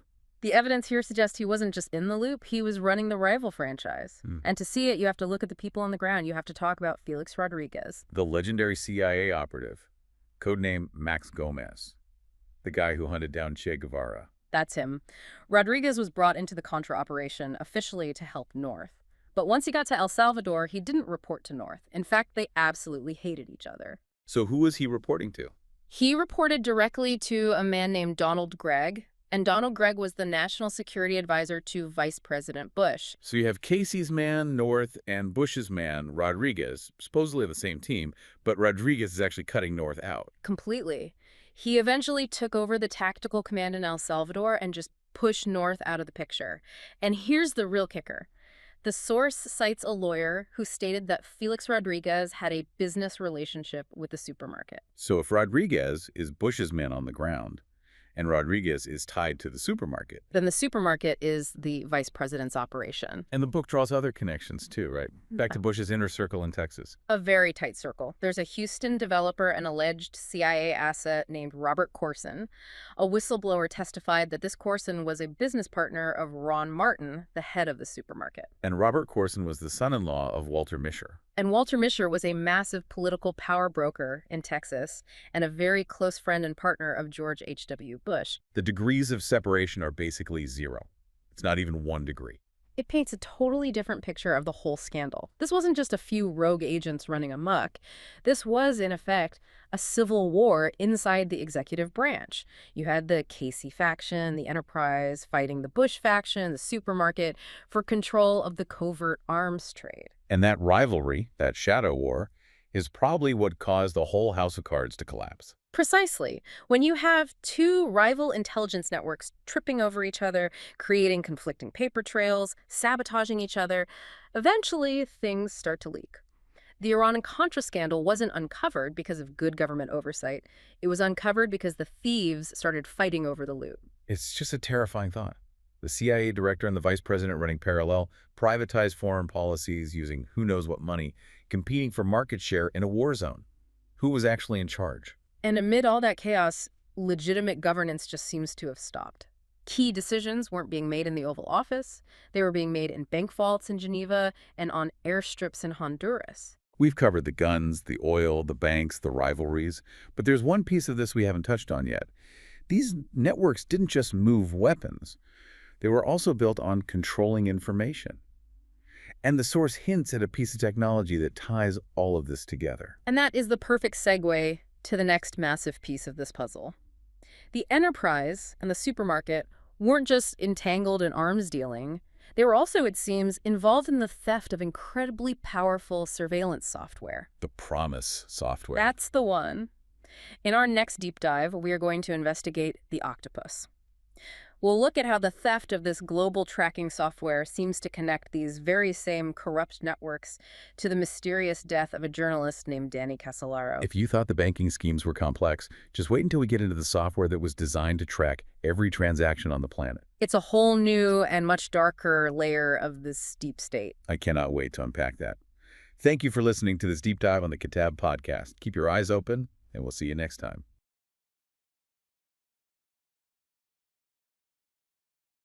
Imagine this for a second. It's 1984. You're out in the deep woods of the American South. It's quiet, it's rural, the heart of the Bible Belt. Total silence. Yeah, you can hear crickets, maybe a distant dog barking. And then all of a sudden, the trees start to shake. A massive military cargo plane, a C-123 transport just roars over your head. And it's completely blacked out, no light. No lights, and it just slams down onto a runway in a tiny town that barely has a stoplight. Why is a machine built for global warfare landing in the Ozark Mountains? That image right there, that's the whole story. It is the perfect definition of hidden in plain sight. Welcome back to the Kitab podcast. Today, we are continuing our journey through the shadows with episode 14 of One Nation Under Blackmail, Volume 1. We're jumping into Chapter 8, which is titled Clinton-Contra. And if you thought the last few deep dives on, global intelligence networks were dense. Oh, this is where it gets incredibly gritty. We are leaving the high-level boardroom talks, and we are landing right in the mud of Arkansas. Okay, so before we get there, let's just do a quick recap. Last time, we uncovered this secret war behind the secret war. Right. We had the Enterprise, the faction backed by CIA Director Casey, arming Iran, and then the supermarket, the rival group, backed by the Bush network, running their own parallel thing to the Contras. It was a total mess. You had different parts of the U.S. government basically fighting each other for control of the illegal arms trade. But today, we're looking at the logistics hub for that trade.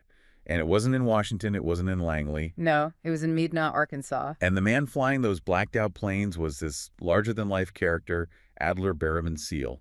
But everyone just called him Barry. Barry Seal is the absolute linchpin here. He was, and this isn't an exaggeration, arguably the most successful drug smuggler in American history. Working for the Medellin cartel. The cartel, flying tons of cocaine into the U.S. But, and here's the twist, he was also a CIA asset. Okay, so let's walk through how this all fell apart, because it really starts with a disaster. October 5th, 1986, a plane crash in Nicaragua. This is the exact moment the Enterprise starts to just crumble. This C-123K cargo plane, it takes off from a military base in El Salvador. It's packed with rifles, ammo, boots, all for the Contra rebels. And the Sandinistas were just waiting for them? They were waiting. They shot it down with a surface-to-air missile. Now, usually in these black ops, the crew dies, the wreckage is sanitized, story over. But this time, a guy named Eugene Hassenfuss, he survives. He survives, and he starts talking. He tells the entire world he's working for the CIA. But Webb points to a detail in the wreckage itself that most history books just kind of gloss over. They traced the tail number of the plane. And who did it belong to? Before it was shipping guns for Oliver North's network, that specific plane was the personal transport of Barry Seal. He used that exact same military aircraft to smuggle massive amounts of cocaine. Wait, hold on a second. A C-123 is not a Cessna. It's a beast of a plane. Yeah. How does a drug smuggler operate a military transport without the FAA or the Air Force shutting him down immediately? Well, that brings us to the Intermountain Municipal Airport in Mena, Arkansas. This is where the story really turns into a thriller. Mena wasn't just an airport. It was a sanctuary. It was a sanctuary. That's the word. So what was the scene there? Because when I read about this, it did not sound like any municipal airport I've ever heard of. It sounded more like a paramilitary base. It was. Locals said Seal's hangar was retrofitted into a virtual fortress. I'm talking high-tech security, armed guards, mechanics whose only job was to fit extra fuel bladders into planes so they could fly to Colombia and back without stopping. So where'd the local police? Yeah. That's the million-dollar question, isn't it? There were constant reports of strange goings-on, night landings, planes just dropping packages in the woods. But every single time local law enforcement tried to investigate, they were waved off. Waved off by who? They were told it was national security, a CIA operation. So the CIA was effectively running a protection racket for a cartel drug smuggler. It was a symbiotic relationship, a two-way street. Seal used his drug routes to map paths for the CIA to move guns to the Contras. The planes went down south with weapons. And they came back north with drugs. And Mena was the transfer point. Precisely. But Barry Seal's story does not have a happy ending. It ends very, very violently. It does. He gets jammed up eventually. The law finally catches him, and to save his own skin, he turns informant for the DEA. And the Reagan administration decides, hey, let's use this guy for a PR stunt. That was a stunt. They wanted to prove the Sandinistas in Nicaragua were drug dealers. So they rig Seal's plane with hidden cameras. A sting operation. A propaganda sting. Seal flies down, lands in Nicaragua, and he gets these grainy photos of Sandinista officials helping load cocaine onto his plane. And the White House goes public with this. Oh, they go wild. President Reagan himself goes on national television to show the photos, but in doing that, the whole operation leaks. Seal's cover is completely blown. That seems incredibly reckless. They basically painted a target on the man's back just to get a headline. You could call it reckless, or you could call it calculated. Seal is now a massive liability. He's exposed. And in February 1986, he's sitting in his car in Baton Rouge, and he gets machine gunned to death. Right. And the official story, the one you see in the movies, is that the Medellin cartel ordered the hit because he was a snitch. Which, I mean, that makes sense on the surface. It does. But Webb suggests it's just not that simple. Of course not. The source allegations she cites suggest that while the cartel might have pulled the trigger, the hit was. Let's say it was allowed to happen, maybe even orchestrated from our side. Remember, Seal was threatening to testify. He was going to talk about his bosses. And his bosses weren't just in Colombia. His bosses were in Washington.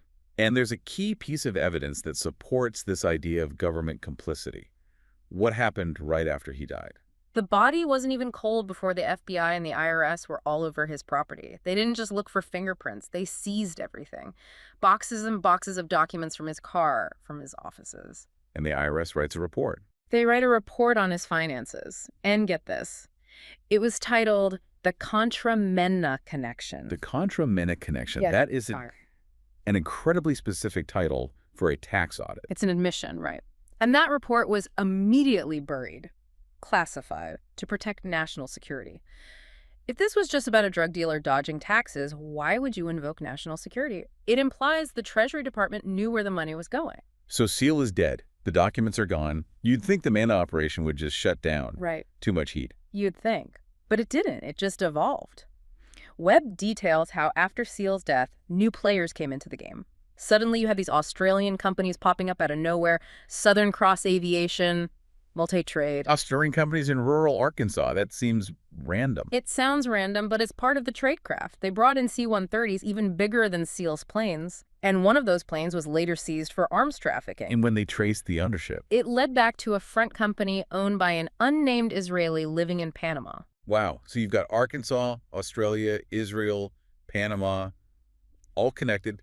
It just shows Mena wasn't some rogue operation. It was a node in a massive global network. A global network that needed a safe harbor. And that brings us to the most uncomfortable question in this whole deep dive. While the CIA is running guns and the cartel is running drugs through this small town, who was in charge of the state of Arkansas? Governor Bill Clinton. And look, we have to be fair. A governor doesn't typically control federal airspace, but the allegations here go way beyond him just not noticing. This is where we have to peel back that polished image of Bill Clinton. You know, the Rhodes Scholar, the saxophone player. Webb takes us back to his roots in Hot Springs, Arkansas, and she calls it the Geneva of organized crime. What does that even mean? It's a fascinating term. In the mid-20th century, Hot Springs was basically a neutral zone. You had mobsters from Chicago, New York, New Orleans, families that were normally at war. They'd all come to Hot Springs to gamble, relax, and cut deals. An open city. An open city where the law was, let's say, negotiable. And Clinton grew up in that ecosystem. He's molded by it. He was. And Webb introduces a key figure in his life, Uncle Raymond. Raymond Clinton. Just a local car dealer, right? Right. Just a car dealer in the same way Tony Soprano is in race management. Raymond Clinton was a power broker, a father figure to Bill. He had considerable dealings in the underworld and deep, deep ties to the Democratic Party machine. He taught Bill how the real world worked. And he used those ties to save Bill's career before it even started. Absolutely. 1968, Vietnam War. Bill Clinton is facing the draft, which means he'd lose his Rhodes Scholarship to Oxford. Uncle Raymond pulls strings, calls in favors, and gets him a deferral. But there's a darker cloud over his Oxford years, too.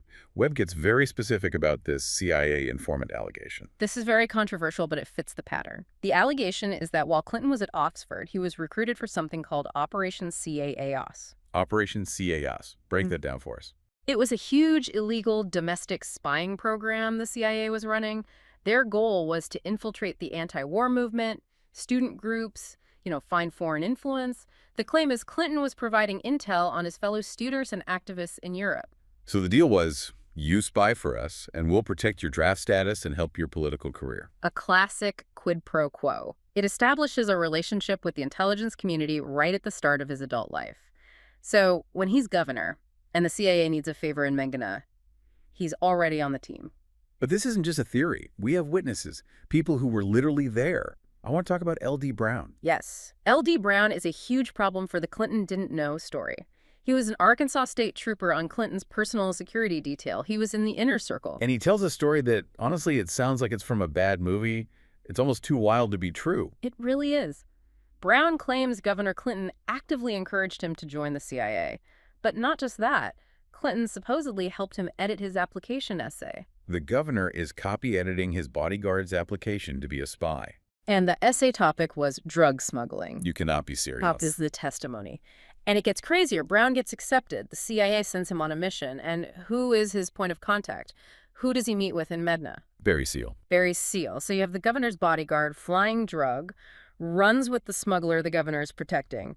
Brown sees the drugs, sees the guns. He goes back to the governor's mansion, totally shaken, and confronts Clinton. What was Clinton's reaction? Not shock, not, I'll call the FBI, just indifference.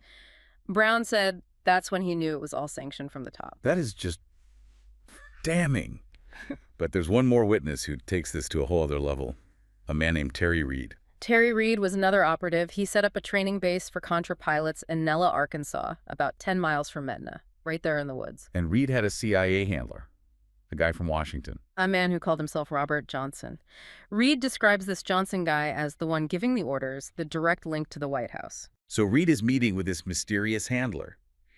And years later, he sees a face on TV and has a moment of realization. He claims Robert Johnson was William Barr. William Barr, the man who became Attorney General for George H.W. Bush and then came back to be Attorney General for Donald Trump. The very same, the ultimate D.C. insider.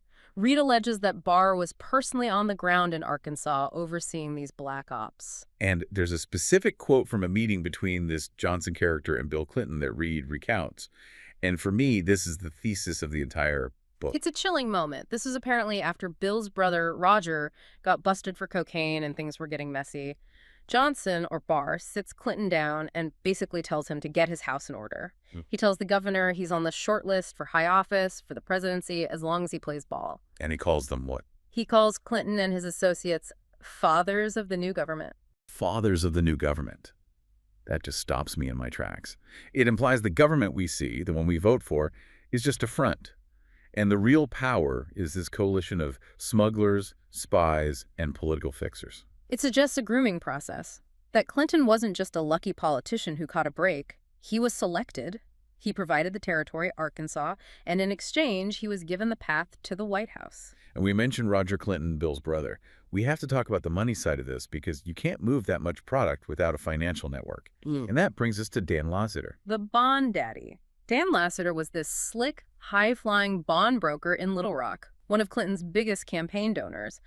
But by night, he was the ultimate operator, a massive cocaine distributor. And Roger Clinton worked for him. Roger worked for him, he partied with him, he did coke with him. Lasater owned a ski resort out in New Mexico called Angel Fire, which was used for these Arkansas Week parties the governor would host. And let me guess, strange military planes started showing up there too. Same exact pattern. Locals reported strange cargo planes landing at a nearby airstrip. The resort, the planes, the drugs, the political cover, it's the same blueprint. And these weren't just, white-collar criminals. Not at all. Lasater had documented ties to Jimmy Chagra, a major drug lord who hired a hitman to assassinate a federal judge.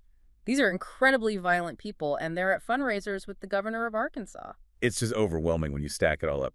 But let's zoom out one last time. We've talked about the enterprise. Webb introduces another term, the Arkansas Project. This comes from Gene Wheaton, a very credible whistleblower. He was a former military criminal investigator, and he described the Arkansas Project as not just a drug-running scheme, but as a full-blown terror financing operation. With what goal? The stated goal was to train Laotian tribesmen for anti-communist operations. Laotians. In the Ozark Mountains. I know, it sounds like a fever dream.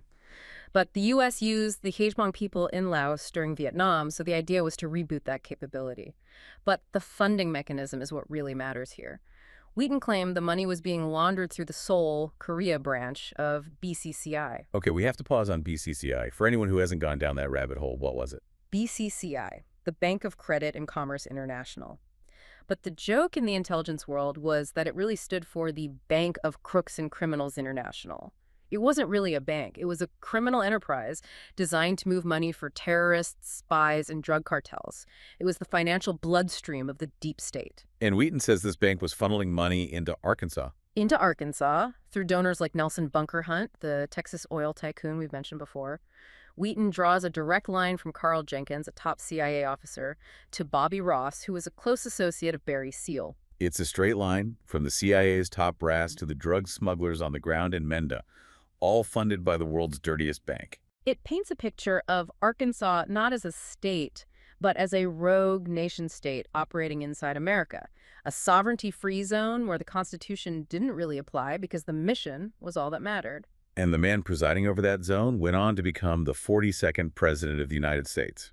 And the man allegedly overseeing the operation from Washington, William Barr, went on to become the top law enforcement officer in the entire country, twice. That quote, fathers of the new government, it really haunts you. Because if even half of this story is true, it means our political history for the last 40 years has been shaped by a criminal conspiracy that was born in an airport hangar in Mena, Arkansas. It means that blackmail, compromise, and illicit finance aren't bugs in the system. They are features of the system. They are the rungs on the ladder you climb to get to real power. That is a terrifying thought. And it leads to the next question. If they were willing to run drugs to fund their operations, what else would they be willing to steal? That is the perfect setup for where we're going next, because drugs are messy, they're physical, you have to fly them, you have to land them. But in the 1980s, a new commodity was emerging: information. So next time, we are leaving the runway and we are entering the mainframe. We're going to dive deep into the PROMIS software scandal. This is the story of a stolen computer program that could track anything and anyone: money, dissidents, spies. It became the ultimate tool for blackmail. And intelligence agencies stole it from its creators to spy on everyone, including their own allies. You absolutely do not want to miss that one. This has been the Kitab Podcast, unpacking one nation under blackmail. I'm your host. And I'm your expert guide. Keep your eyes open. We'll see you in the next chapter.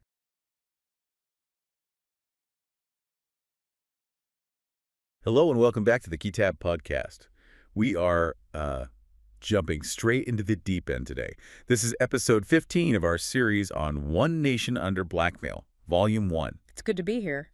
And if you thought the last deep dive on drug planes landing in Mena, Arkansas was dark, Well, you might want to buckle up for this one. Yeah, that's fair.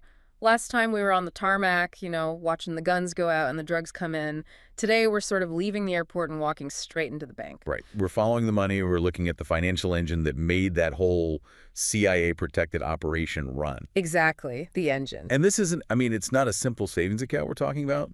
The source material here lays out a story that, honestly, you'd think it was fiction. A parking meter company making machine guns. Offshore insurance scams in Barbados. And it all creates this tangled web that directly links, believe it or not, Governor Bill Clinton and the future president, George W. Bush. It sounds like we're just connecting random dots on a board, I know. But the goal today is to show these are not random at all. We're unpacking Chapter 8, Clinton-Contra, and mapping out this, what the author calls the sordid union between local politics, Wall Street, and, well, spycraft. Okay, so let's start with the machine itself. Chapter 8 kicks off with something called the ADFA, the Arkansas Development Finance Authority. Right. Which, on the surface, sounds like the most boring government committee you could possibly imagine. And that's the whole point. It's designed to sound boring. If you call something the Covert Operations Financing Committee, people start asking questions. But the Development Finance Authority puts everyone to sleep. On paper, it was Bill Clinton's big idea to help the community. The state would issue tax-exempt bonds, basically, low-interest loans to build things like schools, hospitals, housing. Standard stuff. Yeah. Every state has something like that. But the book argues Clinton did something a little different here. He did. He expanded its mandate a lot. It went from helping with housing to being a vehicle for business development. And suddenly, this agency wasn't just funding a new clinic, it was passing state public money straight to private companies. It became a pot of money with very loose strings then. A slush fund is maybe the less polite term. And because it's dealing in bonds, it needs banks to underwrite them. It needs someone to manage the cash. And that's where our old friend, the kingmaker, comes back into the story. Jackson Stevens. We've talked about him before, but just as a reminder, this is not your local bank manager. Oh, no. Jackson Stevens was the head of Stevens Inc., a huge investment firm right there in Little Rock. He was the billionaire power behind the throne in Arkansas. And, no surprise, Stevens Inc. became the underwriter for these ADFA bonds. And his bank, Worthen Bank, was the trustee. So the state raises the money, and Stevens gets a cut right off the top for managing it. A very tidy, closed loop. But he wasn't the only one at the party, was he? No, you also had Dan Lassiter. The bond dad. That's him. Big Clinton donor, very close with the governor's brother, Roger. And he later went to prison on cocaine charges, which is another story. His firm, Lassiter and Company, also became a major underwriter for these bonds. So it's the billionaire kingmaker and the cocaine partying bond dad, both using this state agency as a personal ATM. Pretty much. All under the banner of economic development. So that sets the scene. You've got millions of dollars flowing from a state agency to, let's say, friends of the program. Yeah. But where the money actually went, that's where this pivots from just, local corruption into international arms dealing. This is the part of the book that really made my jaw drop. The source highlights the very first industrial loan the ADFA ever gave out. It went to a company in Russellville, Arkansas called POM, Park on Meter. A parking meter company. You'd think so. Yeah. But the ownership is key because in Arkansas at this time, it seems like everybody is connected to everybody else. And POM was run by a man named Seth Ward II, who just happened to be the brother-in-law of Webster Hubbell. Webster Hubbell, senior partner at the Rose Law Firm with Hillary Clinton. The very same. And guess which firm handled the legal paperwork for the loan? Rose Law Firm. Of course. But the real question is, why does a parking meter company need a huge state loan? I mean, are parking meters really that hard to make? Apparently not. Because the source alleges they had a secret contract. And it had nothing to do with parking. It did. The allegation is that POM had a subcontract from Ivor Johnson's Arms, which was a gun manufacturer in New Jersey that had been tapped by the CIA. So what were they making? The claim is that they were manufacturing bolts and carrier assemblies for M16 rifles, or in some accounts, untraceable M1 rifles. And these were for the Contras in Nicaragua? Exactly. This is the Contra in Clinton-Contra, a state-funded factory in Arkansas making untraceable weapon parts for a covert war. If you're an auditor, all you see is a loan to Park on Meter. It's the perfect cover. And the legends on the factory. Who held the debt? I think you know the answer to that. Let me guess. Jackson Stevens. Through Worthen Bank. It all comes back to Stevens. He finances it, The state takes on the risk, and the product goes straight to the intelligence agencies. It's unbelievable, but it gets even darker than just guns. The sources bring in a witness, Michael Riconosciuto. Now, we should say he's a controversial figure tied to the whole PROMIS software thing we'll get to later. Yeah. But what he says about this parking meter factory is chilling. It is. Riconosciuto claimed POM was doing more than just metal work. He alleged they were working with Wackenhut and a company called Stormont Labs to build, well, chemical and biological weapons delivery systems. Chemical weapons in a parking meter factory. Specifically drop tanks for C-130 planes. Tanks designed to disperse chemical agents. He linked this directly to the Cabazon Arms project out in California. Right, that was the Wackenhut CIA venture on tribal land to get around U.S. laws. Exactly. So the theory is they'd design the weapons on the reservation in California, but they'd build the hardware at the parking meter factory in Arkansas because, well, who would ever look there? And what did the owner, Seth Ward, say when asked about this? His denial was interesting. It was bizarre. He didn't just say, no, we make parking meters. He claimed, and this is a quote, that they were making re-entry cones for nuclear warheads. Wait. He denied making chemical weapons by admitting to making parts for nuclear warheads. That's a bold strategy, isn't it? That's right. We're not war criminals in that way. We're just unlicensed nuclear weapons contractors. But look, whether it was chemical tanks or nuke cones, the point is the same. This was not a parking meter factory. And just for good measure, the sources note there was a U.S. Army chemical warfare unit stationed right next door to the POM complex. Just a coincidence, I'm sure. So you see the pattern. But the ADFA money didn't just stay local. It also went way offshore. And this gets us into the high finance part of the story. Coral reinsurance. Okay, let's slow down here because this gets a little technical. What exactly is reinsurance? It's pretty simple, actually. It's insurance for insurance companies. If you're a big insurer and a hurricane hits, you might have to pay out billions. So you buy your own insurance to cover that massive risk. That's reinsurance. Got it. So Clinton's state agency, ADFA, somehow becomes the biggest stockholder in this company, Coral Reinsurance, based in Barbados. Why? To understand that, you have to know who was really behind Coral. It was, for all intents and purposes, a hidden subsidiary of AIG, American International Group. The insurance giant. The global behemoth. AIG was using Coral to hide its bad bets. They'd take a really risky policy off their own books and have Coral reinsure it. Because Coral was offshore in Barbados, U.S. regulators couldn't see the risk. It made AIG look rock solid when it was actually hiding toxic debt. So it's basically a shell game, hiding the dirt under an offshore rug. It's borderline fraud. And the deal was structured by Goldman Sachs, specifically by the department run by a guy named Robert Rubin. Robert Rubin, who goes on to be Bill Clinton's Treasury Secretary. The very same. And as the book notes, he's also the man who later signs off on Jeffrey Epstein's first visit to the White House. You see how small these circles are. And to get into this scheme, ADFA took out a loan from the Chicago branch of Sanobank. A Japanese bank that had been previously linked to laundering money for the Marcos regime in the Philippines. So let's just trace that again. You've got questionable Japanese money funneled by Goldman Sachs through an Arkansas state agency, which then sends it to Barbados to help AIG commit regulatory fraud. It's a global laundromat. But why AIG? Why are they so deep in this world? It can't just be about money. It's never just about money. The sources are really clear on this. AIG's history is intelligence history. It was founded by Cornelius van der Star, who worked with the OSS, the forerunner to the CIA, during World War II. So the spy connection is baked into the company's DNA. From day one, Starr used his insurance offices all over Asia as cover for spies. It's a perfect front. This continued with people like Paul Helliwell, the architect of the CIA's drug banks. Helliwell helped set up these offshore insurance schemes specifically for moving black money. And Jackson Stevens is connected here, too. Oh, deeply. He had huge business ties to AIG. His nursing home chain, Beverly Enterprises, which also got ADFA loans, by the way, used AIG for its insurance. It's all one big loop.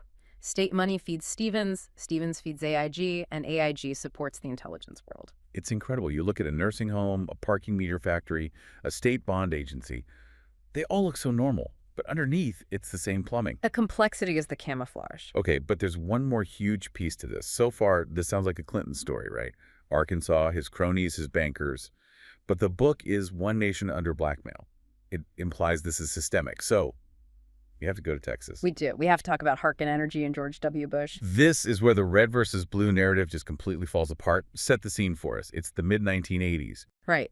George W. Bush, son of the vice president, is running a little oil company called Spectrum 7, and he is, frankly, running it into the ground. It's failing badly. Then a white knight appears. Harken Energy. Now, Harken was also a small, struggling company, but it had some, let's say, very interesting backers, George Soros, Harvard's endowment fund. But the key owners were the Quasha family. And that name carries some serious baggage. Heavy baggage. The father, William Quasha, had run the Philippines office for the Nugan Hand Bank. The infamous CIA drug bank from Australia. The very one. And Quasha was also the lawyer for Ferdinand Marcos. So you've got direct CIA Marcos money laundering links right in the ownership. Harken buys Bush's failing company, gives him a seat on the board, stock, a nice paycheck. He's bailed out. But then Harken itself gets into trouble. They're out of cash. They need a rescue. And who steps in to perform the miracle? Oh, no. Don't tell me. Jackson Stevens. The same Jackson Stevens from Arkansas. He's saving George W. Bush's company. The very same man. He arranges a $25 million cash injection from the Union Bank of Switzerland, UBS. But there's a regulatory snag, so UBS can't technically hold the stock. They need a front man. So who gets the stock? Who actually bails out the future president? The shares are transferred to a Saudi investor named Sheikh Abdullah Taha Baksh. And who is he? He's not just any investor. He was a very close business partner of Khalid bin Mahfouz and Gaith Farron. Those are BCCI names. Top-level BCCI. The Bank of Credit and Commerce International, the world's most criminal bank used by cartels, terrorists, and intelligence agencies alike. So a top associate of the BCCI network bails out George W. Bush's company in a deal brokered by Bill Clinton's main financial backer, Jackson Stevens. Correct. And it gets even stranger. Right after this, Harken Energy, a tiny company with zero offshore drilling experience, wins an exclusive contract to drill for oil in Bahrain. Which saved the company. It saved the stock price long enough for Bush to sell his shares at a profit before it all collapsed again. And the deal was brokered by a former employee of Jackson Stevens and the Prime Minister of Bahrain. He was a BCCI stockholder. It's all connected, but there's one final piece that ties it all in a bow.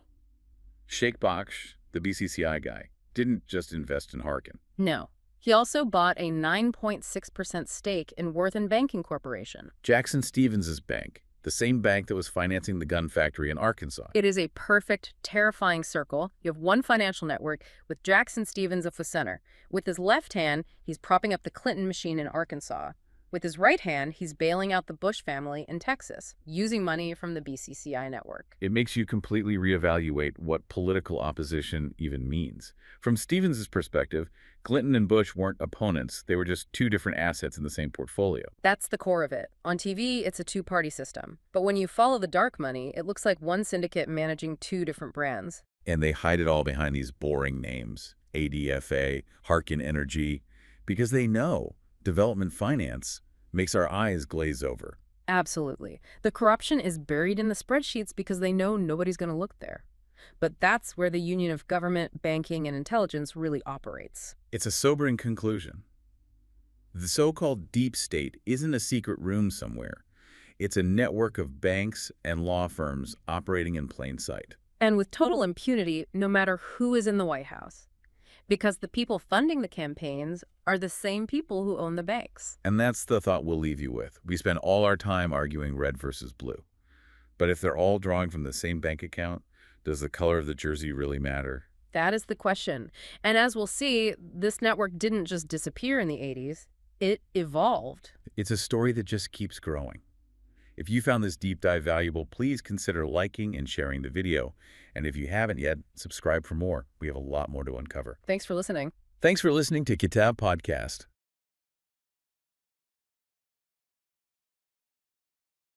Welcome back to the Kitab Podcast Deep Dive. Today we are putting on our trench coats and stepping into a story that honestly feels like it was ripped straight out of a William Gibson novel. Yeah, but this isn't fiction. The scary part is that unlike those cyberpunk stories, there are no heroes hacking the mainframe to save the world. No, in this story, the bad guys already own the mainframe. We are continuing our journey through One Nation Under Blackmail, Volume 1 by Whitney Webb, and we have arrived at Episode 16. And this really is a turning point in the book. If the last few chapters were about building up this, ecosystem of corruption, this one high-tech treason is about how they weaponized it. Okay, so before we get into the tech, let's just quickly reset the board. In our last deep dive, we were deep in the swamps of Arkansas, looking at the ADFA, the Arkansas Development Finance Authority. Right, which was basically Bill Clinton's political piggy bank. And we saw how it connected to Iran-Contra, to gun running, and to that billionaire Jackson Stevens, who was the link between the Bush family and BCCI. And just a reminder for everyone, BCCI wasn't just some bank. It was the Bank of Credit and Commerce International. People called it the Bank of Crooks and Criminals International. It was the financial nervous system for, what, spies, terrorists, drug cartels? Pretty much. So we had the money, we had the political cover. But today we're talking about the tool, the holy grail of espionage, a piece of software called PROMIS. And I have to admit, when I first saw software in the outline, I thought, okay, are we talking about a spreadsheet scandal? But this is this is so much more. It's arguably the most dangerous piece of software ever created, for its time. To really get why PROMIS matters, you have to picture the world in the early 1980s. It's a world of filing cabinets. Right. The FBI has its files over here. The CIA has theirs over there. The courts, the banks. Everyone is on a different system. Sometimes it's paper. Sometimes it's these primitive computers that can't talk to each other. They're all silos. So if you're a criminal, it's easy to just slip through the cracks. The FBI might be watching you, but the bank has no idea you just moved $1 million. Exactly. PROMIS just. It changed the laws of physics for intelligence. It stood for Prosecutors Information Management System, created by a company called Inslaw, run by Bill and Nancy Hamilton. And what they built was this revolutionary thing that could talk to any database. It could pull an FBI file, a bank record, a court docket, and stitch it all together. It gave you a single, coherent picture of a person's life. The God view. It really was. So naturally, the U.S. Department of Justice wanted it. In 1982, the Reagan administration signs a $10 million contract with Inslaw to use PROMIS to track their cases. It should have been the American dream for the Hamiltons. They built a better mousetrap. The government bought it. But they got a nightmare instead. This is where the treason part really comes in. The DOJ, the department that's supposed to uphold the law, just stopped paying them. They just refused to pay. They refused to pay, they withheld fees, and they drove Inslaw into bankruptcy. It was a calculated theft. A federal judge later said the DOJ acted with trickery, fraud, and deceit. But why? That's the part that gets me. Why steal it? The government has infinite money. Just buy it. That's the key question. It's about ownership and modification. If they licensed the software legally, the Hamiltons still own the source code. The Hamiltons would know if anyone altered it. And the people running this operation needed to alter it. They needed to turn it into a Trojan horse. Okay.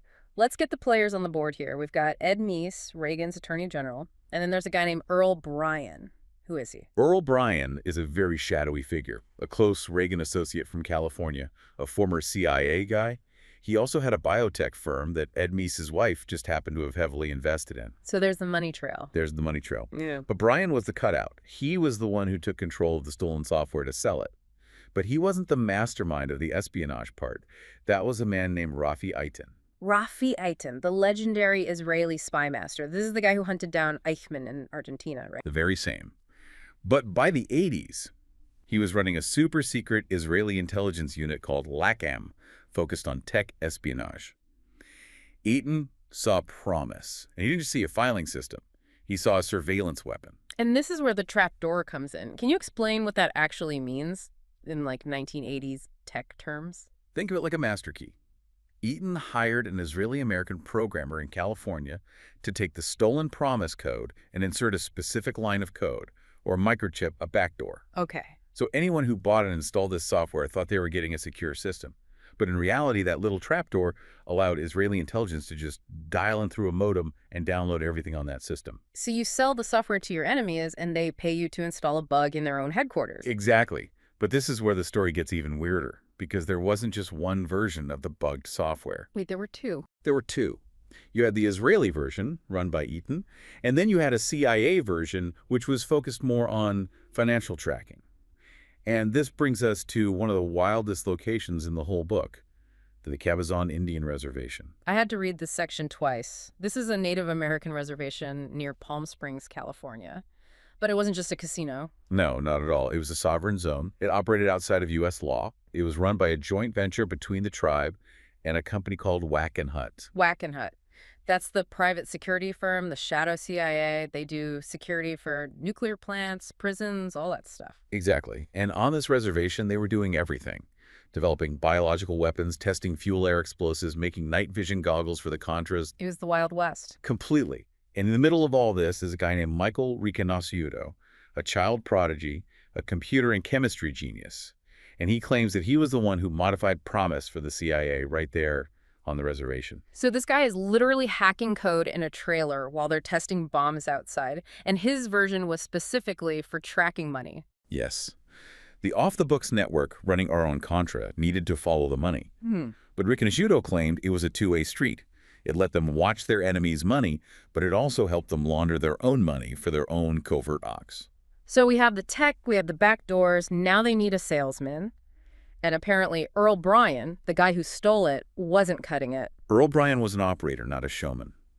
Rafi Eaton needed someone who could walk into a palace, charm a dictator, and close a multi-million-dollar deal. Yeah. He needed Robert Maxwell. Robert Maxwell. Ghislaine Maxwell's father. Most people today probably just know him as this tycoon who mysteriously fell off his yacht. But the book paints him as a full-blown super spy. He was this larger-than-life character, born into poverty in Czechoslovakia, lost most of his family in the Holocaust, reinvents himself as a British war hero, a member of parliament, a media mogul. But secretly, he was working for Israeli intelligence since the 60s. He was a die-hard Zionist. His media empire, Pergamon Press, was the perfect cover. It let him travel the world, meet scientists, meet world leaders, all while gathering intel. And he becomes the global salesman for bugged PROMIS software. And the client list is... it's terrifying. It is genuinely chilling. Maxwell sold PROMIS to the military regimes in Chile and Argentina right in the middle of Operation Condor. That was the program where they were hunting down and killing political opponents across South America. He sold it to Guatemala. And the book notes that literally days after the software was installed there, the regime rounded up 20,000 subversives. They used the software to map out dissident networks and just make them disappear. And all the while, Israeli intelligence and probably the U.S. are just watching this happen in real time through that back door. They knew who was being targeted. They knew intelligence was the priority, not human rights. But Maxwell's most audacious sale, the one that really screams high-tech treason, wasn't to some third-world dictator. It was to the United States itself. This is the part that made my jaw drop. He sold the bugged, Israeli-controlled version of the software to Los Alamos National Laboratory. To Los Alamos and to Sandia National Labs, Yeah. the absolute heart of the American nuclear weapons program. How? How is that even possible? How does a known foreign agent just walk in and sell software to our nuclear labs? Well, he didn't just walk in. He bribed his way in. Yeah. The book says that Maxwell, acting on advice from Henry Kissinger of all people, enlisted Senator John Tower of Texas. A very powerful guy in defense circles. Yes, extremely powerful. Maxwell paid Tower $200,000. 200 grand. That's it. That's the price to potentially compromise our entire nuclear program. It sounds shockingly low, but yes, that money came from Mossad funds, and Tower's job was to open the doors. And it worked. The labs bought the software. Which means Israeli intelligence likely had a direct line into the management systems of the U.S. nuclear arsenal. You would think alarm bells would be going off everywhere at the FBI. Well, at the ground level, they were. That's the tragic part. Employees at Sandia Labs got suspicious. They felt something was off with Maxwell's front company, Information on Demand. So they called the FBI. Okay. And the San Francisco field office opened a file. They even coded it, FCI, Foreign Counterintelligence.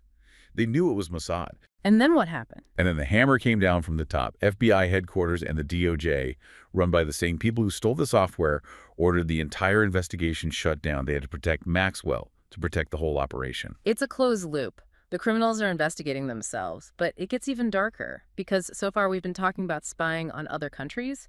There's a domestic program called Main Corps. This is where it really comes home. The sources Webb uses allege that Oliver North of Iran-Contra fame used PROMIS to build a domestic surveillance database, not for foreign spies, for Americans. Main Corps. And the purpose of this database was what? It was tied to continuity of government, or COG, planning. The idea was, in a national emergency, a war, a major riot, the Constitution could be suspended, and the government would need a list to instantly neutralize internal threats. Main Corps was that list. And who is considered a threat? Dissidents, political activists, people who opposed U.S. policy in Central America, tax protesters. We're talking about a list of millions of American citizens who hadn't committed a crime but were just deemed unfriendly to the administration. So while Reagan is on TV talking about freedom, his team is building a digital list for a potential roundup of American citizens. Using stolen software, bugged by a foreign intelligence agency. You have to wonder, did Israel also have access to main core? The implications are just staggering. It's just overwhelming. And in the middle of all this, trying to connect the dots was one journalist, Danny Casolaro. Danny Casolaro is the tragic hero of this story. He was a freelance journalist, just this dogged guy who started pulling on the thread of the Inslaw case. But the more he pulled, the more he realized it was all connected. He called it the Octopus. Exactly. He saw it wasn't just about software. The same people stealing PROMIS were the ones running guns for the Contras, laundering money through BCCI, maybe even trafficking drugs. It was all one giant criminal enterprise. One octopus. And in August of 1991, he was getting close. He told people he was going to West Virginia to meet a source who had the final piece of the puzzle. He was going to meet a DOJ official named Peter Videnix, someone directly tied to the PROMIS theft. Danny told his brother, "I've got them."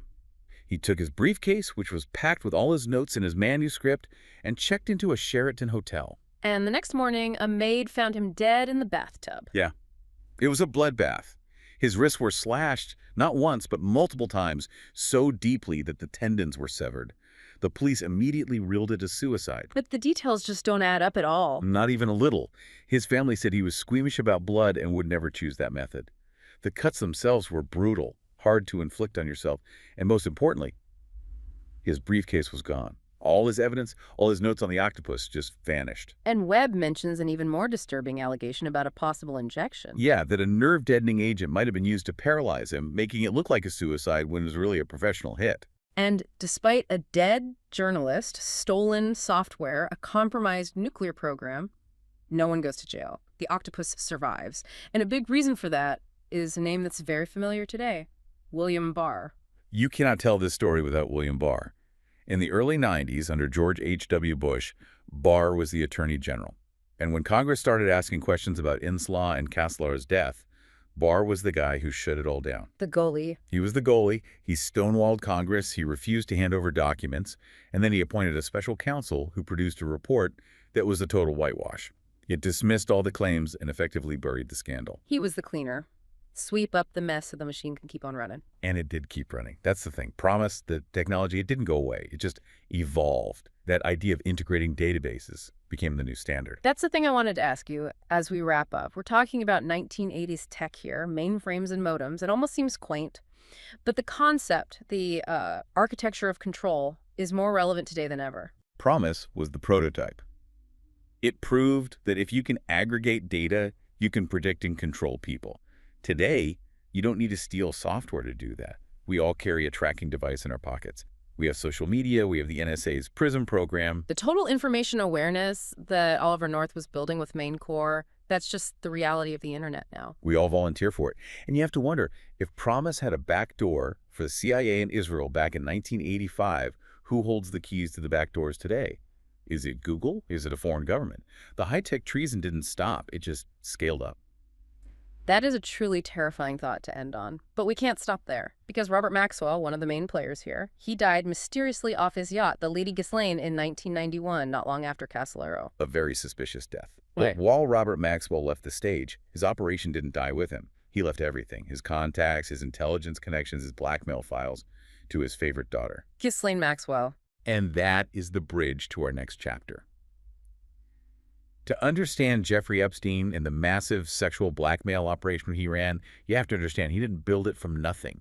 He inherited a family business. PROMIS showed us the infrastructure. The next part of the story shows us how that infrastructure was used to entrap the world's most powerful people. Exactly. And that is where we are going next. Into the dark heart of the Epstein-Maxwell network. You are not going to want to miss it.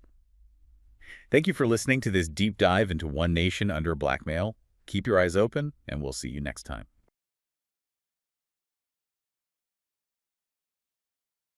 Welcome back to the Kitab Podcast. I am so glad you're joining us because today we are hitting, well, a massive milestone in our journey. This is episode 17 of our series on Whitney Webb's One Nation Under Blackmail, Volume 1. And I have to say, looking at the notes we have for today, I think we finally reached the point of no return. It really does feel that way. It's good to be back. And you're right, the picture we've been building over, 16 deep dives. Today is where all those separate pieces start to merge into a single, frankly, terrifying view. They really do. So before we get completely swept away, let's just ground ourselves for a second. For anyone jumping in or, if you need a quick refresh, last time we covered the PROMIS software scandal. Right. We talked about how this incredible tracking software was stolen by the U.S. Department of Justice, then it was bugged by Israeli intelligence, and then sold across the globe by the media tycoon Robert Maxwell. And the really tragic part of that story was the likely murder of journalist Danny Casolaro. He was investigating what he called the Octopus, and he got too close. Exactly. But here's the hook for today, and this is the part that, it genuinely kept me up last night reading this chapter. When we think of the Octopus or organized crime, we usually picture these distinct groups, Sure. You've got the Italian mafia in New York, the cartels in Colombia, the Yakuza in Japan, that they kind of stay in their own lanes. Historically, yeah, that's the perception. Like regional warlords fighting over turf. Right. But what if that whole model is just completely outdated? What if back in the late 80s and early 90s there was a kind of super syndicate? A super syndicate. I'm talking about a global corporate umbrella that actually brought Russian mafia, the Japanese Yakuza, the Chinese triads, and that cartels all to the same table. And what if the man at the head of that table, coordinating it all with Western intelligence, was Robert Maxwell? It sounds like fiction. It honestly sounds like a Spectre meeting from a James Bond movie. But the documents that Webb lays out, they show this, was very, very real. And I think we need to set the tone right now. Yeah. This isn't just a story about financial fraud. Yeah. This is a thriller. We are looking at the exact moment the Cold War ended and a whole new war began, a war where state intelligence agencies basically merged with organized crime to loot the entire planet. So let's unpack this thing. The chapter is called High-Tech Treason. And to really get Maxwell's role, we actually have to rewind just a little bit. We need to talk about a company called Control Data Corporation, or CDC. And just to be super clear for everyone listening, this has absolutely nothing to do with public health. No, definitely not. Control Data Corporation was a supercomputer firm. They were actually the ones who managed the PROMIS software for the World Bank. But they serve as this perfect precedent for what Maxwell did later. They completely blurred the line between a respectable U.S. corporation and, well, a vehicle for espionage. The thing that just jumped off the page at me was their relationship with the Soviet Union. The source material says CDC was selling advanced computer systems to the Soviets in 1968 and 1972. Wait a second. This is the absolute peak of the Cold War. We were doing duck and cover drills in school. How is a U.S. defense contractor allowed to sell supercomputers to the enemy? That is the key question, isn't it? And they didn't just sell them to anyone. They installed these systems at the Dubna Soviet nuclear facility. They were actively upgrading the computing power of the Soviet nuclear program. That seems like the literal definition of treason. You'd think so. Yeah. But in this world, corporate profit often comes before national security. Or maybe the definition of national security gets twisted. And to show you just how twisted, look at who CDC hired to help them. They brought on a man named Edwin Wilson. Edwin Wilson, the rogue CIA agent. The very same. Now, the official story might be that he went rogue later, but here he is consulting for CDC. And what was his job? On paper, it was to help sell outdated computers to developing nations. But the sources suggest it was much darker than that. Oh, much darker. Yeah. He was accused of bugging the U.S. Army Material Command on behalf of the corporation to get inside information on bidding contracts. Hold on, let me get this straight. You have a U.S. corporation hiring a CIA operative to spy on the U.S. Army to win contracts, while at the same time selling tech to the Soviet nuclear program. Precisely. And that is the template. CDC proved you could use a corporate front for espionage and treason. Yeah. But Robert Maxwell, he took that template and just put it on steroids. Okay, let's get to Maxwell then. We know him as this media mogul, the guy who owned all the newspapers. But in this chapter, he's operating in the shadows of the Eastern Bloc. Specifically, Bulgaria. Bulgaria is absolutely crucial here. Maxwell was incredibly cozy with the communist leadership there. He was close friends with Vladimir Kryuchkov, who was the head of the KGB. Maxwell needed what he called a financial bunker, a place to operate away from Western eyes. So he sets up shop in Sofia. And this leads to something called Project Neva. Now, this sounds like a sci-fi villain's master plan. What was it? It was a program run by Bulgarian intelligence, but its goal was pretty simple. The mass theft of Western technology. They set out to steal everything. Blueprints, microchips, software, anything they could get their hands on from Silicon Valley in Europe to keep the Soviet military machine from collapsing. Okay, so the spies steal the tech, but you can't just sell stolen goods on the open market. You need a fence. Exactly. And Robert Maxwell was the fence. He created this massive, sprawling network of shell companies. They would receive the stolen tech, maybe tweak it a little, slap a new logo on it, and then sell it back to the Eastern Bloc. It was industrial-scale laundering of intellectual property. And this whole network grew into something called multi-group. Multi-group, that is the name to remember. The author quotes Gordon Thomas here, who describes multi-group as, and this is a direct quote, one of the most powerful crime syndicates in the world. And this brings us right back to that super syndicate idea. Who was actually in this group? It's a rogues gallery that just defies belief. It wasn't just Bulgarian spies. This network brought together the Russian mafia, the Japanese Yakuza, the triads from Hong Kong, and the classic crime families of New York. I'm just trying to visualize this. You have the Yakuza and the Russian mobs sitting at the same table. I mean, usually we hear about these groups killing each other for territory. Why would they work together? Because the pie was big enough for everyone, and they all needed the exact same thing: access to the Western financial system. They needed a legitimate corporate face to watch their money and handle the logistics. Maxwell was that face. There's a quote here from John O'Neill, the FBI executive who famously died on 9/11, that really hammered this home for me. He actually investigated this network. He did, and O'Neill did not mince words. He identified Maxwell as being at the heart of the global criminal network. He said Maxwell was the man who set in motion a true coalition of global criminals. That's the FBI saying this famous media tycoon was basically the CEO of Organized Crime Incorporated. And he wasn't keeping this operation over in Europe. He brought it right here, right to our doorstep. He absolutely did. He established a U.S. front company called Pergamon Brassy. And where did he base it? McLean, Virginia. That's basically the backyard of the CIA. Right across the fence. Yeah. Literally. But the thing that really shocked me was the political cover. Maxwell hires former Senator John Tower to be the chairman of this company. And Tower wasn't just some backbencher. He was the head of the Senate Armed Services Committee. It's the ultimate camouflage, isn't it? You take a company that is almost certainly a node in this global tech theft ring, and you put one of the most powerful U.S. defense politicians in charge of it. Who is going to investigate that company? It's insane. And then you look at who they hired. Pergamon Brassy was poaching top computer experts directly from the DOJ's Justice Data Center. The exact same place where that stolen PROMIS software was running. Which implies that this U.S. company was basically a data pipe feeding right into that Neva tech theft network we just talked about. The infiltration was it was total. Okay, so Maxwell has the corporate structure. He has the political cover with guys like John Tower, but he needs muscle and he needs volume. This is where we meet a character who, I have to say, honestly scares me more than anyone else in this book. Semyon Mogilevich. The brainy Don. The boss of bosses. For those who don't know him, can you just paint a picture? Who is this guy? Well, imagine a man who looks like a Bond villain. He's huge, he chain smokes, he's incredibly intimidating. But unlike the old school thugs, he has a degree in economics. He's brilliant. He understood that the real future of crime wasn't on street corners. It was in international banking. And Maxwell and Mogilevich formed a partnership. But I have to ask, Maxwell is a publisher. He's this soft, corporate guy. Mogilevich commands armies of hitmen. Why does the boss of bosses need Robert Maxwell? He needed him for one very specific, almost bureaucratic reason. He needed a passport. That passport, that's it. Think about the geopolitics of 1988. If you show up at a bank in London or New York with a Soviet passport, the doors just slam shut. You are a giant red flag. Yeah. But if you have an Israeli passport, the door is open. The doors swing wide open. So Maxwell used his deep Mossad connections. He lobbied the Israeli government aggressively and got Semyon Mogilevich an Israeli passport.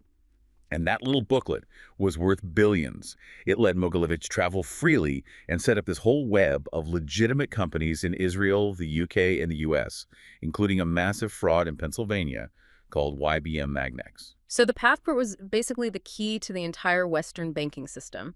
And once they had that key, they were ready for the big one, the biggest heist in history. We're moving into 1991 now, the collapse of the Soviet Union. The fall. Yeah. You know, we usually learn about this as a victory for democracy. The wall comes down, people are cheering. But if you look at the financial flows, It was a looting operation. It was a carcass being stripped by The vultures. numbers are just staggering. The source material mentions an estimated $12 billion in gold and assets was moved out of the country as it fell. $12 billion. In 1991 money. Just try to imagine the physical reality of that. We're not talking about wire transfers yet. We're talking about gold bullion. Tons of it. The Soviet treasury was effectively being raided by KGB officers and Communist Party elites who knew the ship was sinking. They had to steal the nation's wealth before any new government could take over. And Maxwell was right there in the middle of it. The sources tell this unbelievable story of Maxwell in Moscow in late 1991, negotiating to buy $1 billion worth of that gold directly from KGB officers. He was negotiating to buy it, yes, but the prevailing theory in the intelligence community is that he was acting as a conduit for Mossad. The real goal was to move that bullion out of Russia and get it to Israel to keep it safe and, hidden. It's the ATLA's dossier all over again, isn't it? We keep seeing the same networks. We do. Remember Leo Wanta from a few deep dives back? Yeah. The con man who claimed to be a secret agent? He was running around at this exact same time, offering to sell 2,000 tons of Soviet gold. It all connects. It's the same group of people, intelligence agents, and criminals stripping the empire for parts. Okay, but here's a logistical question. You have the gold, you have the money, you have the stolen tech. But you need to physically move this stuff across borders. You need a shipping company that won't ask questions. Enter Nordex. Nordex. Nordex is fascinating. It was based in Vienna, run by a man named Grigory Luchansky. Now, on paper, if you looked at their brochure, Nordex was a really boring company. They exported fertilizer. Fertilizer, the perfect cover, right? Who's going to check a shipment of manure? Exactly. But Nordex was identified by multiple intelligence agencies as the primary vehicle for capital flight out of the former USSR. And they weren't just shipping fertilizer. What were they really moving? Arms, heroin, and nuclear materials. Mm-hmm. We are talking about uranium, plutonium, beryllium, the raw ingredients for atomic bombs. That is absolutely terrifying. We're talking about loose nukes being sold by the mob. And there's a familiar name attached to Nordex, too, just to make this even more high profile. Mark Rich. The most famous fugitive financier of the 20th century. The man Bill Clinton controversially pardoned on his last day in office. Mark Rich was a co-founder of Nordex. This links Western financial power directly to this KGB looting operation. It shows you this wasn't just some Russians gone wild. This was a joint venture. So Nordex moves all the dangerous stuff, but you still have the money problem. If you're generating billions from selling stolen Soviet gold and nuclear isotopes, you can't just stuff it under a mattress. You need a massive industrial-scale laundromat. And that laundromat was the Bank of New York, BUNY. See, this is what gets me. BUNY isn't some shady bank in a tax haven with a palm tree on its logo. This is the Bank of New York. It's as establishment as it gets. How did the mob get inside? They effectively walked in through the front door. The whole scheme centered on the Eastern European division of the bank. It's run by a woman named Lucy Edwards and another executive, Natasha Gerfinkel. And they were associates of the Mogilevich organization. The text describes a technique they used called spinning around. It sounds dizzying. Can you break that down for us? Think of it like a digital blender or a high-speed shell game. They used specific software called microcash register. They would take a deposit from a Russian account, dirty money, and then just zip it through multiple offshore accounts in different jurisdictions. New York to London to the Caymans to Cyprus. And how fast are we talking? Seconds. They would spin the money around the globe so fast that by the time any regulator could even look at the transaction, the origin was completely gone. It was just a blur of digital noise. And BUNY didn't just stumble into this. They bought their way in. That's right. They wanted into the lucrative Russian market, so they bought a bank called Intermaritime Bank. And who owned that bank? Bruce Rappaport. Bruce Rappaport, the Swiss banker who just keeps popping up in our series, he's deeply tied to U.S. intelligence, Israeli intelligence. A whole network. BUNY didn't build this laundry machine from scratch. They bought a pre-existing network from a known intelligence asset.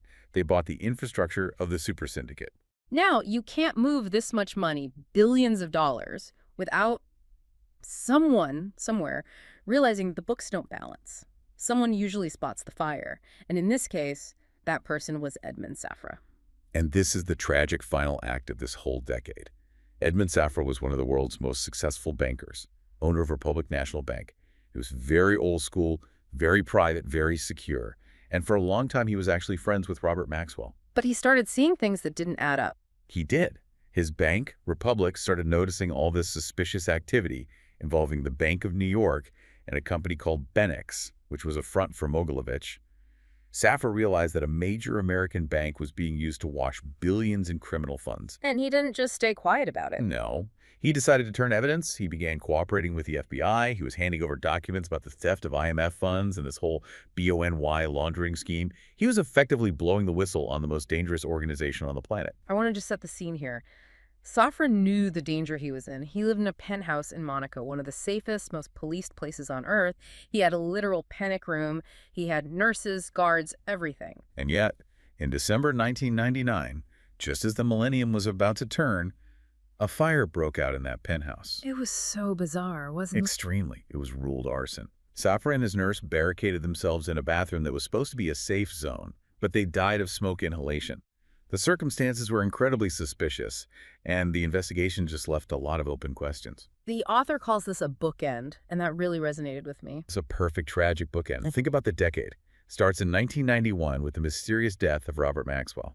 He falls off his yacht, the Lady Ghislaine, right as the Soviet looting is kicking into high gear. And the decade ends in 1999 with the mysterious death of Edmund Safra, right as the entire laundering scheme is about to be exposed.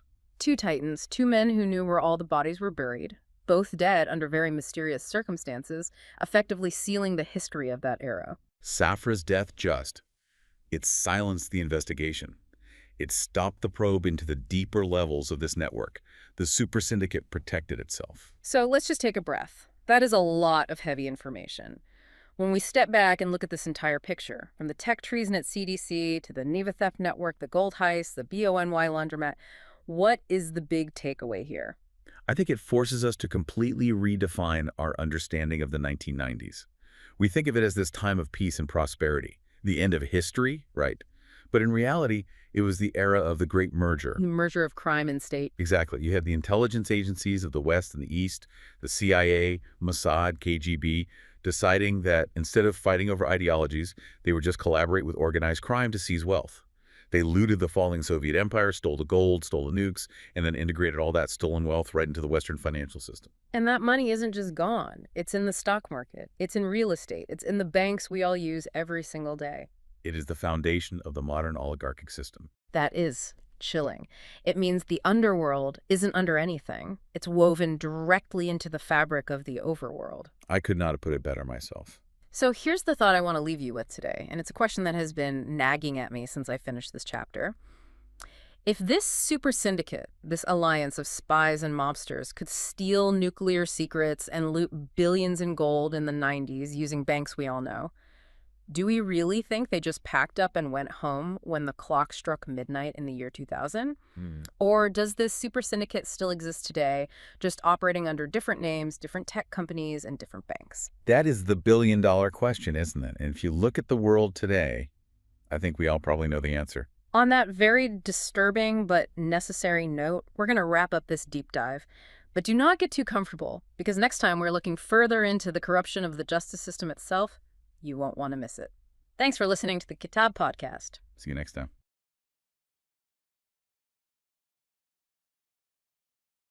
Welcome back to the Kitab Podcast. We are diving straight back into the abyss today. We really are. This is session 18 of our ongoing analysis of Whitney Webb's One Nation Under Blackmail, Volume 1. And I have to say, if you thought the last few deep dives were intense, especially the one on the looting of the Soviet Union, you might want to buckle up. It's relentless, isn't it? Today we're looking specifically at pages 259 through 268, so it's a really tight section of text, but the implications are just massive. The chapter's called Government by Blackmail, The Dark Secrets of the Reagan Era. Right, and just to orient you, the learner, last time we were deep in the weeds with Robert Maxwell, we watched his descent into this global crime syndicate. Yeah, looting pension funds, looting the Soviet Union. It was heavy international stuff. It was. But today, we're bringing it all back home. We're landing right in the middle of the 1980s in the United States. And the context here is just, it's everything. You have to think about the public image of the 1980s. Ronald Reagan, Morning in America. It was sold as this big return to innocence, a time of family values, the moral majority. It was so polished and optimistic. You know, the shining city on a hill. Exactly. That's the brochure version of the 80s. But the source material we're digging into today, I mean, it just takes a sledgehammer to that whole image. It's a complete sledgehammer. The core argument here is that just beneath that glossy surface, you had this whole other machine, and it was running on sex, drugs, and blackmail. And not run by, random outliers or street thugs. This was being managed by the president's closest friends. And maybe the most disturbing part, and this is where we're going to spend a lot of our time today, is that this network had infiltrated the country's most celebrated charities. We're not just talking about backroom deals. We're talking about exploiting the most vulnerable people under the cover of philanthropy. So let's peel back that first layer. To really get the 80s, according to this text, you have to start with one man. The source calls him the city's preeminent manipulator, Roy Cohn. And right away, I think most people hear that name and they immediately think of the 1950s, right? Yeah. The Red Scare of McCarthy. Exactly. Whispering in McCarthy's ear, hunting communists. But the source makes it so clear that by the 80s, in New York, he was something else entirely. Much, much more powerful. He was the ultimate fixer. The ultimate fixer. The source describes him as running a favor bank. And that's a term you hear in movies, but in his world, it was a literal economy. It wasn't just, I'll scratch your back. It was about leverage. Cohn built a network that connected the mob, the Catholic Archdiocese, the media, even the court system. There's a quote in the text from one of his law partners, Stanley Friedman, that just stuck with me. He said, Roy could fix anyone in the city. And think about what that implies. It's a level of control that just bypasses the entire legal system. So how did it work? It worked through blackmail. The source argues Cohn just collected secrets. He knew who was sleeping with whom, who was on the take, who had a drug habit, and he used that info not always to destroy people, but to own them. To own them, to keep them in his orbit. And the paradox of his public persona is just wild. I mean, here's this conservative icon, a hero to the moral majority crowd, and he's holding court at Studio 54. Which was the absolute epicenter of hedonism. Open cocaine use, sexual promiscuity. Yep. Everything the public face of the Reagan administration was supposedly against. And there's Roy Cohn, the bridge between that underworld and the political elite. The source even details a specific incident that perfectly shows how this government by blackmail worked. It involves Hamilton Jordan. Right, Jimmy Carter's chief of staff. So this is late 70s, leading into the Reagan years. What happened? This is a prime example of weaponizing that favor bank. The allegation is that Roy Cohn leaked a story to the press about Hamilton Jordan using cocaine at Studio 54. Right. And the source makes the point that whether it was even true is it's beside the point. It's the weaponization of the story itself. That's the key. Whether Jordan actually did it or not, the story was created because Cohn wanted it to be. He used his media contacts and it damaged a political enemy at the perfect time. So you've got the president's informal advisor partying with mobsters and leaking drug stories. But Cohn is just one piece of this puzzle. The source draws a direct line from Reagan himself to another power player, Lew Wasserman. And if you're looking at the mechanics of Reagan's career, Wasserman is maybe even more important than Cohn. He was the head of MCA, the Music Corporation of America. The Octopus, they called it. Right. The king of Hollywood. The source flat out calls him Reagan's mentor. But MCA wasn't just a talent agency. This is where the whole thesis of the book takes hold. Wasserman had deep, long-standing ties to the National Crime Syndicate. Just to define that for a second, we're not talking about a street gang. We're talking about the confederation of mob families that operated like a corporation across the U.S. Exactly. Specifically, Wasserman is linked to the Mayfield Road Gang and a mobster named Mo Dalitz, who we've mentioned before, a foundational figure in Vegas. And this isn't just old history. The source points out that during the Reagan administration, while Reagan is in the White House preaching law and order, the Department of Justice had an active probe into MCA's mob ties. They did.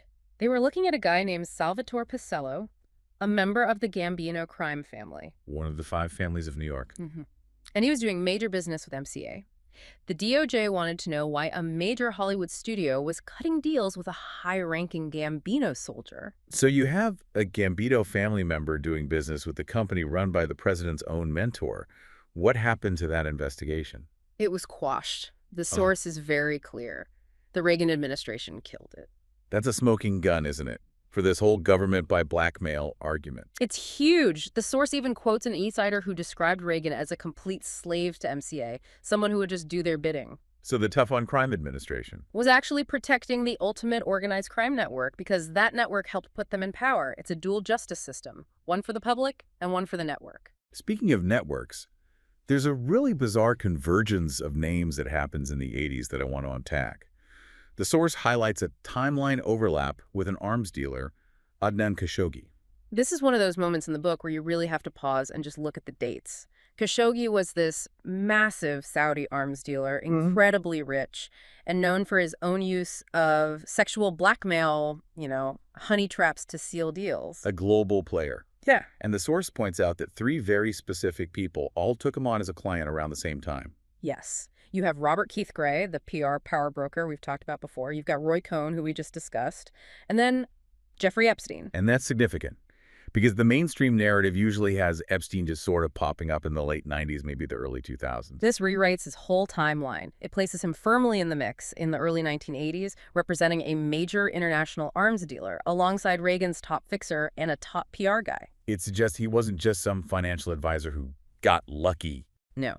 He was operating in this high-level world of arms deals and intelligence assets long before most people had ever heard his name. It really does set the stage for everything that comes later. But I want to zoom in on a specific event the source describes that ties all these worlds together in one room. It's a dinner party, a testimonial for Roy Cohn in 1983. Ah, yes. This dinner is like a perfect snapshot of the power structure we're talking about. It was hosted by the Banking and Finance Lodge of B'nai B'rith. And the guest list, it reads like a who's who of that whole network. You've got Donald Trump there, Rupert Murdoch, Stanley Friedman, but there's one name the source highlights that really jumps out, Alan C. Greenberg. And that is the critical link for you, the learner, to catch.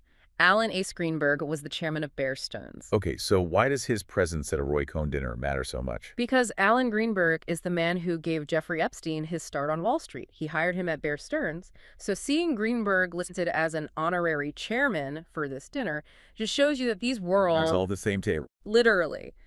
Cohn's political fixers, the mob lawyers, Epstein's Wall Street patrons, all breaking bread together. And the source even unpacks the venue, B'nai B'rith itself. Most people think of it as a charitable organization. Right, but the source references historical descriptions of it functioning in some ways more like a secret society, almost like a Masonic order. That's a pretty heavy charge. What's the evidence for that? Well, it looks at the board of overseers at that time. It included names like Edmund Safra, Edgar Bronfman, and Max Fisher. Okay, these are names that just keep popping up throughout this whole book, tied to organized crime and intelligence networks. Exactly. Safra and Bronfman are heavyweights in that intelligence crime world. And Max Fisher was a mentor to Leslie Wexner, another key figure in the Epstein story. So framing Cohn's dinner within this lodge, it reinforces that this wasn't just a social event. It was like a meeting of the network's board of directors. All right, so we've established the lawyers, the fixers, the financiers. Now I want to pivot to what I think is the most disturbing part of this section, the charities. This is where the whole thesis becomes truly horrific. It moves from financial crimes to human crimes. We have to talk about Covenant House. In the 80s, this was the charity. If you walked through Times Square, you saw their vans. It was founded by a man named Father Bruce Ritter, and he was basically a saint in the media. Oh, he was untouchable. He had the full support of President Reagan, George H.W. Bush, the Pope. He was the public face of compassion. But the source details the complete collapse of that image. And it wasn't a slow burn, it was an explosion. Allegations emerged that Father Ritter was having sexual relationships with the vulnerable young men in his care runaways, kids with nowhere else to go. And using charity funds to pay them off. Exactly. It's the ultimate betrayal, a sanctuary turned into a hunting ground. But what the source really focuses on isn't just Ritter's crimes, it's the establishment's reaction. When journalists, specifically Charles Sennett of the New York Post, started digging, what happened? The system attacked the journalists. Yes, that's the key. You had Mario Cuomo, the governor of New York, and Cardinal John O'Connor attacking the reporting. The source frames this as a high-level cover-up. They weren't just protecting one priest, they were protecting a node in the network. And to investigate the scandal, the charity hired a very specific firm. This connects back to our previous deep dives. They hired Kroll Associates, known as the CIA of Wall Street. Right. And we've seen Kroll before. With ties to Thomas Corbally, they're essentially privatized intelligence. The source calls the Kroll report on Covenant House a limited hangout. Can you explain that term? It's classic spycraft. A limited hangout is when a secret is about to break, so you admit to a part of the truth, the part that's already leaking out, to satisfy the public and stop them from digging any deeper. You confess to the misconduct to hide the criminal conspiracy. So Kroll admitted Ritter had lapses in judgment or something like that? Pretty much. They admitted enough to get Ritter out of the picture, but they stopped way short of exposing the criminal infrastructure behind him. They cauterized the wound to save the body. And there was an infrastructure. This brings us to the man behind Ritter, his patron, Robert McCauley. Robert McCauley is essential here. He was George H.W. Bush's college roommate at Yale. Incredibly close. McCauley is the one who brought Father Ritter into the orbit of the Reagan and Bush political machines. McCauley had his own charity too, didn't he? AmeriCares. Yes. And if you look at the AmeriCares board during that time, it reads like a National Security Council roster. You had Zbigniew Brzezinski, Prescott Bush, the president's brother, William E. Simon. These aren't just philanthropists. These are geopolitical operators. And the source makes a very specific claim about what AmeriCares was really doing. The allegation is that AmeriCares was a front for the Iran-Contra operation. Let's just define that for a second. Iran-Contra was the scandal where the U.S. government was secretly selling arms to Iran and then using the profits to fund the Contras, the right-wing rebels in Nicaragua, even though Congress had banned it. Exactly. And the source claims AmeriCares was used to funnel money and supplies to the Contras. It provided the logistical cover. I mean, humanitarian aid is the perfect disguise for military logistics. And the logistics detail is key. The source notes that AmeriCares frequently used an airline called Southern Air Transport. Southern Air Transport is legendary in intelligence circles. It was, historically, a CIA proprietary company. Even after it was privatized, it was heavily involved in illicit arms shipping. But here's the connection that should make the listener sit up straight. This same airline, Southern Air Transport, it didn't just disappear after the 80s. No, it was later relocated to Columbus, Ohio. Relocated by whom? By Jeffrey Epstein and Leslie Wexner. That is, it feels like a baton pass. You have a CIA-linked airline used by a Bush-linked charity to fund the Contras, and then it ends up in the hands of Epstein and Wexner in Ohio. It suggests a continuity of operations. The assets, like the airline, they move around, but the network controlling them stays the same. It's chilling. It makes Epstein look less like a financier and more like a logistics manager for these kinds of intelligence ops. Exactly. And just when you think you've hit the absolute bottom, the source takes us one step further down. Back to Covenant House. They didn't just operate in New York, they expanded internationally. They opened a branch in Guatemala. The Casa Alianza, and the man who ran it was Roberto Alejos Arzu. Now, if you know your Cold War history, that name's huge. It is. He was a known CIA asset. His plantation in Guatemala was the actual training ground for the Bay of Pigs invasion back in '61. This is a man deep in the covert operations world. So wait, you have a CIA asset known for hosting paramilitary training, now running a homeless shelter for kids in Guatemala under the banner of a U.S. charity. What's the allegation? This is the darkest turn in the chapter. The source cites intelligence sources claiming that the Arzu-led branch of Covenant House was procuring children. Procuring them for? For a pedophile ring based in the United States. That's hard to even process. It is. The allegation is that these children were being trafficked into a ring that was connected to the Franklin scandal. The Franklin scandal. We are going to dive deep into that next time, but just give us the broad strokes. The Franklin scandal was a reported interstate child trafficking ring involving politicians and powerful people in Nebraska and Washington, D.C. Yeah. So the suggestion here is that these charities, Covenant House, AmeriCares, they weren't just fronts for money or arms. They were fronts for trafficking human beings. It's a horrifying picture. You look at these pillars of society, lawyers like Roy Cohn, philanthropists like Robert McCauley, priests like Father Ritter, and the source argues they were all part of a unified network. Organized crime, intelligence assets, and the exploitation of the most vulnerable people imaginable. It forces you to redefine what corruption even means. This isn't just somebody stealing from the till. This is systemic. The mechanisms of charity were, in some cases, completely hollowed out and used as cover. It really flips the script on the 80s. We started this deep dive talking about the glossy surface of the era, the gala dinners, the B'nai B'rith Awards. And now we see the wiring underneath. The gala dinner is a meeting of the favor bank. The charity board is a logistics hub for covert wars. It's the difference between the stage play and what's happening backstage. And the people backstage, Cohn, Khashoggi, Epstein, they're the ones directing the show. In realizing they were all connected, It shatters the idea that these were just isolated incidents. So here's the question for you, the learner, to chew on. We've seen how the CIA of Wall Street cleans up the mess. We've seen how the president's best friends manage the charities. If philanthropy is the ultimate cover, what does that say about the institutions we trust today? That is the lingering question, isn't it? When you see a high-level charitable board today filled with billionaires and former government officials, are you looking at a group of do-gooders? Or are you looking at a logistics node for something else entirely? Something to think about. And as you mentioned, we touched on the Franklin scandal. That is a rabbit hole all its own, and that is exactly where we're going next time. It connects all the dots we just laid out. If today was the who and the how, next time is the specific, heartbreaking what. You don't want to miss that. Thank you for joining us on this deep dive into One Nation Under Blackmail. Keep your eyes open. We'll see you in the next session.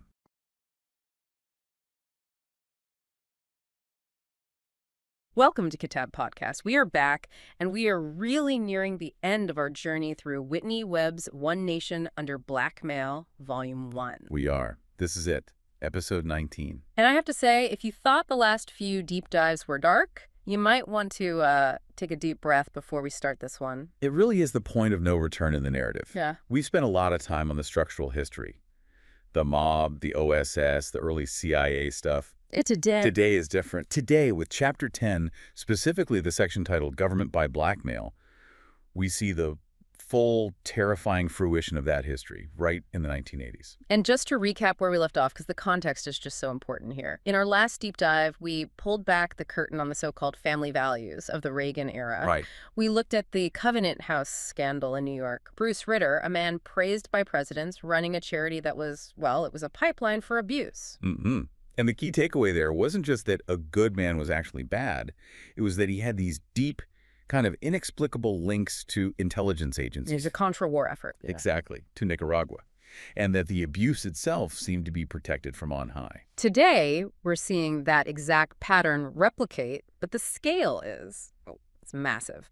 We're moving from the streets of New York to the absolute center of the American map. Omaha, Nebraska, the heartland. Exactly. You know, you think cornfields, you think Warren Buffett, you think safe, quiet, moral America. Sure. You do not think of a nationwide child trafficking ring run out of a credit union that reaches all the way to the White House itself.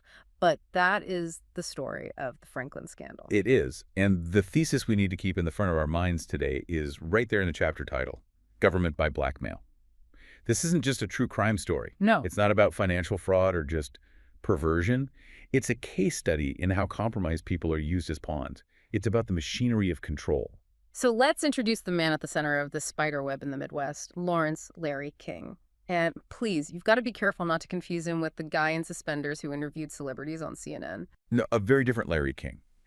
This Lawrence King was a larger-than-life figure in Omaha. Before he was a banker, he's in the Air Force, late 60s. And Webb points out a crucial detail right away. King wasn't a pilot. He was an information specialist. Which means? He handled top-secret communications. And in this book, whenever we see someone transition from, military intelligence or communications into a sudden, high-flying civilian career, it's a signal. It's a signal to pay very close attention. So he leaves the military, takes over the Franklin Community Federal Credit Union in Omaha, starts as this sleepy little institution, but King turns it into, well, his own personal piggy bank. Personal bottomless ATM is how it's described. He wasn't running a bank. He was running a Ponzi scheme. Yeah. He was soliciting huge deposits by offering these, interest rates that were just too good to be true. Pulling in money from everywhere. From other banks, from investors. But he was looting that money to fund a lifestyle that was, frankly, just obscene for a credit union manager in Nebraska. But he wasn't just buying nice cars. He was buying people. He was buying access. That's the key. King understood that in the 1980s, money was the ultimate lubricant for political climbing. He joins the GOP in 1981, and his rise was meteoric. Unbelievable. You're talking about a guy who went from a nobody to a major power player in about 36 months. The timeline is staggering. He founds the Nebraska Frederick Douglass Republican Council, and by 1984, just 3 years after joining the party, he is literally on stage at the Republican National Convention in Dallas. Singing the national anthem. Singing the national anthem. Imagine that. And back home in Omaha, his parties are attracting the absolute elite of the Republican Party. I mean, we're talking about Congressman Jack Kemp, a huge figure in the Reagan Revolution. Grover Norquist. Grover Norquist. Huh. Even Supreme Court Justice Clarence Thomas attended events hosted by Larry King. He was the golden boy. He even got a Service to the Republican Party award in 1983. But here's the question. Was he just a charismatic guy with a stolen checkbook? Or was the money serving a specific purpose? Well, as we always say in these deep dives, follow the money. And in the 1980s, if you follow the dark money long enough, you almost always end up in the jungle with the Contras. The Iran-Contra affair, it just haunts this entire volume. It does. Webb highlights a specific transaction that really sort of gives the game away. King took over $25,000. Stolen money. Stolen from the credit union's depositors, yes, and donated it to a group called Citizens for America. Citizens for America. It sounds like a generic patriotic super PAC. What was it actually doing? It was a Reagan-affiliated group, but its main function at that time was sponsoring speaking tours for Oliver North. Oliver North, the face of the secret war. Exactly. They were drumming up support for the Contras, the anti-communist rebels in Nicaragua, at a time when Congress had explicitly banned the U.S. government from funding them. So you have Larry King in Omaha funneling stolen money into the private network, keeping that illegal war alive. And he wasn't alone in that group either. If you look at the Founders Club for Citizens for America, Larry King is listed right alongside Ivan Buyeski. The insider trader. And T. Boone Pickens, the corporate raider. It's like a who's who of 80s financial excess, all pooling their resources to fund a shadow foreign policy. There's another financial link mentioned in the source that I think is just crucial. The Franklin Credit Union did business with Silverado Savings. Ah, yes. Silverado. That name rings a bell for anyone who remembers the savings and loan crisis. Silverado was based in Denver, and Neil Bush, the son of then Vice President George H.W. Bush, sat on the board. Right. So King's fraudulent operation in Omaha is linking up with Neil Bush's questionable operation in Denver. Right. And Silverado famously collapsed, costing taxpayers billions. Webb's argument here is that these weren't just banks failing because of bad loans. These institutions were functioning as slush funds. Off-the-books piggy banks. To move money around for intelligence operations and political favors. Yeah, so if the story stopped there, we'd have a massive financial scandal. A guy looting a bank to bribe politicians and fund illegal wars. It's Wolf of Wall Street stuff. But it doesn't stop there. And this is where we have to pivot to the part of the chapter that is, well, it's just much harder to talk about. We do, because the financial fraud, that was just the engine. The fuel was something much, much darker. According to multiple investigations, grand jury testimonies, and survivor accounts, Larry King wasn't just a thief. He was a pimp. He was accused of being a pimp in an interstate pedophile network. And we have to be very clear about who the victims were. These weren't high-priced escorts. No. The allegations center on the most vulnerable children you can imagine. Specifically, orphans from Boys Town in Nebraska. Boys Town is a famous institution. Very famous. It's supposed to help at-risk youth. But the source material details how King had access to these children. The claim is that they were being trafficked, literally flown across the country, to provide sexual favors to powerful men. I have to stop you, because I know what people are thinking. This sounds like the plot of a bad movie. How does a guy in Omaha run a trafficking ring involving orphans without the local police or the media shutting it down immediately? That is the million-dollar question. And the answer, according to the source, is protection. King operated with a shocking degree of openness because he allegedly had top cover from Omaha's elite. People like Harold Anderson. Harold Anderson, the publisher of the Omaha World-Herald, the biggest paper in the region. And a friend of Robert Keith Gray, who we've talked about. A close friend, yes. Yeah. We're also talking about the Omaha police chief, Robert Wadman. The allegation is that the watchdogs, the press, and the police, they were compromised. They were part of the social circle that protected King. And the nature of the abuse. We don't need to be graphic, but the source material is very specific. This wasn't just sexual abuse, it was sadistic. It was horrific. The survivors who came forward, people like Paul Bonacci, Alicia Owen, Troy Boner, they testified about torture. They described knife wounds, cigarette burns. Very worse. There were allegations of filmed ritual abuse and even murder. Filmed. That's the key word, isn't it? It is. Why film it? Why the sadism? It's about leverage. If you can get a powerful politician or a judge or a journalist to participate in something that heinous or even just watch it, you own them forever. It's the ultimate insurance policy. It is. Which brings us to the connection that takes this from a Nebraska horror story to a national crisis. King was the supplier in the Midwest, but he had a partner in Washington, D.C. A man named Craig Spence. Craig Spence.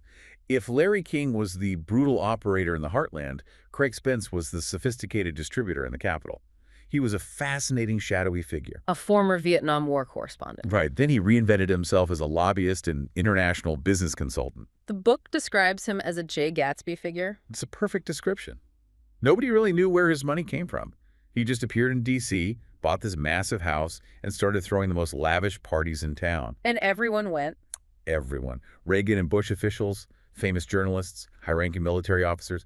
If you wanted to be a player, you went to Craig Spence's house. But the house itself, this is where the intelligence operation aspect becomes undeniable. The Washington Times eventually exposed this. Yeah. Spence's house was wired. It was a trap. It had secret recording devices installed in the walls. It featured a two-way mirror in the guest bedroom. So the setup is, he invites these powerful men over, gets them comfortable. He offers them cocaine, he offers them alcohol, and then he introduces them to call boys. And often, according to the testimony, these weren't just adult men. They were minors. Minors. Some of them trafficked from the very network Larry King was running in Omaha. And while these politicians are compromising themselves, the tape is rolling behind the mirror. Exactly. Spence wasn't running a brothel for profit. He was building a library of blackmail files. There is one detail in this chapter about Spence's access that I find just absolutely mind-blowing. The midnight tours. Mm-hmm. This is one of those details that sounds impossible, but it was confirmed by Secret Service logs. Craig Spence had the ability to bring his entourage, including these call boys, into the White House late at night, after hours, just strolling through the White House at 1 in the morning with a group of prostitutes. Yes. Given tours of the most sensitive building in the world, and Spence claimed his top-level contact, the man who made all this possible, was Donald Gregg. Donald Gregg. You have to pause on that name. We do. At the time, Donald Gregg was the National Security Advisor to Vice President George H.W. Bush, but his background is pure CIA. He'd been with the agency since 1951. He was involved in the Phoenix program. Deeply involved in the Phoenix program in Vietnam, which was an assassination and torture program, and later he was a key architect of the Iran-Contra supply lines. So let's connect these dots. You have a blackmailer, Craig Spence, running a ring with minors and recording devices. And his key to the city, his protector in the White House, is a lifelong CIA operative who reports directly to the vice president. It forces you to ask, was Craig Spence penetrating the White House? Or was the White House using Craig Spence? Was this an intelligence operation designed to control D.C.? And that brings us to the testimony of Henry Vinson, because he puts a very fine point on that exact question. Henry Vinson is a crucial witness here. He ran the largest gay escort service in Washington, D.C. at the time. He knew everyone's secrets. Okay. And Vinson testified that Spence and Larry King were partners. He stated clearly that they were hooked up with the CIA.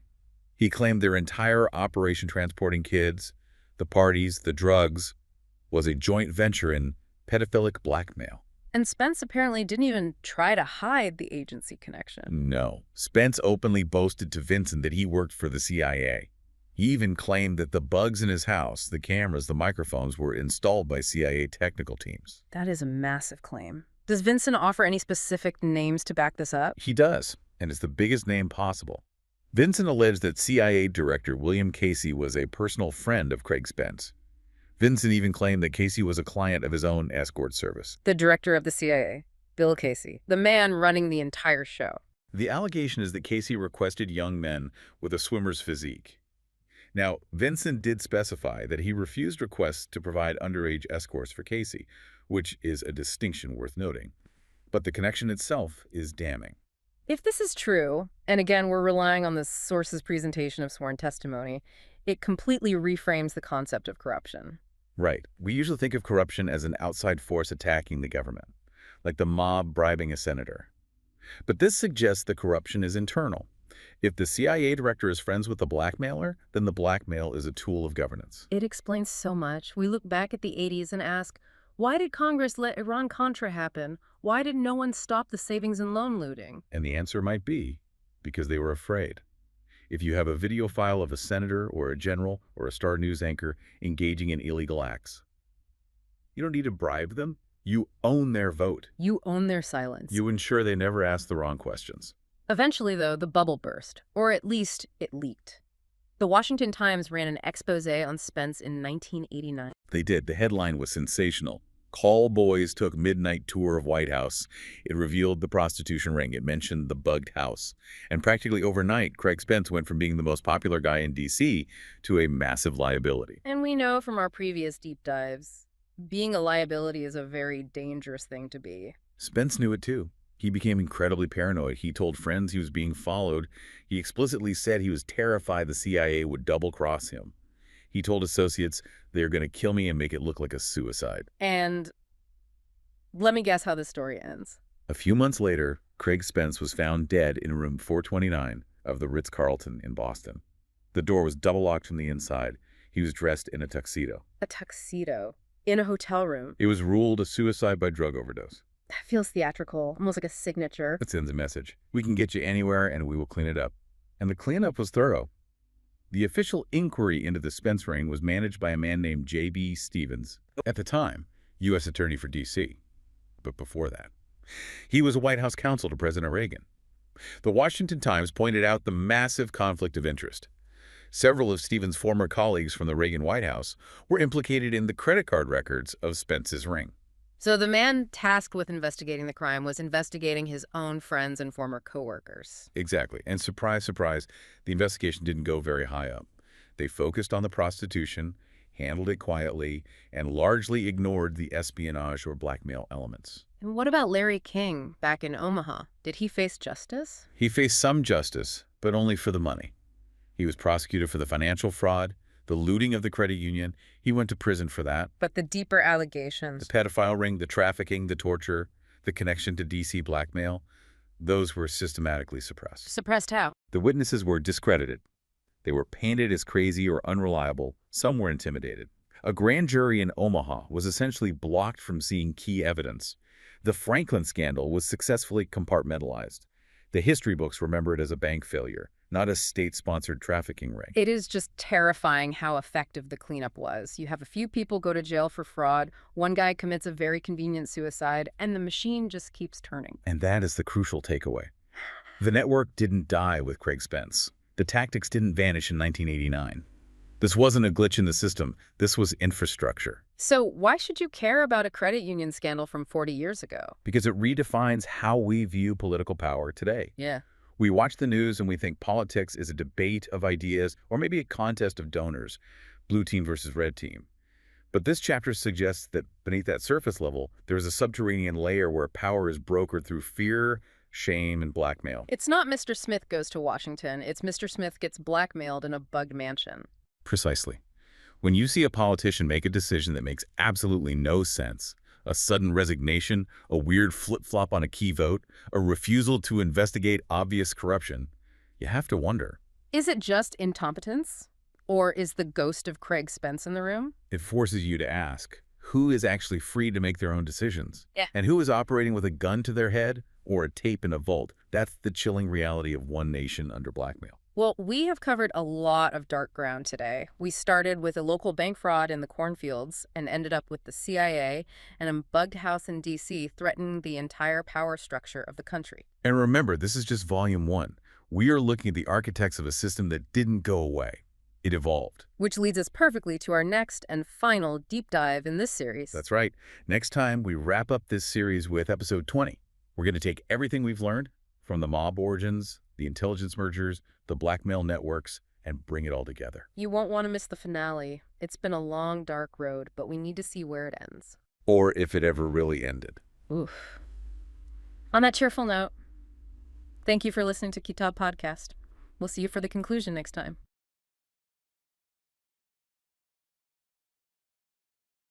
Welcome back to the Kitab Podcast. It is so good to have you with us for this one. It really is. Because this isn't just another deep dive. Today is kind of a big milestone for us. We've officially reached episode 20. 20 episodes. It feels like quite a journey, doesn't it? It really, really does. And this episode marks the grand finale of our series on One Nation Under Blackmail, Volume 1.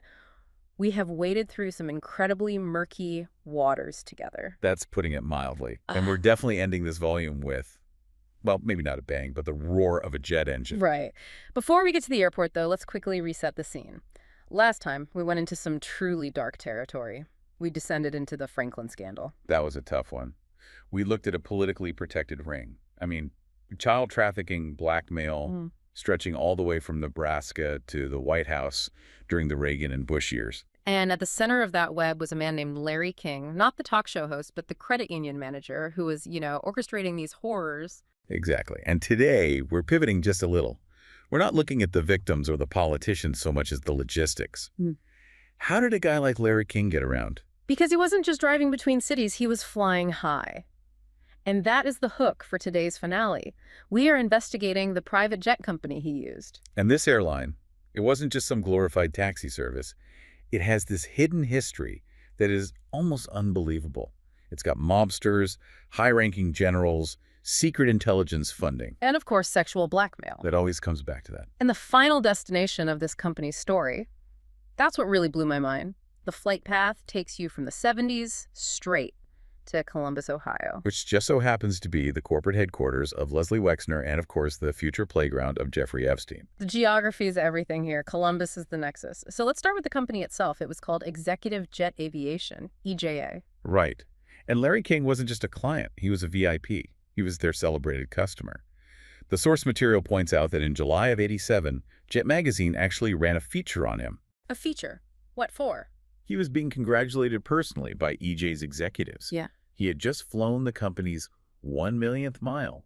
They gave him a model of the aircraft. He was their poster boy. That is just chilling. We know that during this exact time, he was trafficking children across state lines to Washington, D.C. and back. And here he is, being toasted by aviation executives as a frequent user. It's grotesque. And later on, EJA gets dragged into the congressional inquiries, right? It does. There were allegations that the airline itself was involved in procuring girls for clients, that women were being exploited specifically for blackmail. So King using this service wasn't a coincidence. Not at all. It seems to have been a cultural fit. He was using a service that understood his particular lifestyle. To get how an airline gets into that business, we have to go back to its founder. And this guy sounds like a character. Oh, he was. Brigadier General Obert Lassiter. But everyone knew him as Dick, or Rapid Richard. Rapid Richard. Okay, that nickname tells you a lot. It really does. He was an Air Force officer known for a lust for excitement and fast living. He founded the company in '64, but he quickly moved the whole operation to Columbus, Ohio. Why Columbus? Well, he moved it to Lockbourne Air Force Base, which is now Rickenbacker Airport. The source material says he moved it there because of the friendships he had made. Friendships. In this world, that word rarely means what we think it means. It's usually code for intelligence connections or something else. Exactly. And speaking of connections, look at the board of directors he put together. It was designed to dazzle. Who was on it? You had former Navy Secretary James Smith. You had Monroe Rathbone from Standard Oil, so Rockefeller interest.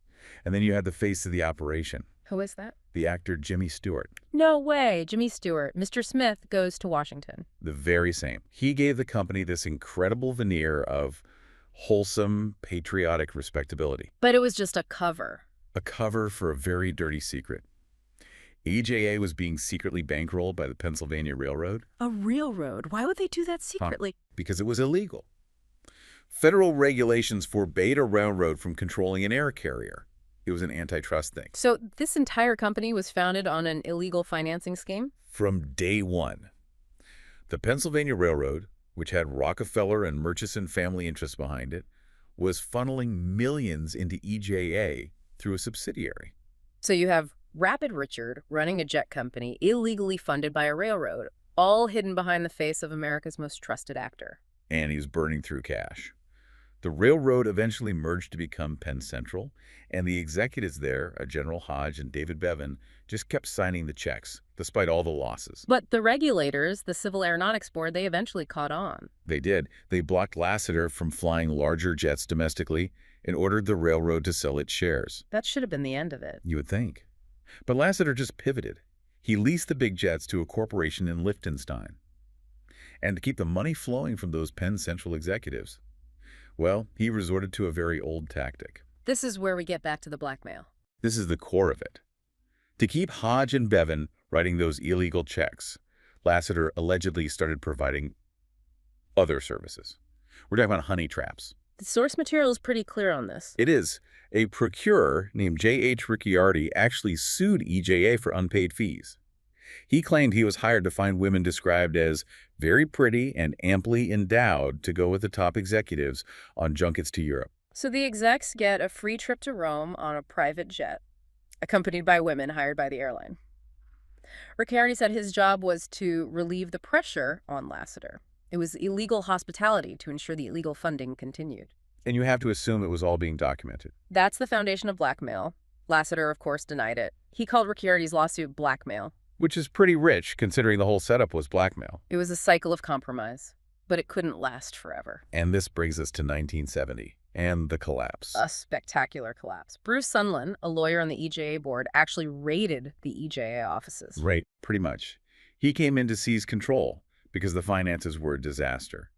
And in the process, he reportedly opened Lassiter's safe and found a large stack of color photographs. Not of airplanes, I'm guessing. No. Photos of Lassiter and his clients with various women. It confirmed the whole lifestyle. And this happened at the same time as the bigger collapse, right? The collapse of Penn Central. At the time, it was the biggest bankruptcy in U.S. history. A total earthquake. And EJA was right there in the rubble. So the company goes bankrupt, the railroad goes bankrupt, end of story. You'd think so, but these assets never just disappear. They just change hands. EJA was foreclosed on, but it came back. And this is where we see the shift into the networks we've been tracking. Who picked up the pieces? The new Penn Central, which was now an energy and real estate company, was taken over by a Cincinnati financier, a man named Carl Lindner Jr. Lindner, that name has come up before. It has. Lindner was a very close business partner of Meshulam Rickless. Rickless. Remind us. Rickless is the man who took over the empire of Louis Rosenstale, the mob-linked liquor baron, Hoover's friend, Roy Cohn's mentor. The guy with the bug townhouse used for sexual blackmail? The very one. Rickless bought that whole empire, even the townhouse. So now the parent company of EJA is in the hands of Lindner, who's tied at the hip to the Rosensteel-Cohn network. It's just a seamless transfer from one blackmail-linked network to another. And it gets darker.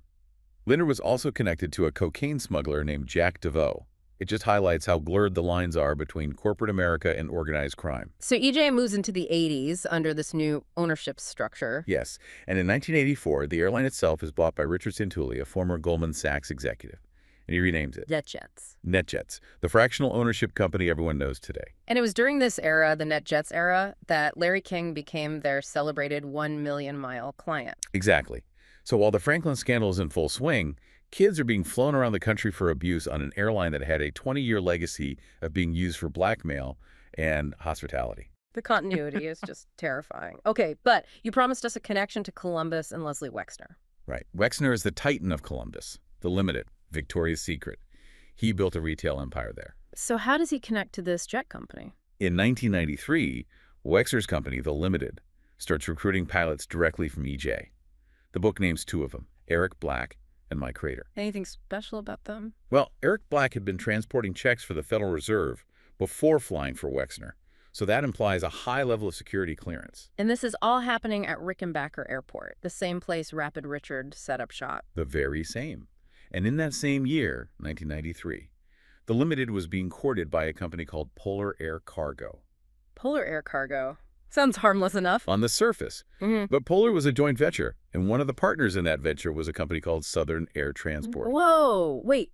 Southern Air Transport, that was the CIA's airline. The agency's proprietary, formerly Air America, the airline that ran guns, drugs, covert operatives, Iran-Contra, Vietnam, all of it. The Dirty Tricks airline. So a retail clothing company is in talks with a cargo operation that includes the CIA's Black Ops airline. It does raise some questions about what kind of cargo they were interested in moving. Yeah. Now, that specific deal stalled, but it didn't end there.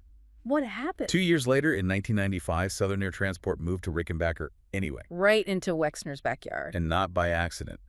The source material is very clear that Leslie Wexner was largely responsible for making that happen. And he had direct input from one very specific individual. Let me guess. Jeffrey Epstein. Jeffrey Epstein. This is the moment where all the gears finally lock into place. Let's just lay this out. You have the legacy of EJA, a company built on intelligence money and blackmail, sitting in Columbus. Right. You have Southern Air Transport, the CIA's gun-running airline, moving to Columbus. And the ones orchestrating it are Leslie Wexner and Jeffrey Epstein. It's the convergence. Yeah. Everything we've covered in Volume 1, it all leads to this exact spot at this exact time. It's staggering. We started with Operation Underworld and the mob. Then the China lobby, the Supermob, the private intelligence guys like Shackley. The sex blackmail rings of the Reagan era, Craig Spence in D.C., Laurie King in Nebraska. And the transportation network that enabled it all. All of these networks, they don't just vanish, they consolidate. And geographically, they all converged in Columbus, Ohio. The corporate home of Leslie Wexner. And the launch pad for Jeffrey Epstein. He didn't just stumble into wealth and power, he stepped into a pre-existing machine. The infrastructure was already there. He was just the new CEO of a very old, very dirty industry. Precisely. The methodology compromising powerful people was the same. The logistics, the planes were already in place. The only thing that changed were the names on the office doors. And the location. Yeah. From New York to the cornfields of Ohio. It's the perfect cover. Who looks for the heart of the shadow state in Columbus? It's the perfect place to hide. And that brings us to the end of Volume 1. The stage is set. The actors are in place. And the timeline is perfect. This happens in the mid-90s, which is exactly when Epstein's operation goes global. This wasn't the Epstein scandal. It was a new chapter in a much longer book. The culmination of 50 years of collusion between organized crime and intelligence. So we've reached the terminal. Volume 1 is in the books. But the story doesn't end in 1995. Not even close. No. In fact, things are just getting started. If Volume 1 was about building the machine. Volume 2 is about what happens when they flip the switch and turn that machine on.